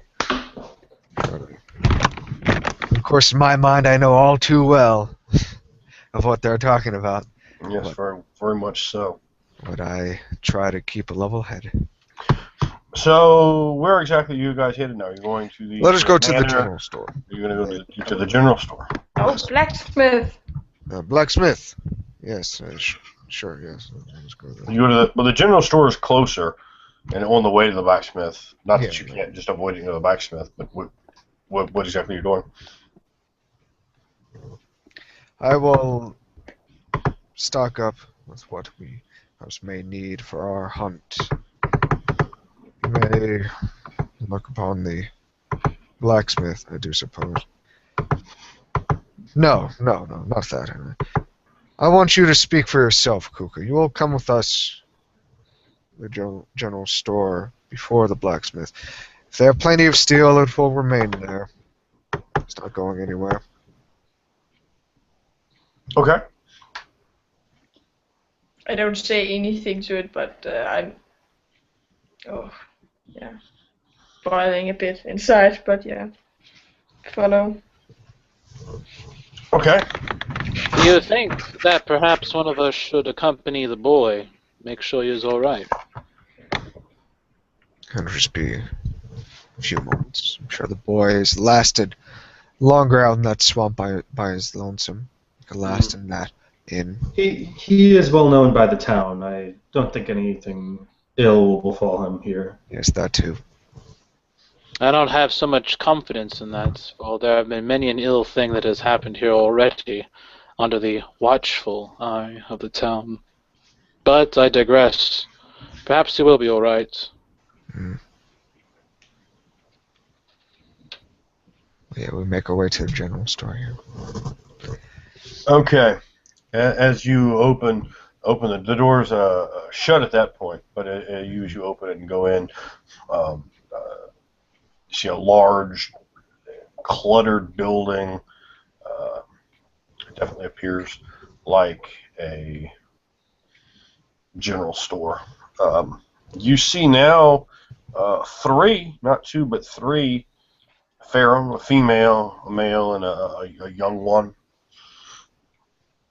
The Pharaoh, the man, has a long beard. He's not dirty though. He's actually not like incredibly clean, but he's as clean as the humans here are. Inside the place, they have all manners of food stuff, household goods. You see lots of like jugs of some kind of milk.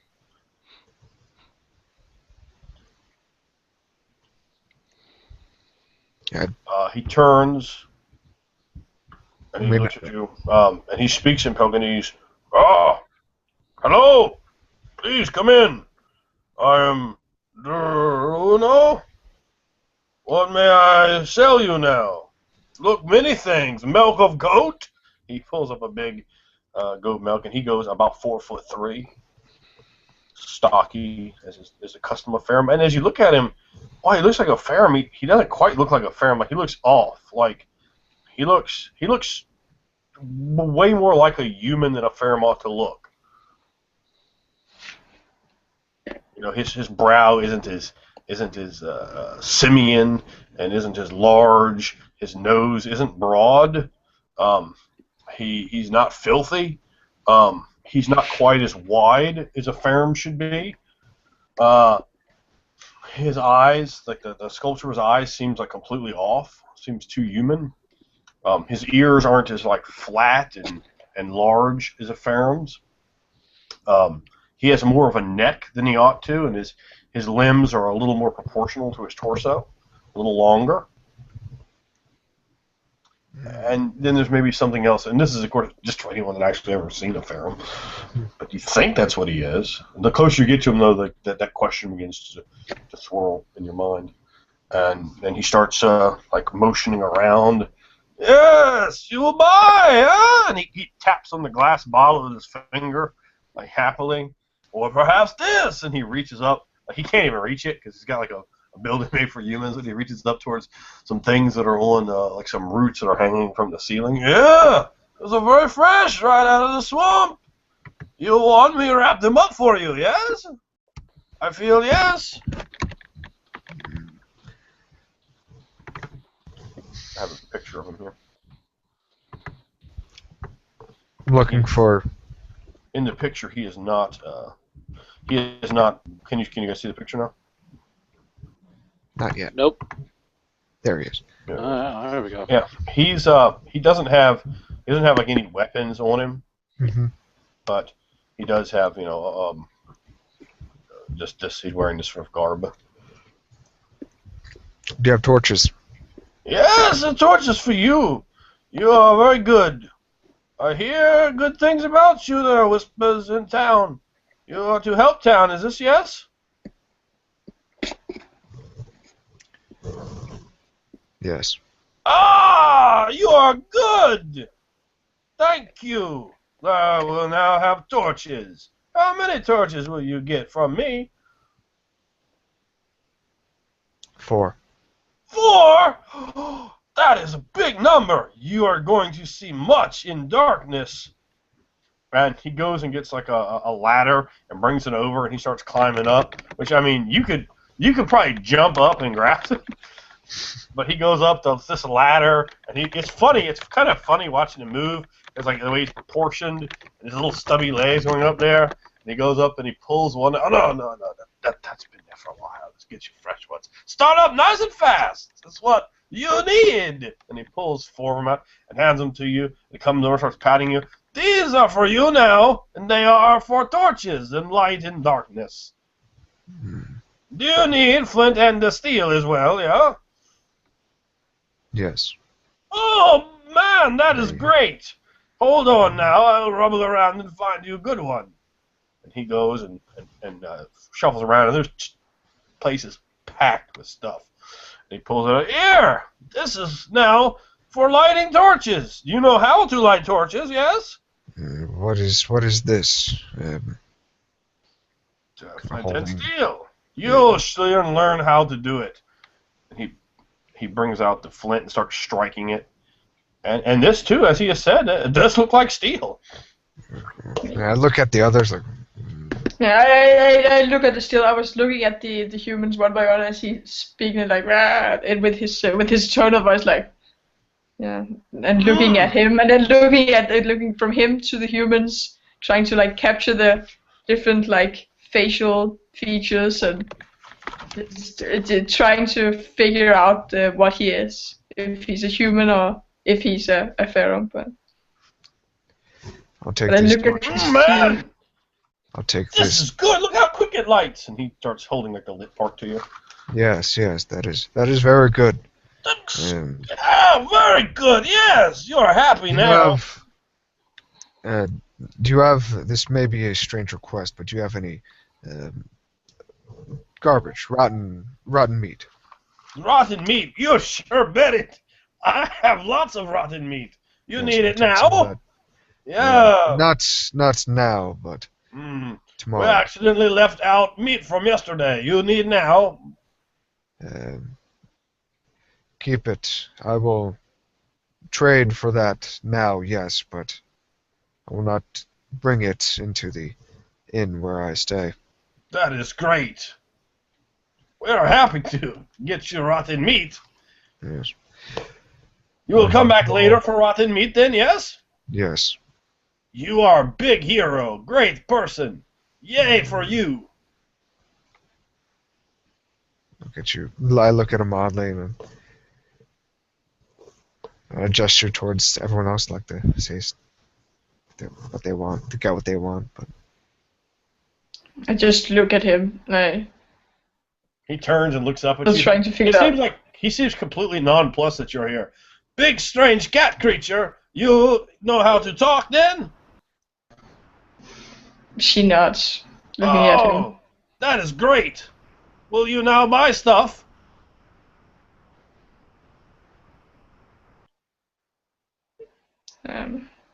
She gestures to one of the jars of goat milk.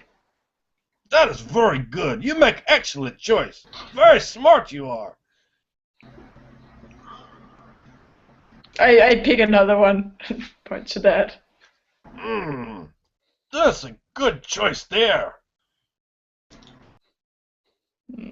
Her eyes narrow and she purchases, but You're very wise.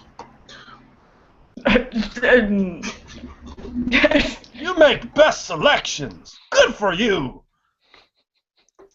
Goat milk is very tasty. suspicious of this ferum human mix, and she's just but she's not angry with it because she thinks it's probably a half-wit, but she's also happy. It's so he is so positive. It's like it really scares her, but she's just looking at her. But why? How can you? You're. She nods. He looks up at you just with a big smile. Tell me, what I manner? sure will. What manner of Ferrum are you? I do not understand your question, but it is very nice that you say so. You see, how do I say this? I don't know. Very well, I guess. Ferrum, they are people similar to you, same in height as well as beard. That's wonderful. Your Tehulian, I'm sorry, your Pelganese is very good. I'm Thank quite you. impressed, actually. I know very little Tehulian, but I spout out, like, hello, friend, in Tehulian. He replies to you in Tehulian. That's great. You speak my language too. You are smart. Are you half ferum, half human? I am not a human. I do not know why you ask that. But your face is so much like a human. I am a dwarf. I do not know this other things you say. So you're little people. Smaller than you. You're very big. That is excellent for you. She nods like, yeah. He nods, just agreeing. You can reach milk. Great job. I don't do it. I still stand quadrupedal. But, yeah.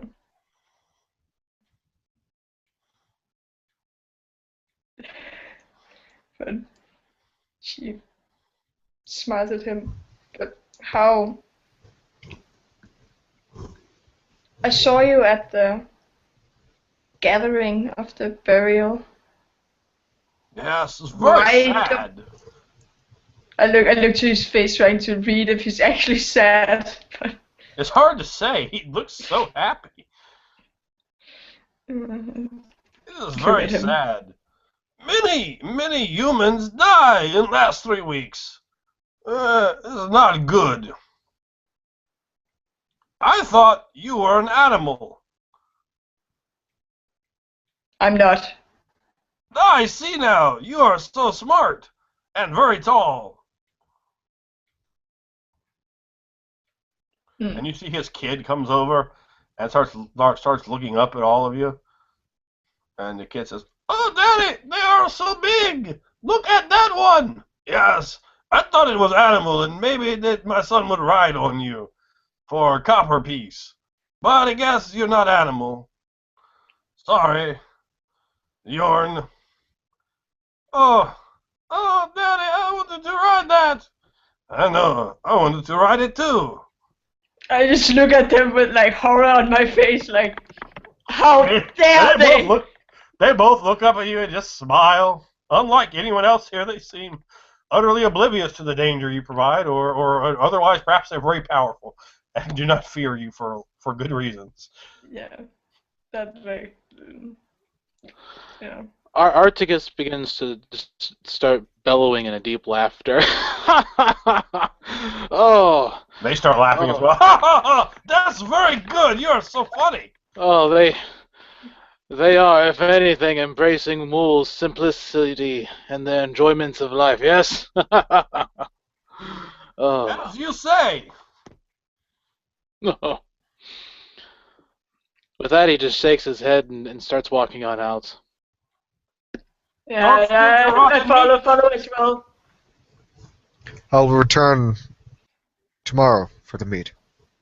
That's a good idea. You're very smart. Here. And I give him a couple bits. He looks at the coins. Your coins are very strange looking. I have not seen these coins before. Yes, They're not Seranian. I'll take them happily. Here. I'll take the torches and the flint and steel. Come back and get your rotten meat. It will be even stinkier tomorrow. Good. I turn. He just nods his head like, yep.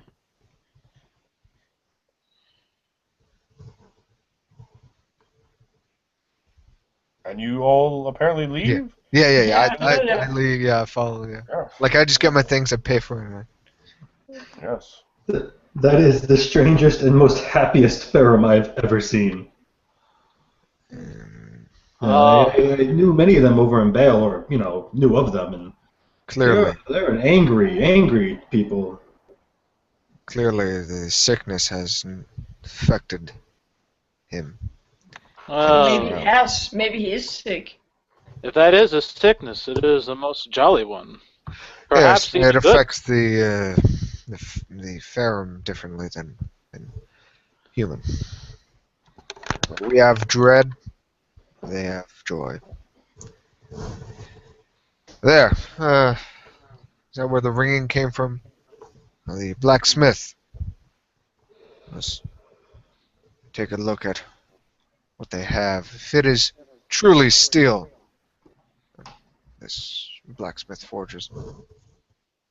Perhaps it is. Vargish? I keep thinking in my head, like, I hurry, maybe walking a bit faster than I normally would. I normally walk very, very slow. Nearly tediously slow to these humans who are always buzzing around, but now I'm walking with quite a pace. Well, a little bit excited for seeing if it's actually steel. Kuka is moving very, very quickly. that's right. Yeah. She's first to enter. With an enormous paw, she breaks open the door. I'll get you a picture here for the next one. Where's the steel? Yeah. So, But I'll slowly, like almost apprehensively, enter and after everyone else, looking up at the sky. you Watching see those the clouds. smith, a big man. As you go in, you see this large man there. He stops from working the forge. He's forging some horseshoes at the moment. Things you're like, oh, what's that? Then he looks up towards you. Well, and I hope you're done. He's about 6'4", broad, large, with all sorts of burn stains from the forge on his hands and forearms, and even bits on his chest and face. As is the life of a blacksmith. Powerful-looking man with huge forearms and bulge.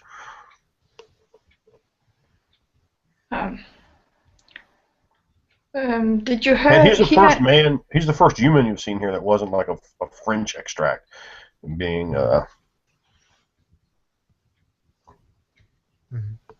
Different. That's just a note on him. So what ought I help you with? Um. Well, And he looks up at you and you come like, ooh, and he like grips his hammer tightly. I just look at him, really, just nearly irritated now. Just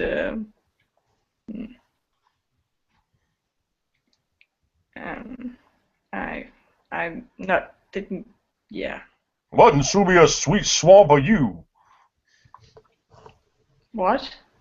Well, you heard me. What is Subia sweet swamp are you? Not being probably as proficient in Pelganese as the. Introduce Am I? yourself. I don't reckon I ever seen none like the likes of you. Kind of, I don't know. What is you? Kind of Nigali. animal? You like a bear or something? I'm a Nigali. I don't know what that word mean. What that word mean? Kings. You're a king. What you No. a king of? It's the name of my people. I'm Kuka. Kuka the king? No, Nigali means king in our tongue. That's a weird name. But it's like you're a human. How you talk? Like you talk. You ain't people. Hey, Holding the hammer. I'm Friendly. Looking at you, not like you're very friendly. I watch with a little delight in my eyes, just yeah. watching her struggle. Yeah. Yeah, you ain't people. Of course I'm people. You. You But people. You ain't people. yeah. You're You like a bear or something with big teeth. yeah. You're primate. What now?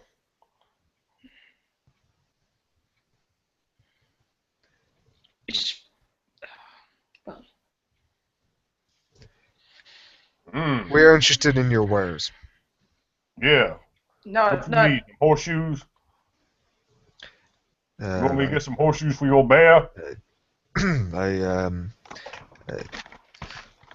We are not from your land. We do not you do not know what Nergali is. We do not know what your shoes are.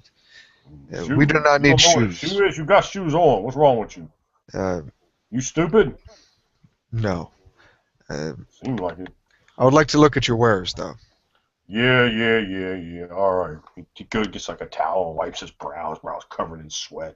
And he smells from the fucking heavy-ass day of working, as is a blacksmith's life. He comes over. Now, look at here.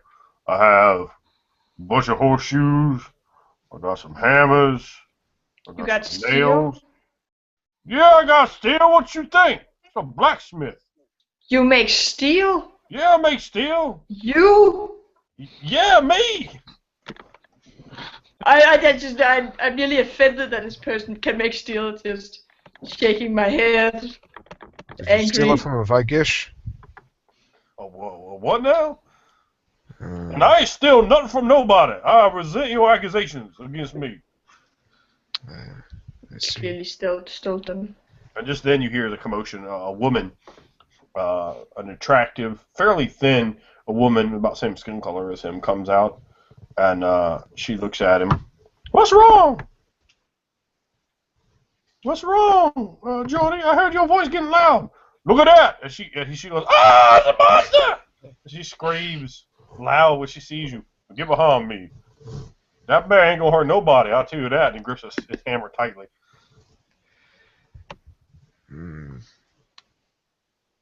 You see, Kuka, humans, we are very imaginative people. It seems that it isn't the Vigish that holds this secret anymore. No. Your tribe is very... Find out. The Talking about Vikish found out golly and that you know them. Gish. Your They would tribe, hunt you down. your people are very strong, but Hmm? you must be wary of who you sell this. What you mean, my people? The people that live here, your clan, Hmm? your Right. family. Oh, yeah. Me and mine are strong. Yes, you're very strong and smart to have come up with such a beautiful piece of equipment They here. treat you very strangely. The Vagish would have a trouble finding you here in How this you teach swamp. your bear to talk? I'm not a bear. Just There, he, And we didn't teach her nothing. Her peoples know how to talk all on their own. Don't They're lie to no me. different. They're no my different people than have the been. ferrum you have over in the general store. I don't know what that means either. You got a lot of weird words. You read a lot of books, doesn't you?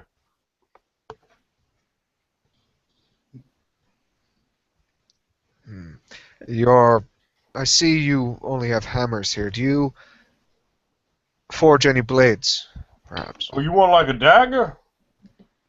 Uh, and then I slowly start to, take out my weapon from my back and I place it on his counter. What the hell that? Um, a blade of my people. And you have a blade longer than but a simple dagger. A Mm, proper sword. I got a couple swords I made a long time ago. Nobody asked for sword much. I made a sword for the constable. I make a big old heavy mace for the shaman. Yeah, I got a couple weapons on in the back. Don't nobody come around here looking for weapons though. You know, most of them up there in the Port down hall. But you hold on, keep your bear out of my stuff. He turns around and walks in the back. Come on, woman. His uh, wife or whatever she is to him, just staring back at Kuka in utter horror. He goes in the back, and you can hear some ruffling around and sounds of steel on steel, and then steel on the wood. And he brings out a large box, and he sets it on the ground and opens it up. And you see a couple of warhammers, a few maces, a few like hangers, like short blades. You see he has like a few spear heads. I think could pretty easily be put on the tops of spears. And he has a single broadsword. That's what I got. You want to buy one of these weapons? Mm. When I see the broadsword, do I see that it's made of steel? Yeah, all these weapons are steel. All of them. Every single weapon is. And there's a bunch of daggers in there too. I just look irritated at it because this stupid human, which I shouldn't even. He's so. I don't even want my slave to talk to him.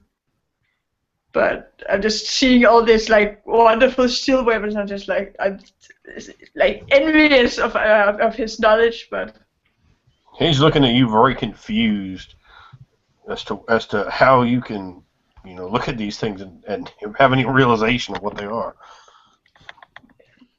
Atlas, look over here. You see this? Yes. This blade perhaps will suit you well. Yes. Well, How appears you much have many is the blades. broadsword here? You both talked over each other. I couldn't hear the one you. No, I asked how much for this broadsword. You want this broadsword right here? Now I had a broadsword here about 3.5 years. And he picks it up and he swings it around. Yeah, that's a nice piece of work right there. But you got some gold? Is that what you got for me? Yeah, I got some gold. How much do you think you'd need for it? Won't you hand me about those, I don't know, about 12 of them pieces of gold? I feel that might be alright. You got a broadsword right there, and then you got another one. You want 3 broadswords? Well, this one here, I point to the worn one at my hip. This is my personal blade that I'm looking to replace. This here is simple iron, but if I could upgrade to steel, I certainly would. Mm. Um, I could certainly maybe partially trade you this sword for that plus some gold. All right, then. Let me see it. Let me see how it then worked. Sure. I pick it up and I whip it He out. takes it, and he begins to look it over, and you don't have any blacksmith, do you? I do not. Anybody have blacksmith? Nope. Yep. How much do you have? How many grades? 2. Okay, so he begins to look it over. From looking at him, it looks like he knows what he's doing in terms of looking it over, and he swings it a little bit. He seems to be testing the balance. Anyone with blacksmith or swords would tell. Yeah, no, this sword, all right. Let me have this, I guess. I don't know. Why don't you go and give me about 6 of them gold pieces? We'll take this. We calls it even. Oh, okay. All right then. Considering my opulence is 2, I can make this purchase. Sure, yeah. Okay. I certainly will hand over them 6 pieces of gold. He hands it to you, and it'll fit into your scabbard nicely enough. I pull forth the 2 hangers and raise up to beetle stands, hand them to him. How many of the... He doesn't take anything from you. He backs away from you, actually. And he holds his hammer like he's going to hit you with it. And she Back up now. I don't want to have no trouble with you, bear. And I'm trying to sell these to you. Oh, She holds out the hangers. Damn! I ain't never had a bear try to sell me no 2 swords in my whole life. Oh, nobody believe this. Can you please call me something else but a bear? That's what you damn well is. Her name is Kuka. You damn named a bear? What kind of fool is you? It should be very clear to anybody who can take one look at her that she's much, much more intelligent and beautiful than a bear. Beautiful? What you mean now, beautiful? Oh, hell no. He puts his hand over his mouth and looks at you with like a sickened look and moves away. You ain't right. No, please don't misunderstand me. No, ain't no please here. Respect. You ain't right. You ain't right. I'll say it all night. And I look at this human like, and well, smile, but still like confused, thinking that Fireens maybe are closer to what I look like than I previously thought. So I'm just like, Damn. He looks utterly sickened. Anyone can easily make that out. Yeah, but I'm trying to hand him the hanger still. Just set him down over there on that anvil. Let me look at these. I set them down. He picks them up. Now you want to sell these to me? For as much of the steel weapons I can get. Who'd you steal these from? I didn't steal them. We found them in a chest. Whose house was that chest in? That's what I want to know. And they was in the swamp. In a boat. Yeah, they were in a chest. In the swamp? How am I supposed to believe that? You are supposed to believe it. I dug that chest out of the swamp myself. And he pulls the hammer back. You said what, George? I picked that chest out of the swamp myself. Really? It was really, and he looks at you like he might believe you, but clearly not her. There was a chest in a swamp. Yeah, it looked to be quite old, and had hurt my feet a little bit jumping down in there to grab it. And then you gave it to this bear? Man, you do some sick stuff. It's just a sickening look on his face. He's about to vomit. Nasty. And then he looks at you, Man. Just shakes his head. I'll take a dagger. Letting that go on. All right, give me like about 2 gold on that dagger. All right, let me see these swords. He starts swinging them around like, you wanna get rid of these? What you want on these? swinging it around. These are iron, right? But just I didn't ask, so. They're iron, and they seem incredibly nice. They're light. They're incredibly well balanced. They seem extremely sharp, yet they have not been sharpened any time recently. Just a damn good sword. Yeah, what you want on these then? I point to the chest he has with all the steel. He looks like he's thinking, and that's for both of these. Mm. Well, damn, go ahead then. Take it all. I was a bear. I don't know what the hell. I must be asleep. That's it. I'm asleep, isn't I? I'm about to wake up. and I take go and take the chest and just point to it to Ban, like he can take whatever he wants, like holding it out to him. Yeah, you got a bunch of daggers, a few hangers of steel. You have a few spearheads. Let's see, what else is in there? You said a warhammer? Some warhammers and a mace, yeah. I look at that and Box. you know, I already, you know, I did like a quick sort of purchase with him, the man. Oh, but, I hope I did. Yeah, but no, it's either way, I still give him something. Yeah, you now have a steel dagger. Yep, but I don't. Statistical modifications. Yep, I mean, when you gesture at the thing, you know, I just look at you with like a cold look, and I just hold the dagger up to me, and I just put it under my belt, sort of thing. He looks extremely happy with this deal, by the way. He's grinning ear to ear, holding onto the sword, one of the swords in his offhand. He still has a hammer ready to cave your skull in. As he looks like that. I'm happy. I'm happy too because like steel is. Sure. Yeah. Well. Yeah. That's too great. Steel is a wonderful deal for iron. Sure, absolutely. Particularly if you just found it out in the swamp. It was garbage, basically. Yeah. Kuka, do you think it is wise to take so many weapons? They might need it. No. We ain't trading back. That deal done. I understand. You better understand. Take your spoils, Mergali. Be content with your decision. What are you trying to say? Because I ain't got no more steel weapons. Thank you for your service. Oh, thank you.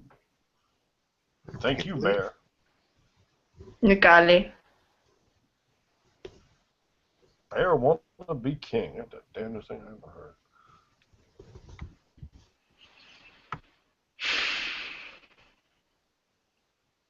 I go up with the chest in my hands, shaking my head. Much better like the Pharaoh. If I am correct, then there is Sarush, a warband here. The people who need those weapons. If that time comes, Kuka, best let them take what they can. Of course, as long as I get it back. Just as long as we're clear. Mm. Remember that you're in a human settlement. You must abide by their rules. Of course I am. Yes. You hear him saying after you guys leave, you hear him like, and he's kind of a loud voice. As you guys are moving on down the road, he's saying to his wife, that bear gave me these swords. Look at this.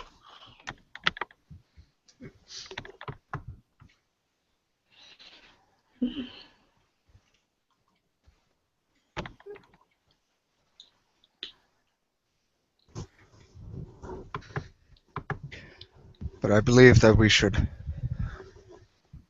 take what rest we can. before the following day, we will be hunting Sarush.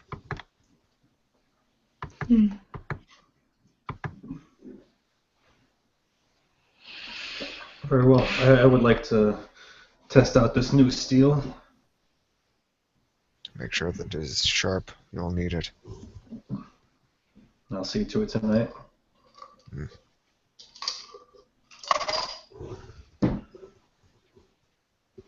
All right, so where did a lot of you go? To the full moon inn. All right, you head back to the inn, and it is pretty late as you guys are getting your meal and eating, and you see other people around as night comes in. Do we see Luke? Yes, absolutely. Okay, good. He's actually standing, looking into the fire, holding his two ubiquitous items. See to it that you get plenty of rest. Do not lose yourself in the cups. Understood? Yeah. Take a hard look at Articus there. Yeah. What, my friend? I smile at him. What Articus says is, what, my friend? If tomorrow we must battle Sarush, then tonight we must drink and feast. Am I wrong? Of course not. As long as you're up for it. Oh, I am a sellsword, and I am up for many things. And he points over at Atlas, and I will show you how worthy my blade is for your hire. I'll show you of that. Well, I look forward to it. Just make sure you have your wits about you. You too. Better have your wits about you than your head not. That's the way I always say it. Wench, drinks over here? Yes? Yes. I will retire for the night. I must meditate on this. All right. As you go up and you retire for the night, and all of you get a bit into your cups, and your meal has well been eaten, a vile stench wafts into the building, and I am going to need everyone, including you, Blue, to make a conditioning poison resistance roll against 10. Oh, God.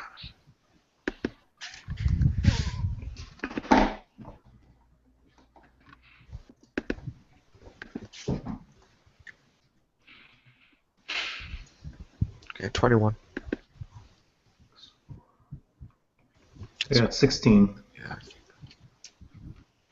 Oh, no. 8. I mean 25. All right.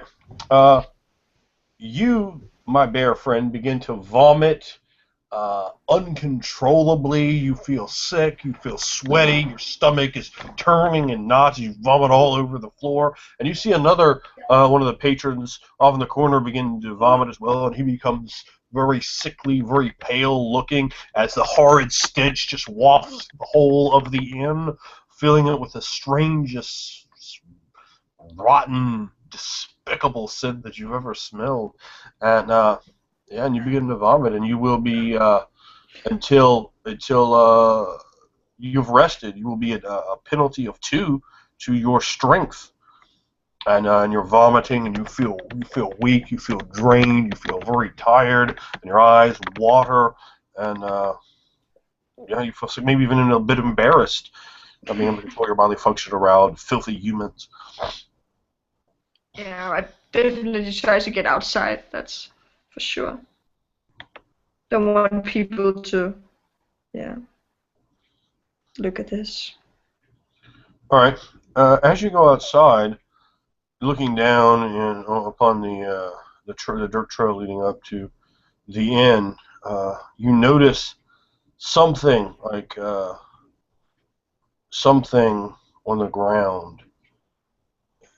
You happen to be looking down as you're still vomiting.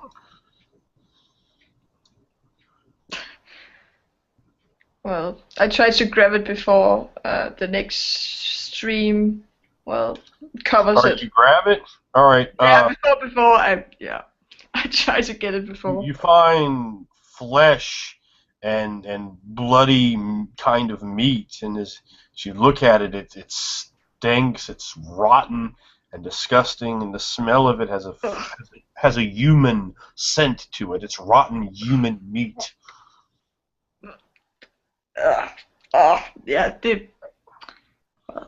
that doesn't really help my condition much. No, As it does I not. just try to get it off my paws, and and I get inside again because no, I can't get inside again. I stay out there trying to vomit till I'm done. Till there's only girl. And a bit like nervous about the situation, but she's not going to get in and vomit out on everything. That's something she cannot do. She will stay out there, trying to look and have her wits about her, but she's vomiting just in front of the tavern. But well. There isn't much air in the night. But it is the stench lingers out here, even stronger than within the inn. George, what are you going to be doing? You saw her run, vomiting all over the place, probably on your food too. Like you just all of a sudden, and you see another patron that succumb, and he's like on the floor, kind of shaking, like he's very ill. And you feel cold sweats, and you feel weak, and you feel like you collapse at absolutely any moment, Kuka. Did I get any symptoms of this sickness at all, or no? Only seeing other people? Huh. Oh, just you saw one other man affected by it, and you saw her affected by it, and no one else. I accusingly actually go over to ask the barkeep. Is there something wrong with your food here? It seems your patrons are suffering a sickness. Gerald looks around, and the place has a lot of people in it, and of course only the two of them. I don't know. There was that horrible smell that swept in from outside. I don't know what that was. I smelled a smell like that before in my life, and people are like, yeah, it's a horrid stench. No, it couldn't be my food. At least I don't think it is. Oh, I certainly hope not. I don't know. Perhaps something horrible and rotten and dead swept in off the bog. Well, I would certainly at least advise an inspection. I'm gonna go check on my Nagali friend. Hope she's okay. He just nods his head. And at first, to get a napkin or something and kind of wipe off anything that might have gotten on me before exiting. A little bit of it, sure, and you're able to do that. I'm a dirty traveling man, so I don't mind a little bit of... Their napkins are just pieces of cloth, old, tattered bits of dress or shirt. Yeah, deal with what I can. And I head right outside to see if Kuka's okay. All right, you see her out there. What did you do with the human flesh that was in your hand? I dried it off on the muddy, street. Just getting it away. While still vomiting. Are you holding the flesh? Are you holding the flesh? No, I was just like the blood. I dropped it and then I dried my hand up in the mud. Okay, I see. Yeah, it's not really mud. I mean, it's well dirt at this point. It hasn't rained in some time. When I see that she's still down, I actually turn back around to go into the inn. What's your perception? Mine? Yeah. Good question. What's the perception grades? My perception, I have 2 grades of perception. All right, you notice a little something there, kind of like off to the side. It's not vomit; it's something else. On the dirt path leading up to the inn, and she's sitting there, and there's a lot of cat vomit, and it's seeing that she's still hunched over, I actually go back into the inn for a moment to retrieve a tankard of water and some more of these. Or you acquire a nice tankard of well water and bring that over to her. Yeah, and get some cloth to maybe help. As you're weakened, the human approaches you, perhaps to do you in. Who knows? Kuka, are you okay? You seem so ill. I was just push him away, and point to the flesh. Just Cookie dear, it's fine. Here, have some water. It'll help. Here. I lap up the water. That smell. That's a horrendous smell. Yeah, we all seem to have smelled it, but I mean, There's rotten flesh over there. There's rotten flesh. Take a second look at it. Oh, I think it's human. Yeah. Whoa. Who did this come from? Where is this all there is? Just this piece? I hope you didn't vomit that. No, it's human. Did I tell you? Okay, well.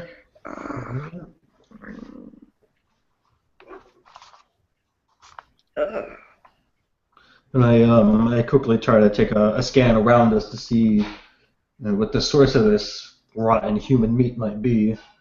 Is a dead body near us or anything? You don't notice one, but the smell is much stronger out here, to be certain.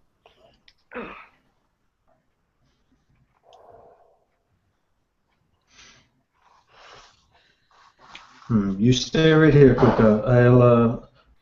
I'll get you some more water, and maybe Bond will know something about this. He seems to know more about the peculiarities of this swamp than either of us do. Yeah. The only thing is in her mind now is that she wants to go home. Go away from this horrendous swamp and the stench and human flesh and ignorant people. But yeah, as she vomits forth, And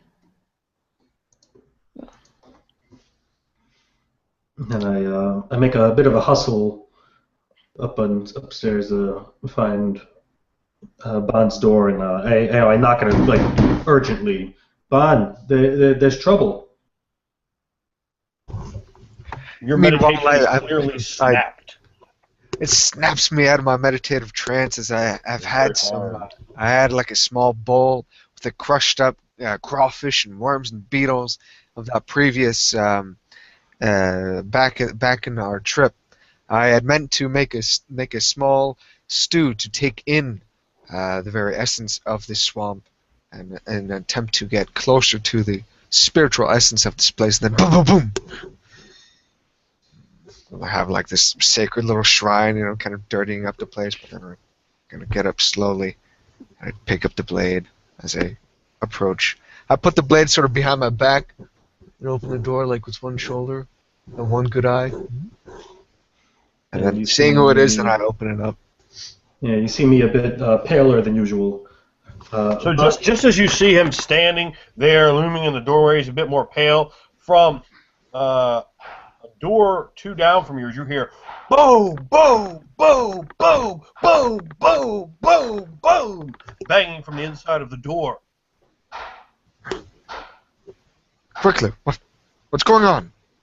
I'm not sure. There's trouble. There was this. There's this smell that's permeating the town, or at least this inn. Kuka's sick. She's outside puking her guts up.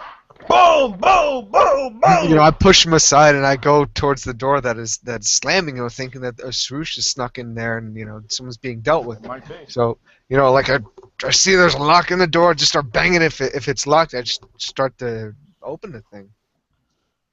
The door itself is locked with a poor quality lock. Do you have any kind of mechanics at all? No. Okay. You tell me what you'd like to do. Someone is banging frantically from the inside on it with heaviness. Let's break this lock. The Swoosh are attacking. Sure. We could just ask. Are you sick in there? Hello.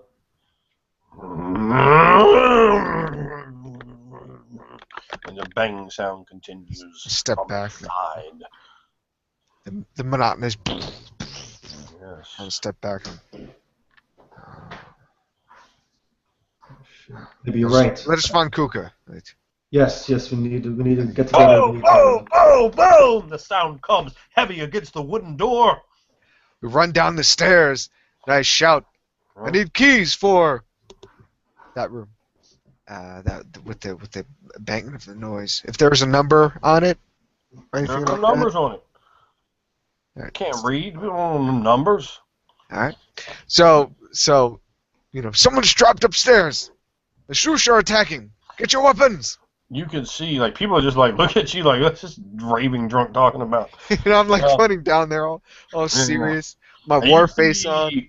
Kuka outside. You've stopped vomiting at this point for about a minute and a half, and you're sitting there breathing heavy with pale sweat, and you're shaking slightly. You're getting a bit of chills, Kuka. And the man over at the corner, he's down, and a couple of people around him, like in a circle, and he's shivering violently on the floor. And you see Gerald behind the bar, looking up with wide eyes as you come down. His gaze was towards the man. They're being attacked. Having chills. Attacked! Attacked! What? Upstairs. They're sneaking into the rooms upstairs. Get your weapons. Oh! He grabs like a fucking a club. You know, talking about a right maker. That was from braining a man. You see, the rest of people don't have any kind of weapons. They're like, what? Like, one guy grabs like his stein, like he's gonna fight with that. But they all look very scared. Bon, what do you know of this attack? Did the Sarush use sickness? And I just run out, like I say that, like as I'm running, I just shout to You Gerald. can't really hear it from down here because there's a lot of murmur conversation. Yeah. Upstairs! I said, be attacked upstairs! And I shout, get your weapons! And then I boom! The Kick door open the door. A few people begin to run out into the darkness, right in your direction. Kuka, like 4 men are running right at you. At me? Oh. Yeah, I mean, you're standing right in the dirt road, so they're running right in your direction. I'm sitting from inside the... Yeah, from inside the inn? The inn opens up, and 4 men begin to run, racing frantically in your direction as the cover of the storm is overhead and the lightning plays across the sky. The wind picks up slightly. Still, the rotting, horrid stench fills the air around you, and the 4 men are running wide-eyed and frantically directly in your direction on the dirt path towards you. Perhaps violence in their mind. Oh, I get up like with still shivering, looking at them, frightened, feeling delirium, just losing so much fluid, and she just begins running. Just oh God, what's happening? You run at them or away from them? Oh, I run away. All right, so you see 4 men. You can see this from your vantage point. The both of you begin to run, maybe charging her, maybe just running away, and you see her. She starts running from them out into the darkness of the night of the village. Run to your homes. Guard your children. Go now. Oh! Arm yourselves, please. Arm yourselves. Kuka. Just running out. Kuka, No! hold up. I don't know what Bon's doing, but I'm trying to catch up to Kuka, as my little legs might not even be able to make me catch up. Like, I'm not sprinting after her. Like, I'm more directing the other guy, No, I'm sprinting. I'm going right for her. And then I make my way towards it. Right, how fast are you running, Kuka? And remember. Oh well, yeah, I'm very very fast. Yeah. Like I'm running quadrupedal, and I'm not running that fast because I'm still I'm still like really What's your speed? Yeah, but I'm What's your speed as well, George? Mine is 13. Mm. Okay, my speed is normally 12, but it's 24 now. Alright, he's real fast. Yeah.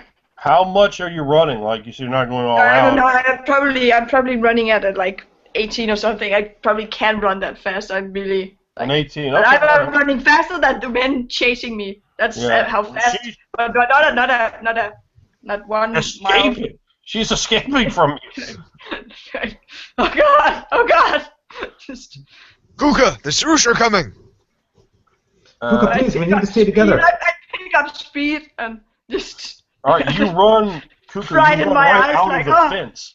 The inn is surrounded by a big fence. You run right out it, into one of the main streets off the main thoroughfare, and the men are charging in after you, and behind you, you hear yelling, "Kuka!" And the men, their heavy footfalls descending their heavy leather boots into the mud and muck, into the dirt and grime, into the horse shit. You run right by the livery, and you can hear the sound of horses moving and whinnying inside as a large beast doth prowl near them. I just run in We have to get whatever Kuka. direction. Is like I'm like frightened out of my mind seeing these men not as like men. They're like Cerusas now, and I'm just oh god, running, just not just looking for any place I can like climb or something. Just get away from this. As we're chasing, like, I pick up speed and I start, strong arm barring the other men. Go! And I like gesturing to go to your houses, to your children, to your wives. As they hit there, as they hit out, they begin to just run off wildly in different directions, some to the right, some to the left, and she's just bursted like wild animal speed, just running away, running for her life in the night. Kuka, slow down. I'm worried you're gonna lose her because it's very dark out here. Kuka. She's on the very edge of this. Well, as you can see, I'm going for if they're like a really big tree or a building. I'm going up there. Yeah. The largest building around here is the one you just ran away from, but directly across from it is, of course, the place where the Pharaoh live. It's a large general store. That's the biggest building that's close. Tallest.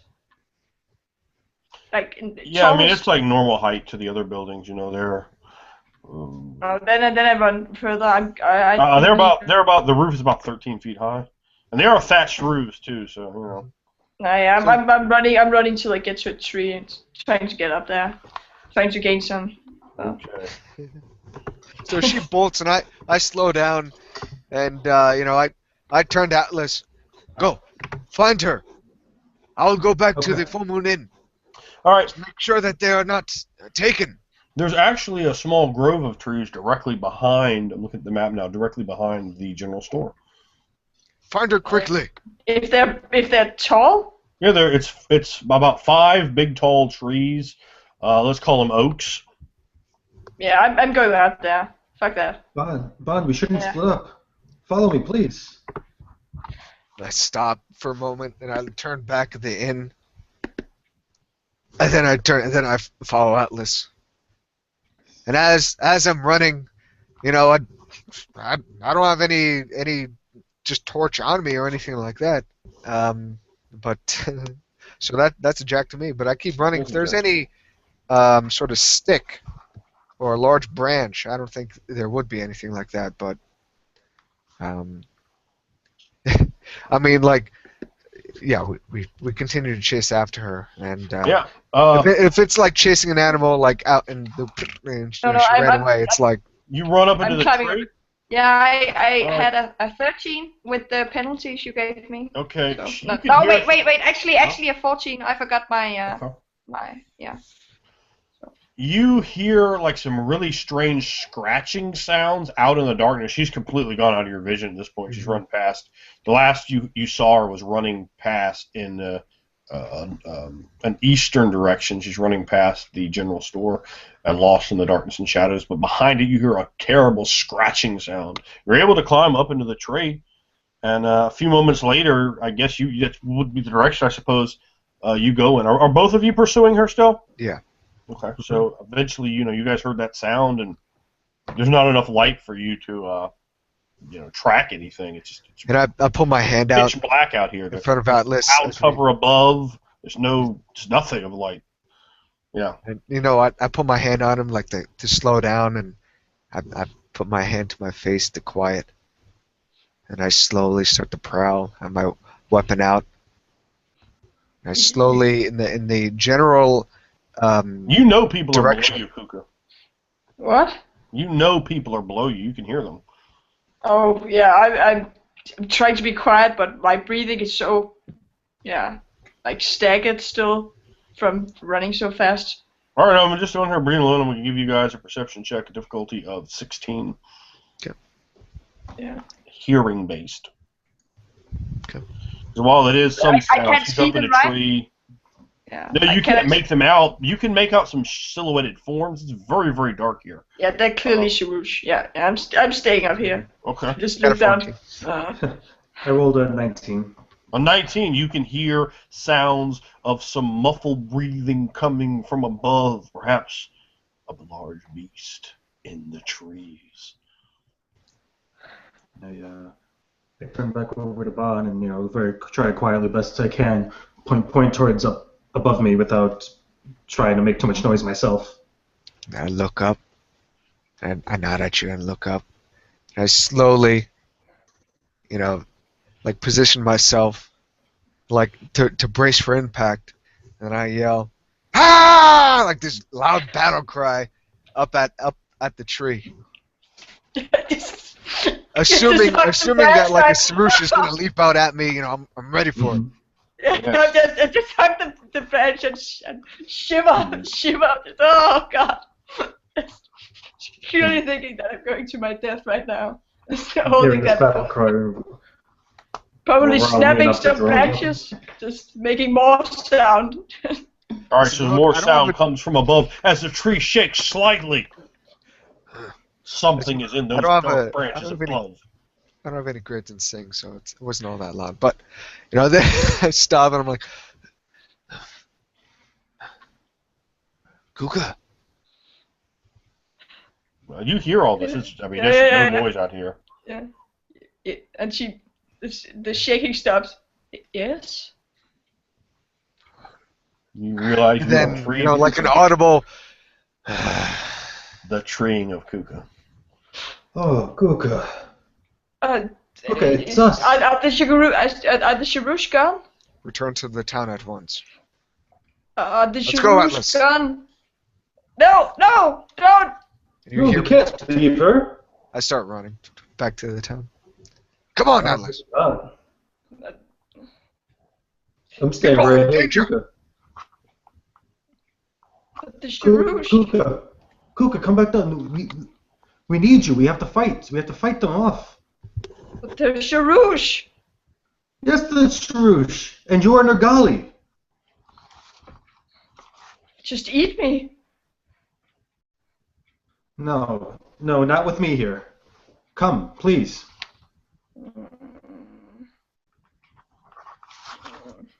She climbs down. Where are they? I think we heard some over back at the inn. Bon ran off that way. He's dead set on killing them. I saw 4 of them running after me. But maybe they were you.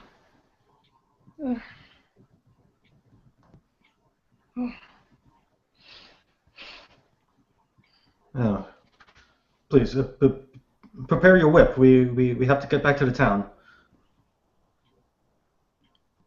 Yeah. She pulls out her whip and walks bipedal with you.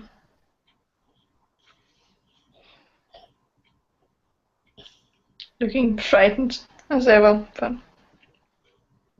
And I have my weapon carefully drawn as we approach the town again. You're holding your new steel sword. My new steel sword, yeah. Make sure you give yourself an extra bonus to armor surpass remove with steel. Yep. Okay. And Yeah. Your name one is still over my shoulder, but I still have no intention of using it. All right.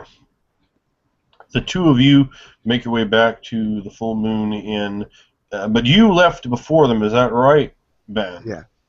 Okay. Well, you run back in there, so I'll describe to you first. You see the man laying on the floor, sort of convulsing and sweats with fever. He's very pale. He has a bit of mucus sort of coming in out of his eyes, and his tongue is a yellowish blue color. A number of people gather around him in circles, just sort of staring down at him, and that's about all the people that are left in here. A lot of other people have left. So What are you doing? Step away from them. Get to your homes. Get your weapons. Do you have any? Family. Do you have any intimidate at all? Yeah, I got 2 grades. 2 grades, really. What's your presence? Not high, just 8. Oh. They kind of turn towards you. Ow! Like two more of them start leaving. And I look for Gerald. Have you gone upstairs yet? He's inside the crowd of people that are looking down at the man. Well, it's a small semicircle now. There's two more of them left at your order. No, I haven't gone up there. They're being attacked upstairs. Quickly, get your keys, your weapons. He's in fact still holding his head splitter. And he does not go quickly. In fact, he goes a bit slow. He's not, the youngest of men anymore. And he goes over and retrieves a ring of master keys. And kind of positions himself behind you. Are you sure it's the best thing to go up there? Not so sure. Either come up here with me or disperse the crowd. Tell them to go home. Arm themselves with what they can. Yes, take the keys. That's a much better idea. And he thrusts the keys at you. I grab All them. of you get out of here! And he raises a stick up like, oh, wait, you have to pay first. And then get all stone cold, cool, and quiet as I have the jingle of the keys in one hand, the sword, the farang out in the other. The images flashing in my mind, the flash screams of mouths of blood pouring out of them, scraping nails across skin, screams of horrendous horror flashing in my mind, crying of children, of women, and that cold feeling as the claws raked through my face. I will have my revenge. Kind of spit out my teeth as I grit them and make my way slowly, coolly, towards that banging door.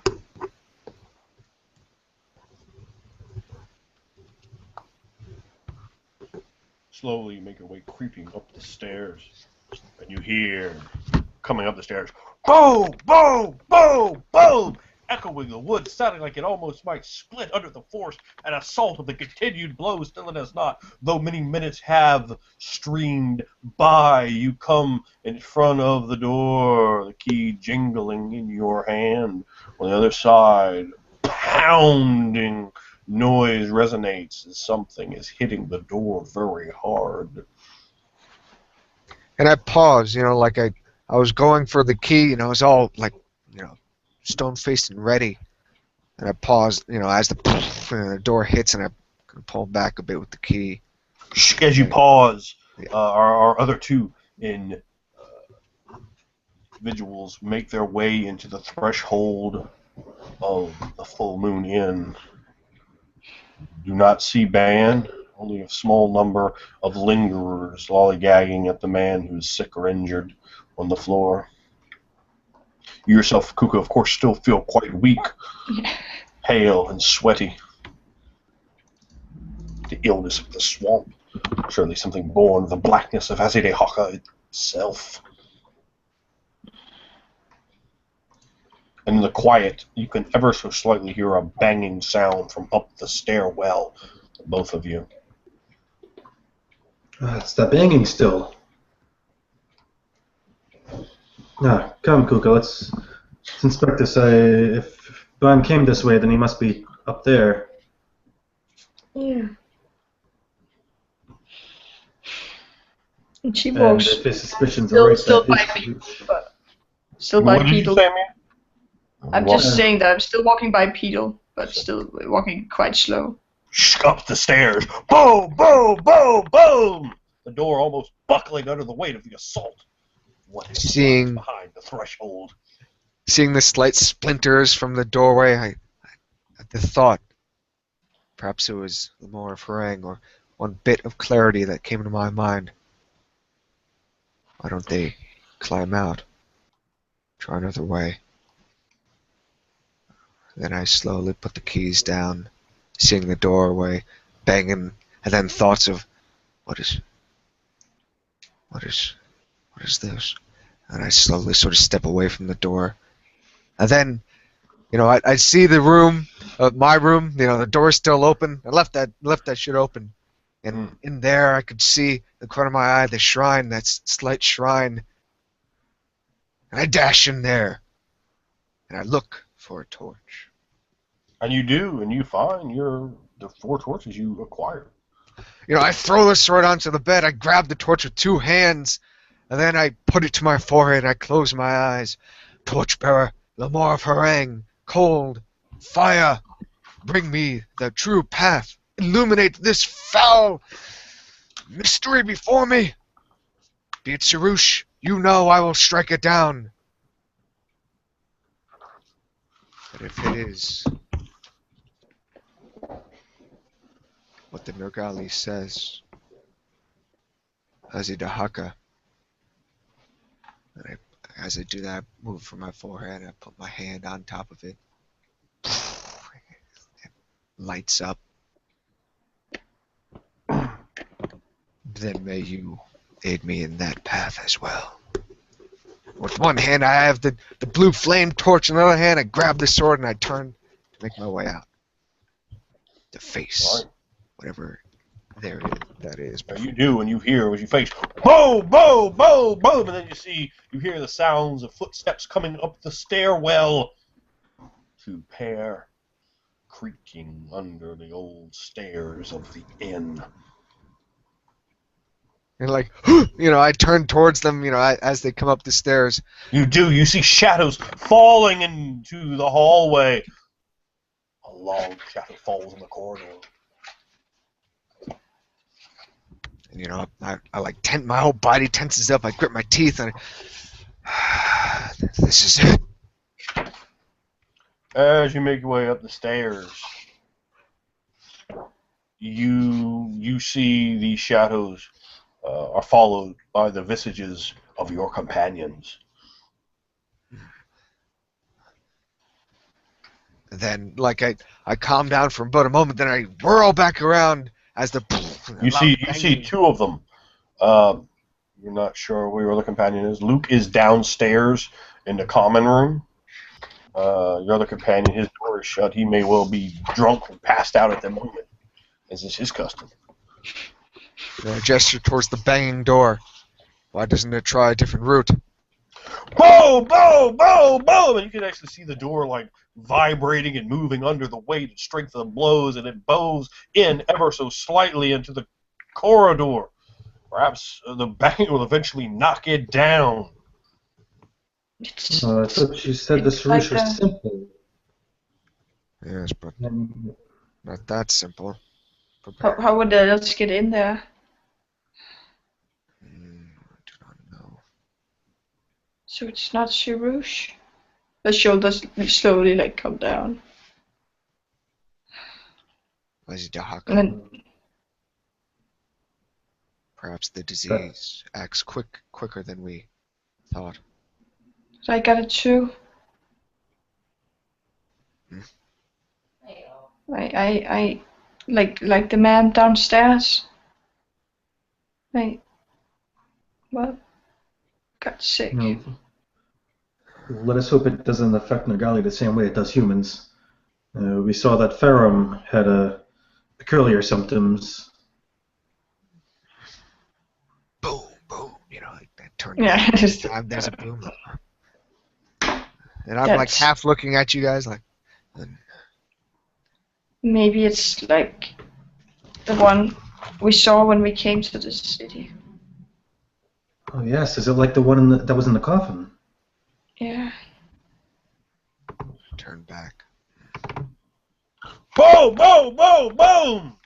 Comes heavily against the thin wood doorway with the lock, the keys jingling in your hand. And I prepare myself, with the crackling blue flame, the torch, and the sword in the other. I position myself like a flanking position with with them on one side, me on the other. And I gesture to them to have enough room to. You're trying to open the door? Yeah. I'm going down to the keys. I'm I put the sword down, and I go for the keys, holding the torch, and I bring the keys very slowly to the keyhole, watching the other two. Boom, boom, and then Okay. in a quick sort of jerking motion, I stab it with the key and I turn it, and then as soon as I drop, and I go for the weapon at once. As you do, it's actually a little bit harder to get the key in there than you would have thought because the door vibrates so much. But then you get it in there. As you turn it, the door flies open, knocking you down. You will start the round in a prone position, and I'm gonna let all of you roll reaction, and I'll describe what waits behind the threshold.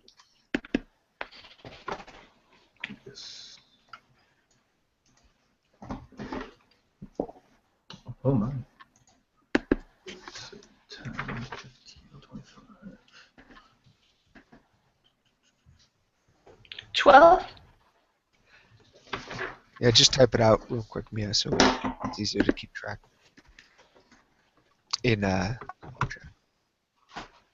Oh, I'm on 15. You're on 12. What else do we have here? Got a 31, 20. You're on 20. I'm on 20. He's on 31.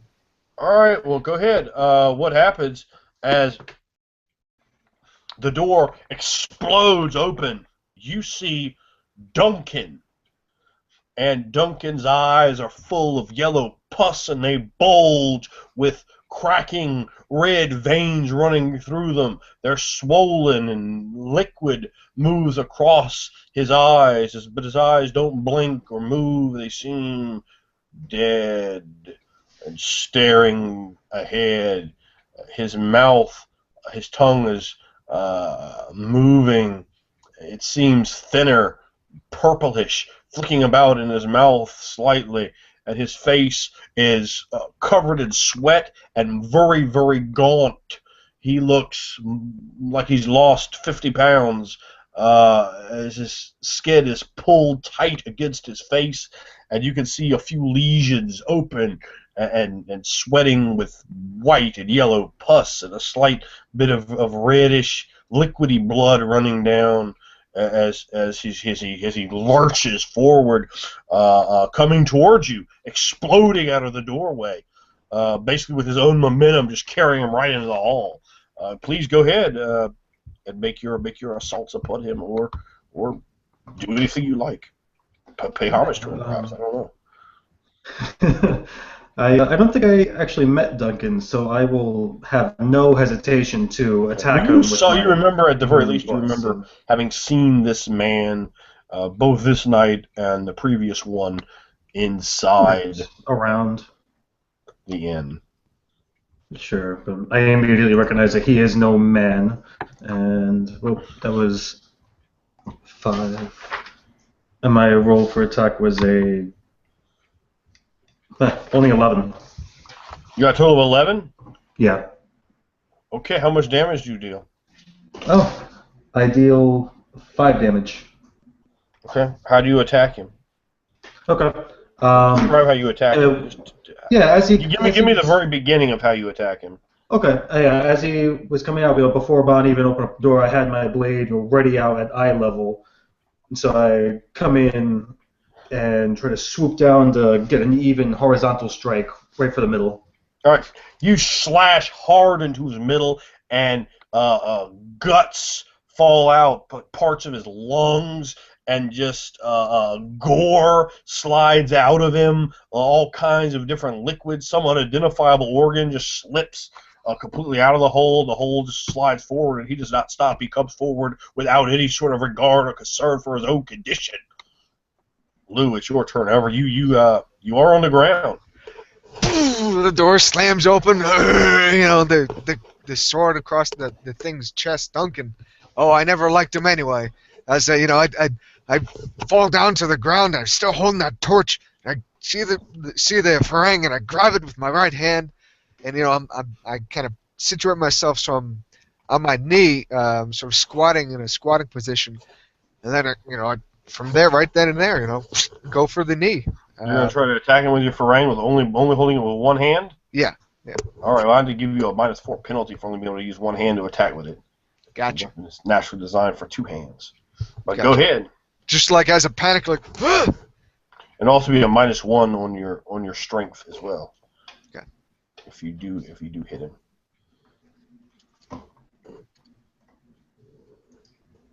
I think that's -5 altogether. I got a 12. 12 is enough to hit him for sure. That'll just be 6. And you're damage slashing bonus, what, I the guess. leg, something like that. Yeah, I'm trying to like basically hamstring, right behind the knee.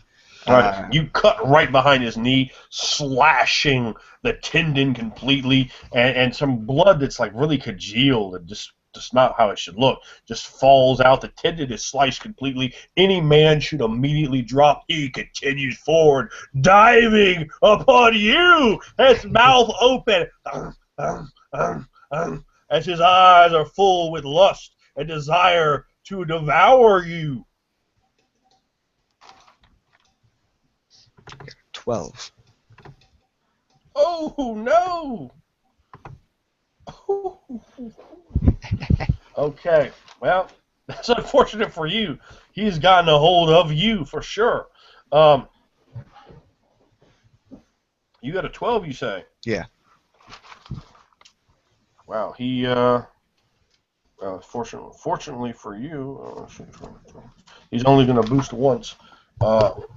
Do you have any armor on at the moment? 3 armor. Yeah. You have how much? I have 3. Oh, you are very fortunate because he right now he's dealing 3/0/7. Oh, okay. This is exactly what he has. He dives on top of you, biting his teeth, ripping into your jerkin viciously, and like foam coming out of his mouth. He stares at you. He's like trying to grab your face and pull it to him, and he's trying to bite you right in the neck. But you keep moving frantically, and like you keep getting your jerkin intentionally. You probably, you drop something. I'll give you a choice of your sword or your torch, whatever you want to drop, as you're able to force him to bite onto the leather to prevent yourself from being bitten by this raving creature. Raving lunatic. What do you want to drop? Drop the sword. Okay, it's going to be you, yeah. I look at horror at this, and I will.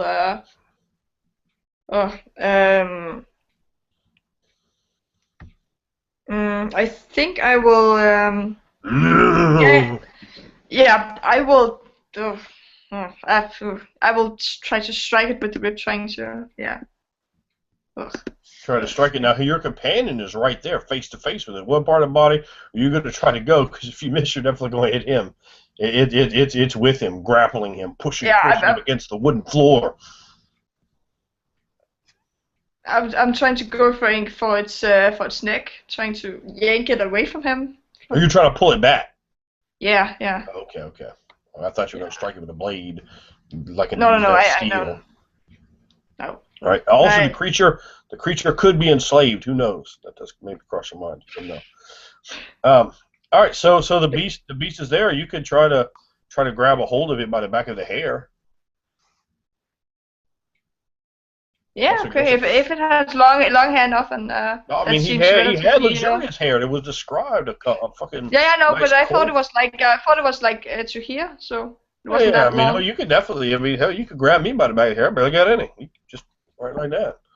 You could get a hold of it. That's a That's a brawl grapple. I don't know how you do a brawl grapple. That is.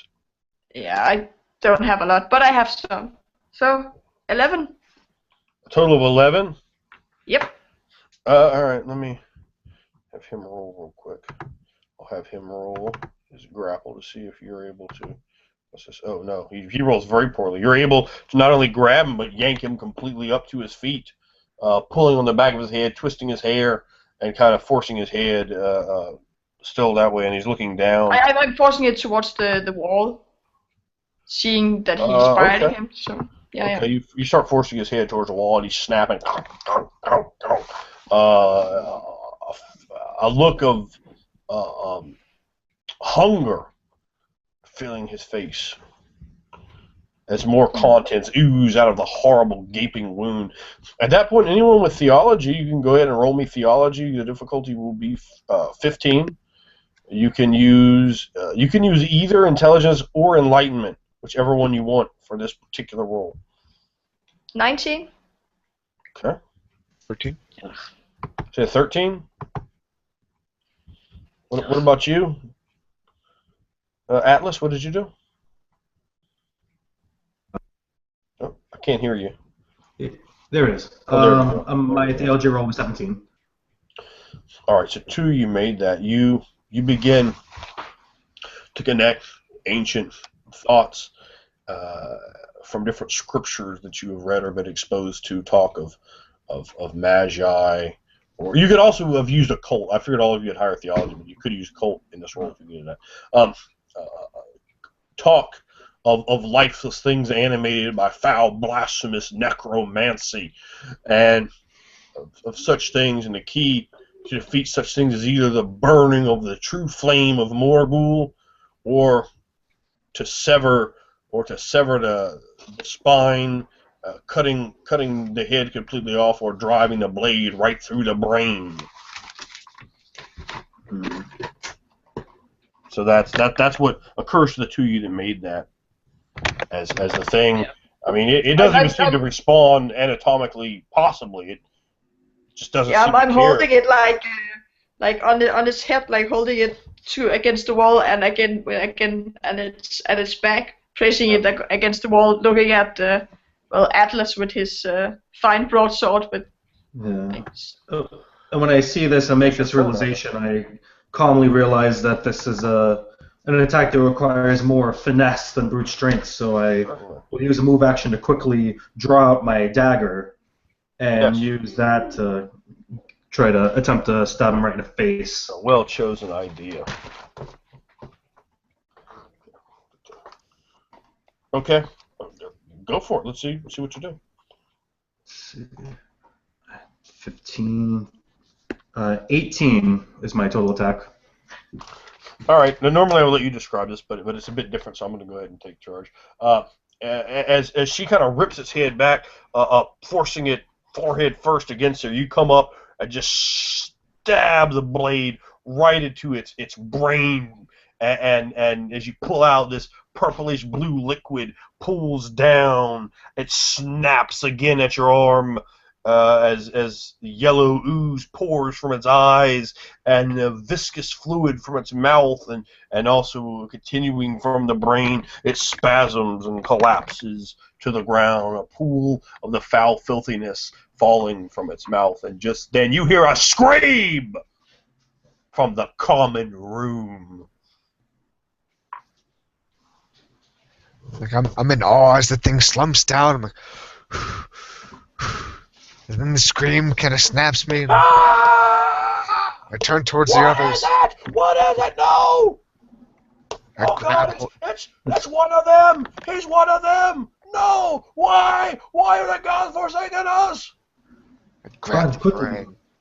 Yes, we have to. I fall down there as fast as I can. I don't say anything. Just the other man lurks to his feet, and he's moving around, shaking, moving.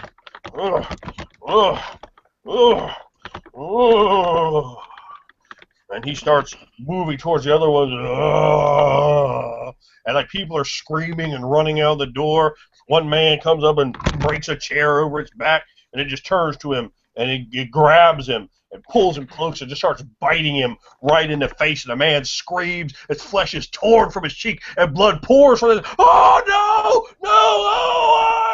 Oh! You see Gerald was there beating it in the head with his old brain breaker, beating him on the back and the arms, in the stomach, as it just holds on the man and just savagely biting his face over and over again. And what do you do? This round, Mia, you get down the stairs first. We're going to revert back to our normal initiative next round, our normal reaction rolls, and Mia, you can go ahead and go first this time, as you can definitely get down the steps quickest. Yeah, I'm going to take my blade at my side and, have at him. As well you should. Yeah.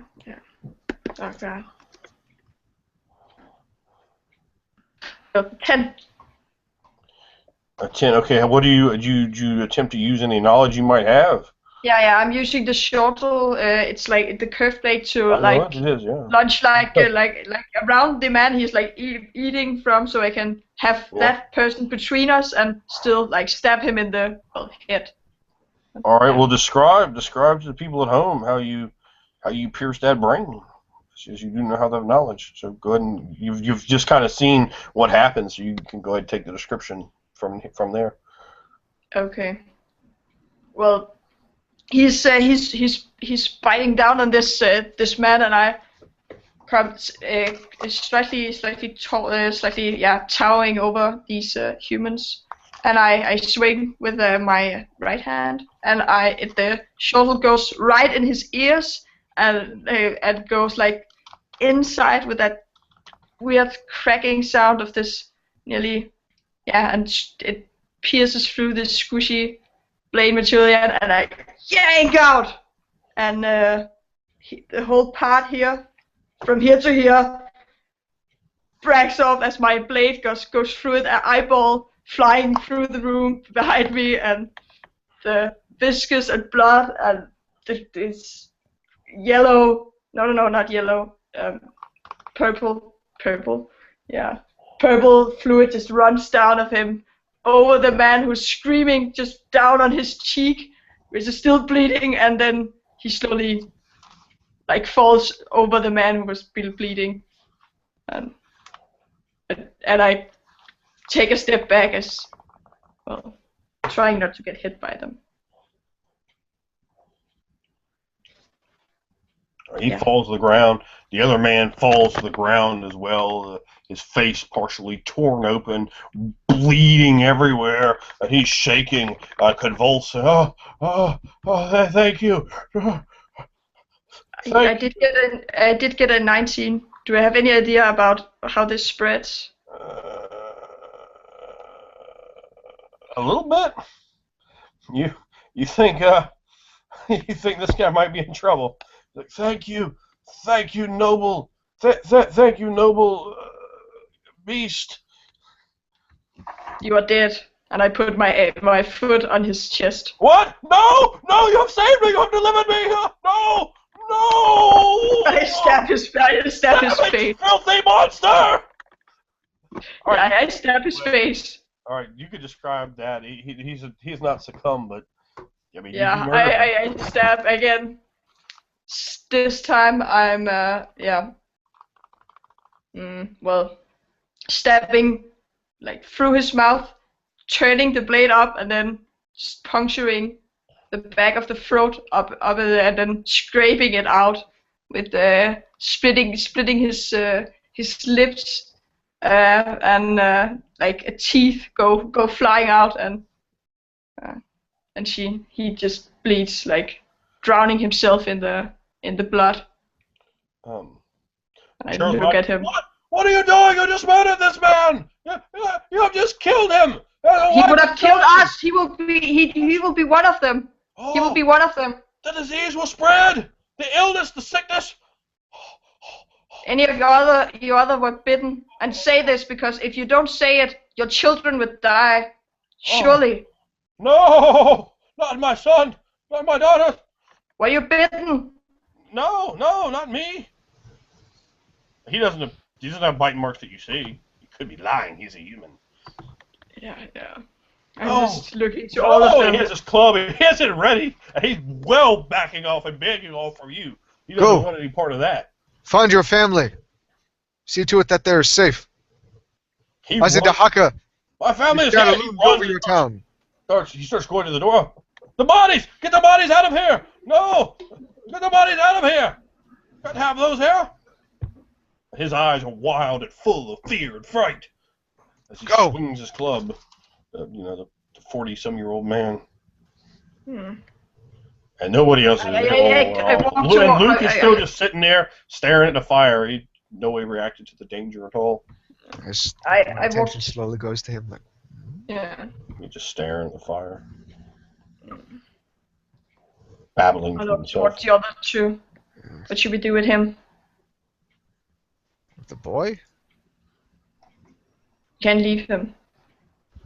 No, it's not safe. Atlas, here. I'll carry him. I'll carry him. No. No. I look at the Hold the torch. your small buddy. No, Hold no. the And then torch. she goes towards him and get him like a rider, like tries to get him on her back.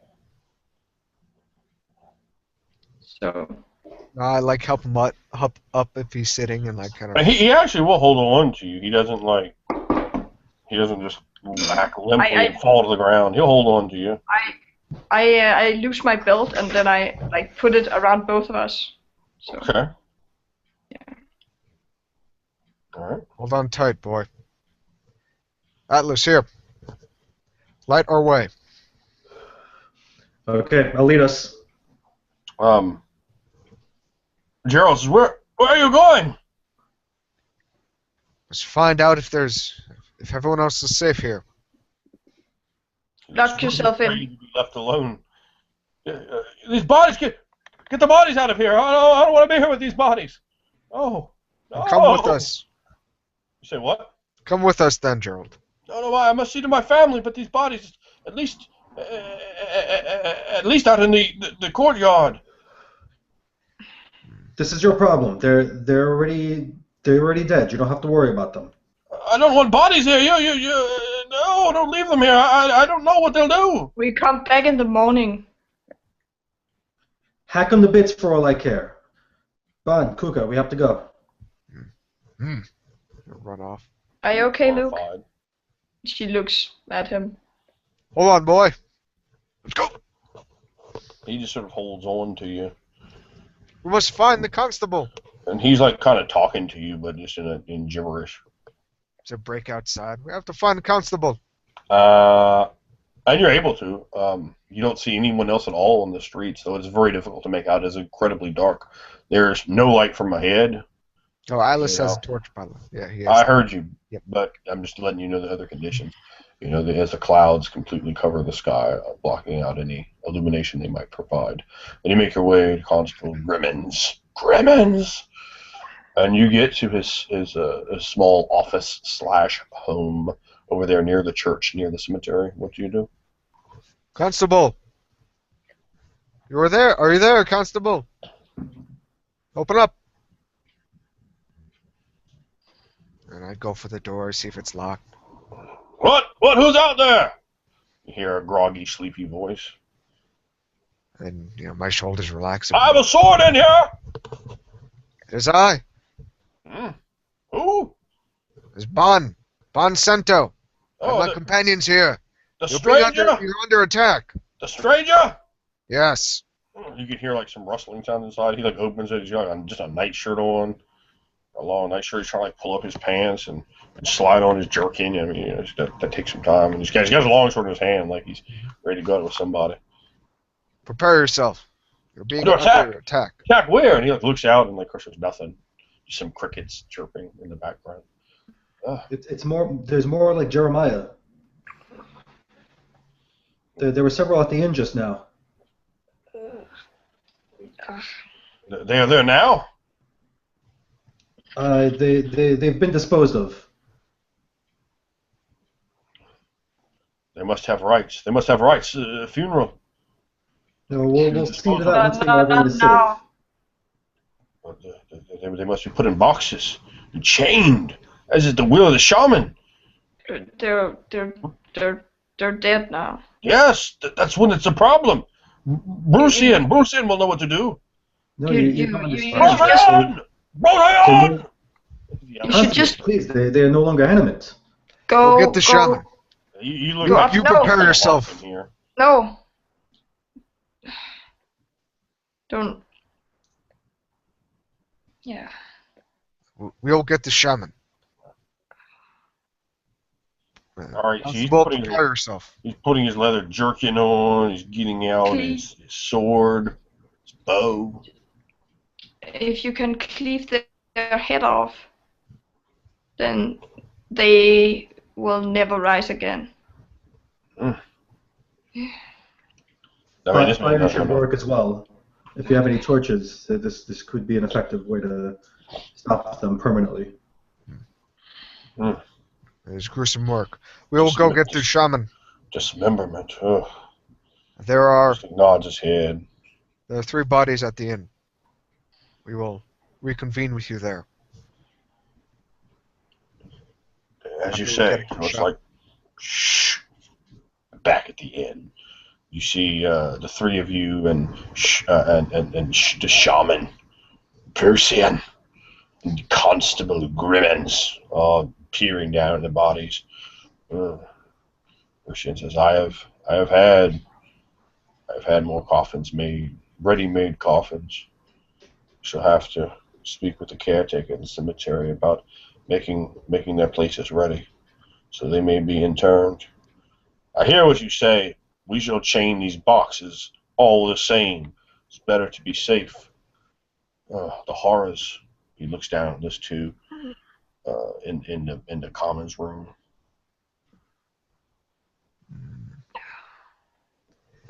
I stand quadrupedal, still feeling a bit ill. Luke is on top of you. Oh, yeah, you're feeling quite ill. Yeah, yeah. It was after the whole adrenaline. I've just been like. Imagine you wouldn't understand if I gave you temperatures, but imagine a very bad fever. Like you're like incredible, like the worst fever you've ever had. Is pretty much what you have right now. You're not just like, oh, I'm fine. You just had to fight and all this and climb up a tree. You're utterly exhausted at this point. You're like about to just collapse and are essentially of almost no value anymore. So they don't really look at her to help because, I mean, they don't really understand even what she is. But they say to you, we'll need help moving these bodies. Would you men be so noble as to volunteer? Yes. So we might get them ready at the temple. And then nod appreciatively. So each of you kind of pair off with one of them and get their bodies, and I'm sure you eventually maybe tell them. I don't carry a body. No, they don't ask you to. Guka, you look sick. They are leery of you. Yeah. Watch over the boy. Recover what stamina you can. So you do, and it takes quite some time since the initial. Your adrenaline is well dumped, and all of you are very tired at this point. But you've moved the 3 bodies from the inn to the temple, and there's this big blood stains on the wooden floor. To the next day, where the bar wenches are just scrubbing them out deadwood style, trying to get the blood the best they can off the wood, but that's for later. Now you've moved the bodies out into the cold, still night, to the trills of the crickets and the gentle kiss of the wind. The foul stench is largely dissipated, but the clouds still roll angrily above. Every once in a while, the only illumination you can see is dancing thunder playing across the heavens. As a chill periodically enters the wind, and then it will come sweeter, warmer, as you put the bodies into pre-made, cheap, flimsy wooden caskets, and Birkin wraps iron chain around them, locking them with cheap locks, and looking over them, nailing them shut, doom, doom, doom, doom, doom, doom, doom, doom, knocking the nails in place with a hammer. His craftsmanship is shoddy. Still, that box is nailed shut. The sickness is spreading. We must arm what members of your tribe, as many as we can, and prepare. We must. We are not warriors, Brucian says, and many of the men have no more than perhaps the knife they use for cutting, or a hatchet for firewood. I have weapons. Oh. I have a lot of weapons. Oh, because you're like, oh God, why? I bought them from your blacksmith. We don't have steel where we come from. You don't? It looks very No, well, there's some steel, but it's yeah, but I bought it. We can go get it in my room. As you say, they're still very, very leery of you. Certainly growing to trust the rest of you far more for your aid to the village. Might I suggest we gather up those that we can? I suppose we can't fit them up in one But what purpose do we set them to? It is night now. Time to rest. And we do not know that there are any more of these things. Where do we put them in? What do we do with them?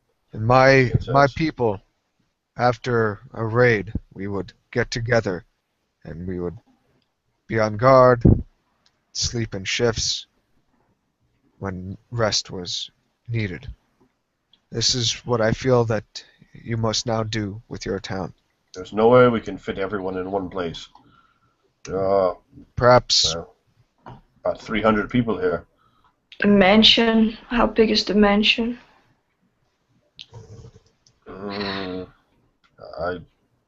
It's large. Certainly couldn't fit 300 people. People don't have to be inside. They could be on guard outside. Mm. Do you think it could fit half of that?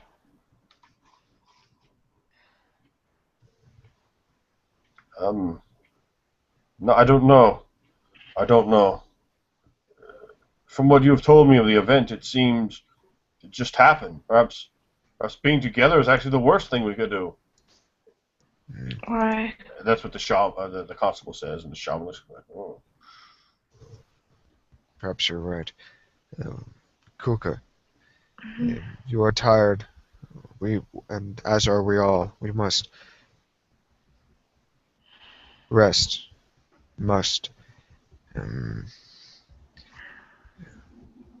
I will go out, give out what weapons I can to, with you, Constable. If you could come with me, show me to the. Oh, just said yes. Show me to the dwellings of those that you feel best capable. There are a few men in town who should have weapons. But can you be sure to mark them so I can get them back? Is that really a matter that is of necessity, Kuka? There's plenty of steel here for you to buy.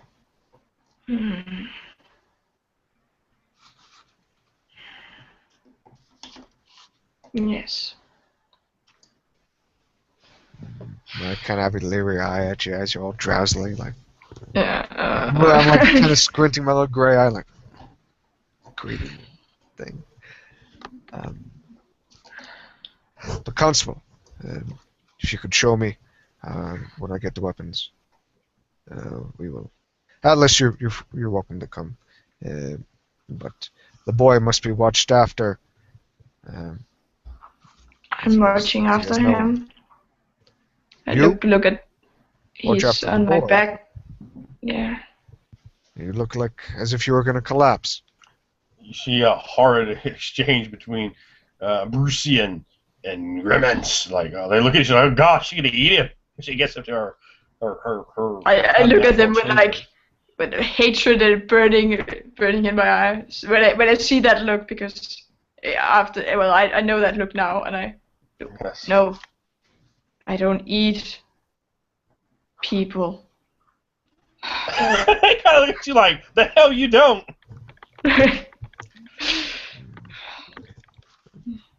Shaman, prepare your rites, whatever they I will begin as soon as you leave, and consecrate and bless these men's bodies, so they shall flesh hopefully shall never roam again this world, and perhaps there shall be some sanctity and safety for their very souls. I have my mixed feelings on it, however. He goes over, and he just kind of rubs his hand across one of the tops of the coffins, and dabs his fingers in some of the burning candles, and he just makes an eldritch mark upon the top of one of them. Let you rest easy, my friends. I am so saddened to see it come to this, and may all the goodly gods of light watch over you, and gently sing you home, caress your souls, and find you into soft safety, and the serenity you so truthfully and desperately need. It is what you deserve, and I hope that you find it there still. And the crickets tweet ever so softly in the background, perhaps one even in the church itself. So a lot of you are making your way back to the inn, I take it? Yeah, drowsily. Yeah. Mm-hmm. Very well. At that point in your rooms, as you begin to ready yourselves, why don't you go ahead and give me your soliloquies, and we'll conclude part 2 of Ravenloft versus Within the Ring of Fire. Please, let's start with George. Okay.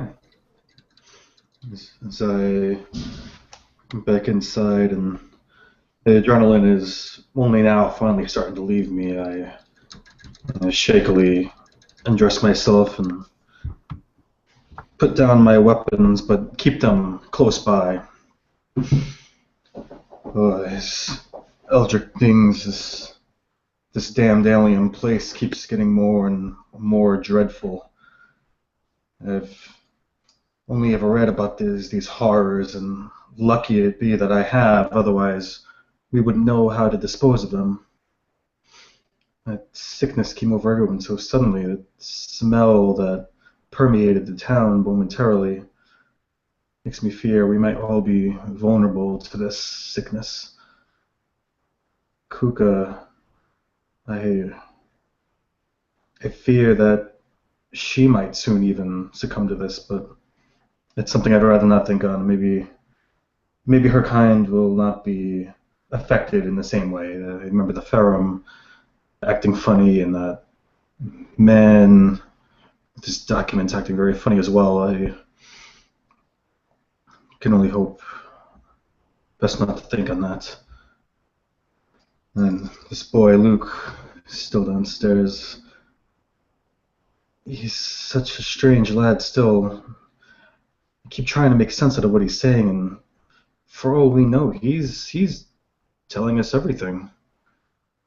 I hope when we bring him back, I will certainly bring him back to Bale. This is not a healthy place. This is a very, very dangerous, dark place. And that shaman, it seems he's doing good, but I'm still remembering what was said about him. Mordu, as crazy as he seemed, perhaps he was onto something. Perhaps the shaman is in with these vile living dead. Have to keep an eye on everything, keep an eye on everyone. I certainly do not want to be betrayed by anyone in this town. None seem to be worth trusting, and all the more reason to bring Luke away. And that damn drunk Articus, he pretty much abandoned us in his drink at our most dire need. And we'll have to set him straight come tomorrow when he's back to us and come out of his stupor. There's no way for a man born of Pelgin's design to act.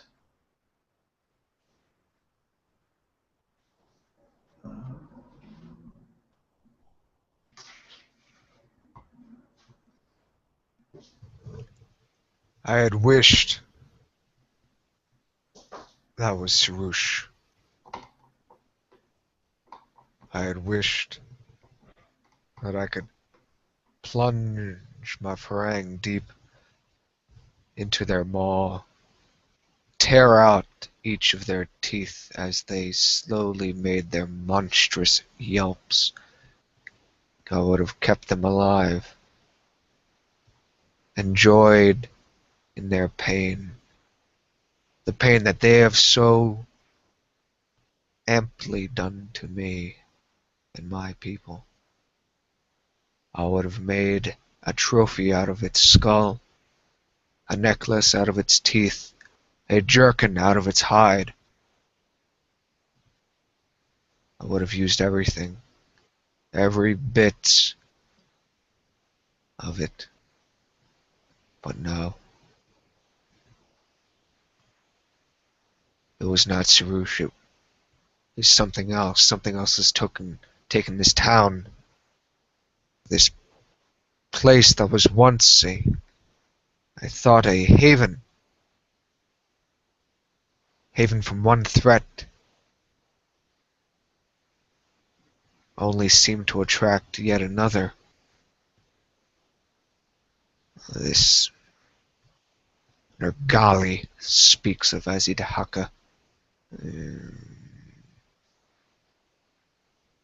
I don't know what that means. Disease, sickness, that is simply that of darkness. The only way to purge that. Yes.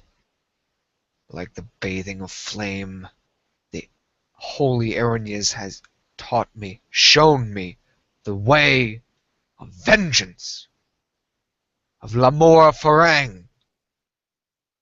Yes. I saw how the thing react to the flame, like darkness itself. It will be cleansed. I will have my revenge.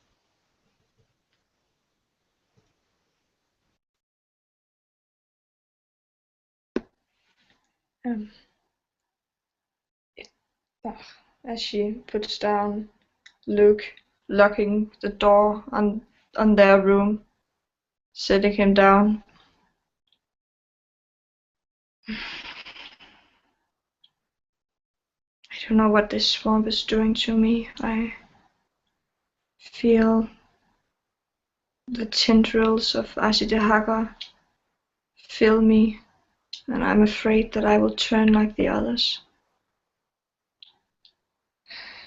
I don't know what this sickness is, but I don't remember its name, but I know the stories about how to kill it, how to make it stop.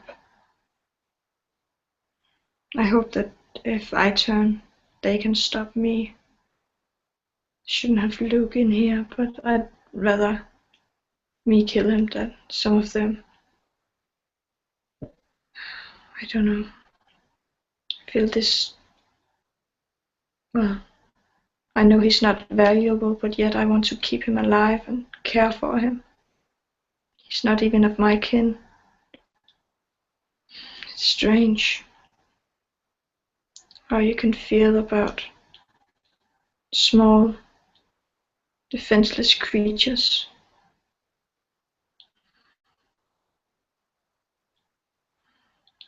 I'd never killed anything before. If the stories are true, then I didn't kill anything at all. But I know all the moves of the fighting dance, but never put my blade into people. But it's natural. It seems to come out of the blood pumping in my veins and the fear of being left alone as the only one who's not a thing of sickness. I have to protect this town, even though they're not my kin. I cannot have Ashitahaka take root here. She wouldn't allow that, and I won't allow it. And they're not Cherouche, so I have nothing to be afraid of. Because that's the only thing which can crumble Manigali. The only thing that ever has, and the only thing that ever will. Only once. Only once.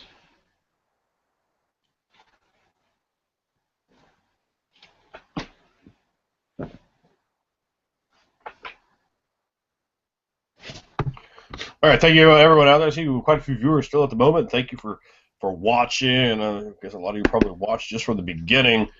We appreciate that, everyone out there in YouTube land, Barbarian Horde. Make sure if you haven't already, you go to drivethrurpg.com and get your physical copies of Within the Ring of Fire. You want to pick those up from there. You can get physical copies, hardback, softback, of the first 5 books Within the Ring of Fire that are out. The system runs extremely fast, fluid, easy, and concentrates on narrative, description, cinematic play, and a very fast, fluid, flexible system that you can bring to your group and have a dynamic, entertaining experience. It's not slow. It's not clogged or bogged down. It really focuses on the fun aspects of RPGs. Your main man, after 26 years of playing RPGs, noticing everything that was increasing that fun. We want to get you to get your fun up because that's what gets the people keep to coming back all the time and make the fun artistic, visual, engrossing, and entertaining.